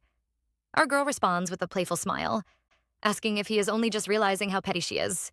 She jokes further, saying she might become known as the embodiment of pettiness in the Green Count house, perhaps even earning the title of Lady Pettiness. Makes our male lead laugh as he remarks that his subordinates would definitely enjoy hearing that. He continues the playful tone by asking if he should become even more petty by making sure to remove every bit of pain from her feet that night, while also advising her to apply ointment and wrap her feet in bandages before going to sleep. As the moment continues, our girl admits to herself that his massage feels incredibly good and soothing. Yet beyond the comfort, there is a strange sensation she cannot quite explain. She begins to wonder if her feet have always been this sensitive, though she does not want him to stop, leaving her caught in indecision, and at some point, a soft moan escapes her lips unintentionally, catching him off guard and causing her immediate embarrassment. She quickly tries to cover it up by pretending it was a reaction to pain, letting out a fake exclamation, prompting our male lead to apologize warmly and offer to call Elle or Sheena to assist her instead. But before he can continue, our girl calls his name, cutting him off mid-sentence. She pauses briefly before asking if he could stay with her for the night, her request surprising him as he gets up and sits beside her on the bed, seeking clarity on what she means while reassuring her that he is always by her side. She explains that she knows this, but whenever moments like this arise, he tends to run away, and he admits that he does so because he fears she might become scared of him. She then reminds him of what she said in the beginning, that she already knows everything. She confesses that while she was stubborn before and did feel a bit afraid of him, that fear is now completely gone, assuring him that she will never reject him. Hearing this, our male lead leans in and moves to kiss her lips. Yet just before their lips meet, he stops himself and withdraws, leaving her surprised by his sudden restraint. He then calls out to her, noting that Jen is perceptive and suggests that they save this moment for something even more passionate the next day. He leans closer once more, but instead places a gentle kiss on her forehead, keeping the moment tender rather than intense. And as the scene shifts, a bright day unfolds with clear skies and a warm, welcoming atmosphere. The wedding decorations are beautifully arranged, creating an elegant setting that draws admiration. As Britney observes the scene, she admits that everything looks splendid and beautiful, exactly what she would expect from Countess Nelanicus, whose work is widely known, yet her thoughts drift as she wonders whether the crown prince is supposed to officiate the ceremony. She grows slightly annoyed at how extravagant everything appears, reasoning that since her father instructed her to sit beside the crown prince, things must be going according to plan. She reflects that even if Iris boasts about the prince's presence, she alone will be the one to marry him unless something unexpected happens. Convincing herself that this is her winning moment, but her attention shifts to a carriage in front of her, causing her to question who could be inside, briefly considering if it could be Iris, though she quickly dismisses the thought, believing Iris would not do something so careless at her own wedding just then, and announcement interrupts her thoughts as the ceremony begins. The announcer introduces himself as Jamie Russell, declaring that he will host the ceremony. He announces that this is the day Count Keybrant Green and Countess Iris Green become one. He gestures toward the carriage and invites the guests to welcome the officiant who will bless the union. And at that very moment, the crown prince is thrown into shock and disbelief as the announcer reveals the identity of the officiant, welcoming His Holiness Pope Andries Gudelm, marking a dramatic turn in the atmosphere of the ceremony. A red cloak embroidered with gold rests on his shoulders, a crown that rises higher than the emperor's sights upon his head, as if declaring his closeness to God. Even the greatest emperor of any continent cannot summon the Pope at will, which makes his presence here even more astonishing. The guests are overwhelmed with shock at the sight of him, some wondering if they are trapped in a dream. The crown prince stands frozen in disbelief, unable to accept that His Holiness the Pope is truly present. Britney is equally shocked and clearly confused as she tries to process the situation. She notes to herself that he did not attend the imperial wedding and wonders why he would appear at a mere count's wedding instead. The Pope pays no attention to the tension circulating around him. He gently raises his arms toward the sky and offers to begin the ceremony with a prayer. He prays that the grace of God be upon Count and Countess Green as they unite in harmony. He adds that God's blessing should rest upon everyone attending the wedding of Count and Countess Green. He concludes with a final declaration for grace.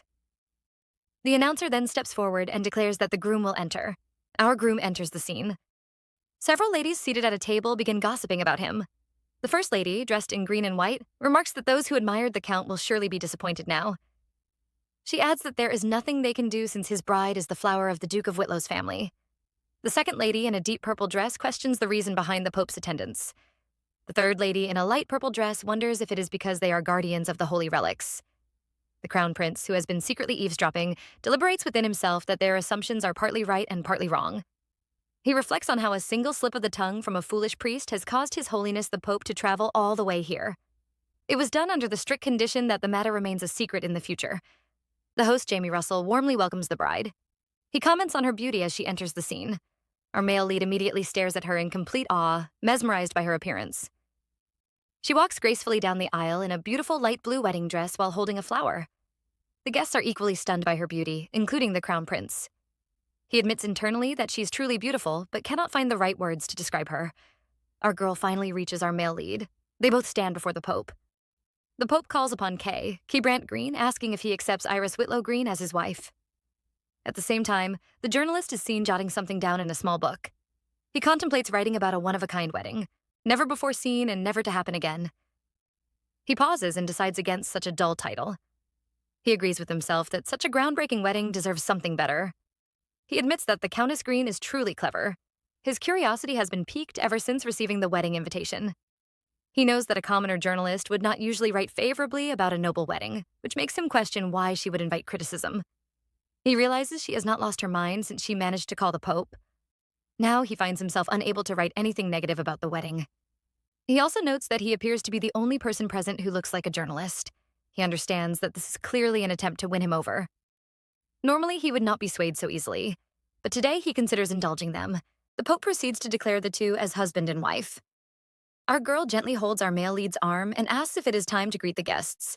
He responds by asking if she is tired. She admits that it feels as though they have just climbed a huge mountain, but there is still a long way to go. She then asks if His Holiness the Pope has already left. He confirms that the Pope has departed quickly. He suggests that the Pope must be a busy man and likely not pleased about being summoned. He then questions whether it is truly all right for them to greet the Duke of Whitlow's family. He notes how they have been glaring at her from the very beginning. She calmly responds that she had wondered whether they would leave early or not. She observes that they have clearly chosen to stay and show off. She adds that she does not mind. Suddenly, their attention is drawn to a small commotion nearby. Someone attempts to force his way into the ceremony, insisting that he has the right to be there. The person blocking him reminds him that he does not even have an invitation. The intruder spots our male lead and our girl not far away. He calls out to Kay and demands to know how he could do such a thing by not inviting him to his own wedding. Our girl becomes surprised that this man knows our male lead. She feels a strange sense of familiarity with his appearance, especially his red hair and red eyes. However, his current vibe feels completely different from what she remembers. Kay notices her confusion and explains that the man causing the disturbance is Milanus Piemondo, the Grand Duke. Our girl pales instantly as she realizes that the person before her is indeed Milanus Piemondo. In this life, he possesses a bright and beautiful appearance. In his previous life, he carried a dark and eerie aura. During battle, more than half of his face was burned. He lost an eye and his voice was damaged. He withdrew into his castle and became consumed by strange sorcery. Everyone feared him. She is even more shocked to see him now looking so neat and lively. She wonders what has changed. The Grand Duke expresses his frustration and calls the situation a serious problem. He questions again why our male lead failed to invite him. Kay attempts to respond calmly, but Milanus cuts him off mid-sentence. He shifts his attention to our girl and asks who the beautiful lady beside him is. He remarks that it is his first time seeing her. Lucira smiles nervously. Milanus casually tells her not to look at him so intensely. He explains that although he does not currently have a partner, he is actively trying to avoid romance. Our girl stares at him in complete disbelief, her mouth slightly open. Then realization strikes her. She remembers exactly who he is. The Grand Duke of Piemonte, who went through a divorce in less than 2 years. His ex-wife labeled him as an awful man, shaping his reputation. As the tension lingers, Kay calls out to him as Mill. He wraps his arm around our girl's waist and pulls her closer. He firmly states that considering the fact that today is his wedding, it should already be obvious who the woman standing beside him truly is. Mill stares at them with a confused look on his face. He asks if he is supposed to solve a riddle.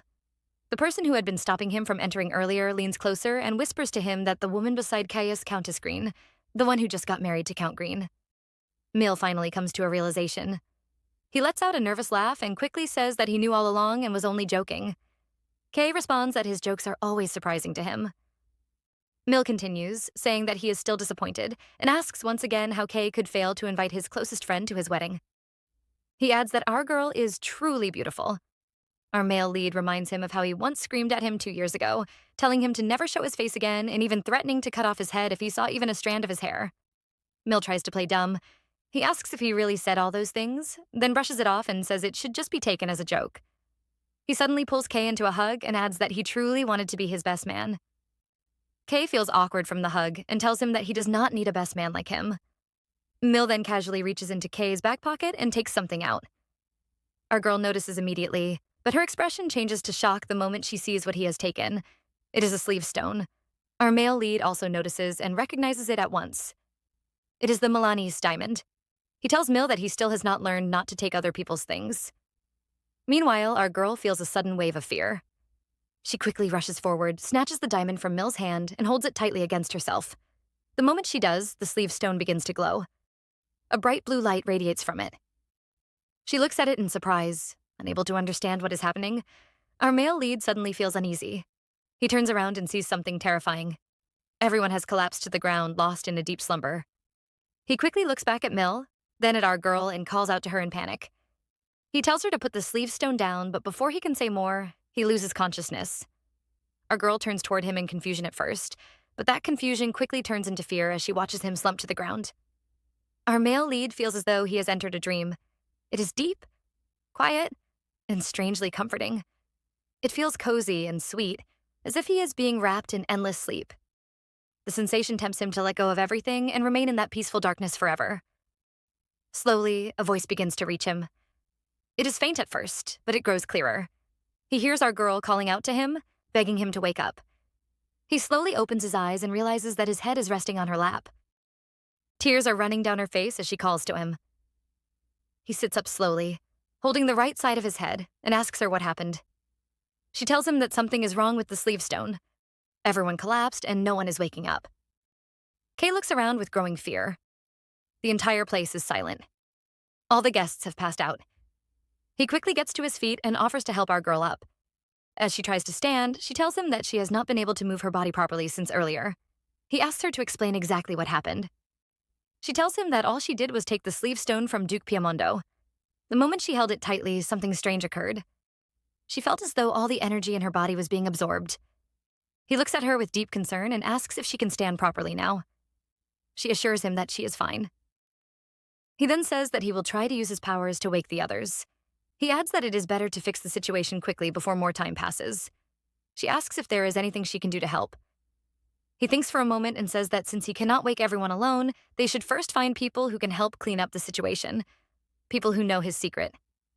Our male lead decides to wake Jamie first. He places his hand near him and begins to channel his power. As he does this, he notices that his strength is draining faster than expected. It takes longer than usual to awaken just one person. He has never seen a relic affect so many people so strongly before. After some time, Jamie slowly regains consciousness.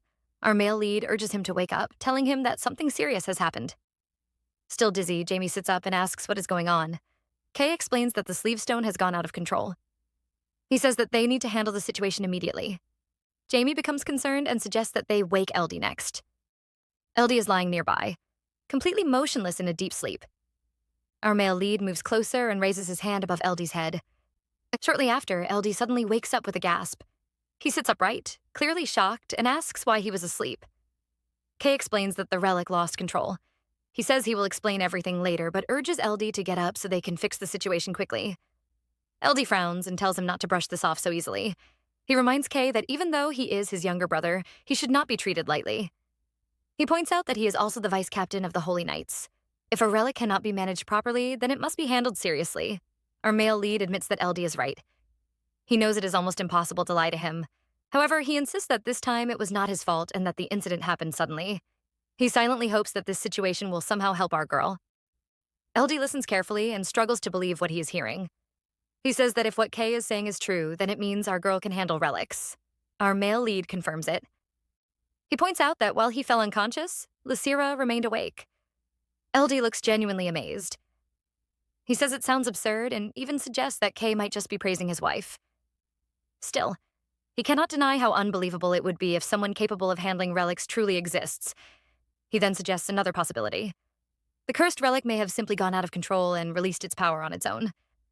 He adds that all the artifact handlers are missing. Our male lead shakes his head slightly and says that it does not matter what they believe right now.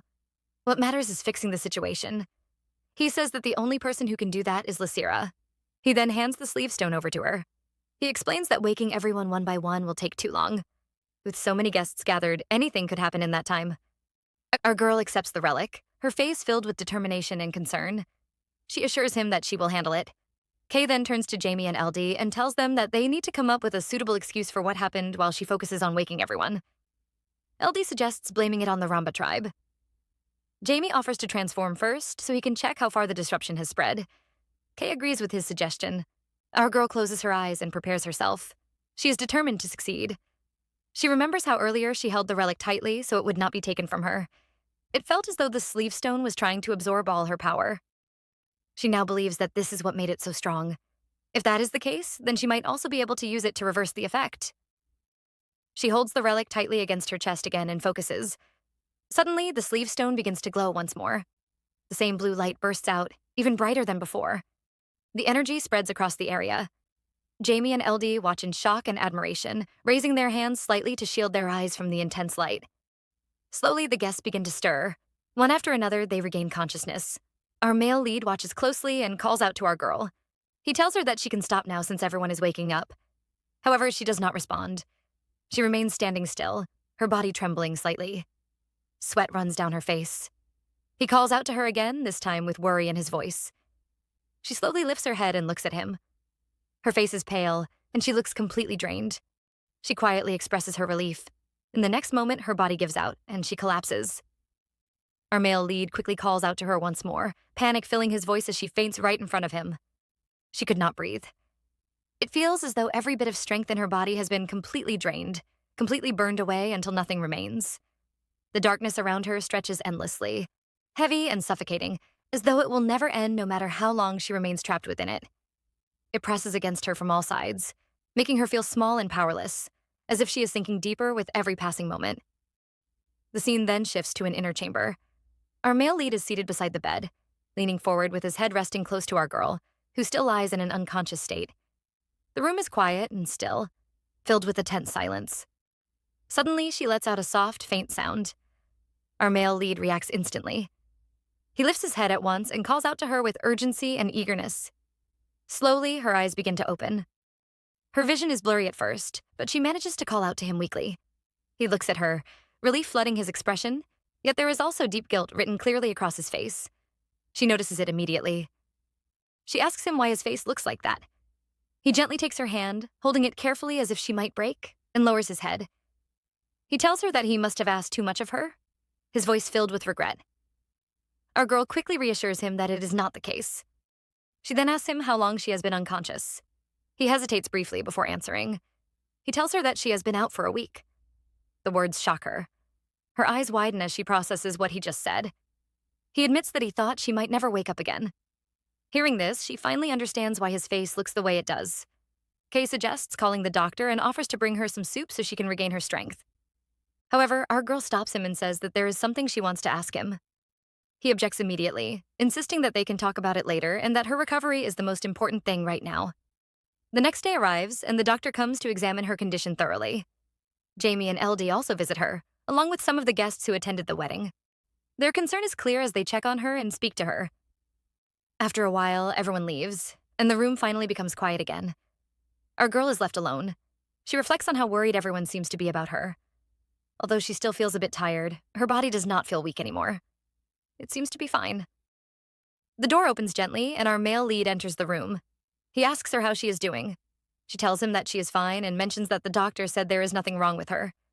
She also adds that she finished all the soup he brought. He feels relieved after hearing this. However, he already knows what she intends to do. Before she can sit up properly, he raises a finger and gently pokes her forehead, making her lie back down. He tells her that she should rest for the day. She complains softly, saying that she has questions she wants to ask. He tells her that she can listen while lying down. He begins to explain that he told everyone the incident was caused by the Ramba tribe. He goes into detail about them. The Ramba tribe lives deep within the southwestern jungle and possesses power comparable to a small nation. They have allied with the king of the Alatsuki kingdom, who seeks to claim the emperor's throne. Because of this alliance, they have been advancing north, aiming to invade the southern cities of the Gaviar Empire. As a result, the empire has already been on guard against them. According to the explanation he gave, the Ramba tribe used a cursed magic stone to put the city into a deep sleep in order to carry out their invasion. However, thanks to our male lead and his shadows, along with LD, who is immune to magic, they were able to stop the attack. Our girl listens carefully and then asks if people actually believe such a story. He tells her that everyone was confused, so they likely accepted it. He adds that when they declared they would subdue the Ramba tribe, the imperial family agreed. Even if there are doubts, it is easier for them to ignore it if it means removing a threat. He also explains that the deputy of the Holy Knight Order joined the subjugation because the incident affected his family. In such a situation, no one would argue openly. He further reassures her by mentioning that LD possesses mind control abilities, so she should not worry too much. He tells her that Jamie and LD left immediately after the incident to handle the tribe. He also mentions that Mill declared war on the Ramba tribe in a frenzy. Hearing all this, our girl feels a deep sadness. Even if the Ramba tribe is a threat, she cannot ignore the fact that all this happened because of her. She feels like she endangered many people and blamed those unrelated to the matter. The guilt weighs heavily on her. She apologizes to Kay. He looks at her in surprise and asks why she is apologizing, assuring her that it was an accident. She grips the bedsheets tightly and says she understands, but she cannot deny that everything happened because of her inexperience. She questions what would happen if she truly has the power to cause something like that again. Before she can continue, he gently places a finger on her lips and tells her to rest. He says he can hear her voice breaking. He pulls her into an embrace. She tries to protest, saying she still has questions, but he does not respond. He simply holds her quietly. She calls out to him again, but there is no reply. She realizes that he has fallen asleep while holding her. She looks slightly surprised and softly whispers that there will be another chance to talk later. Or so she thinks. The scene shifts again. Our girl is now walking with clear annoyance. She feels that our male lead is doing too much. Too much time has passed since their wedding, yet she has not had a proper chance to talk to him. Even though they share the same bed, she feels he has been avoiding her.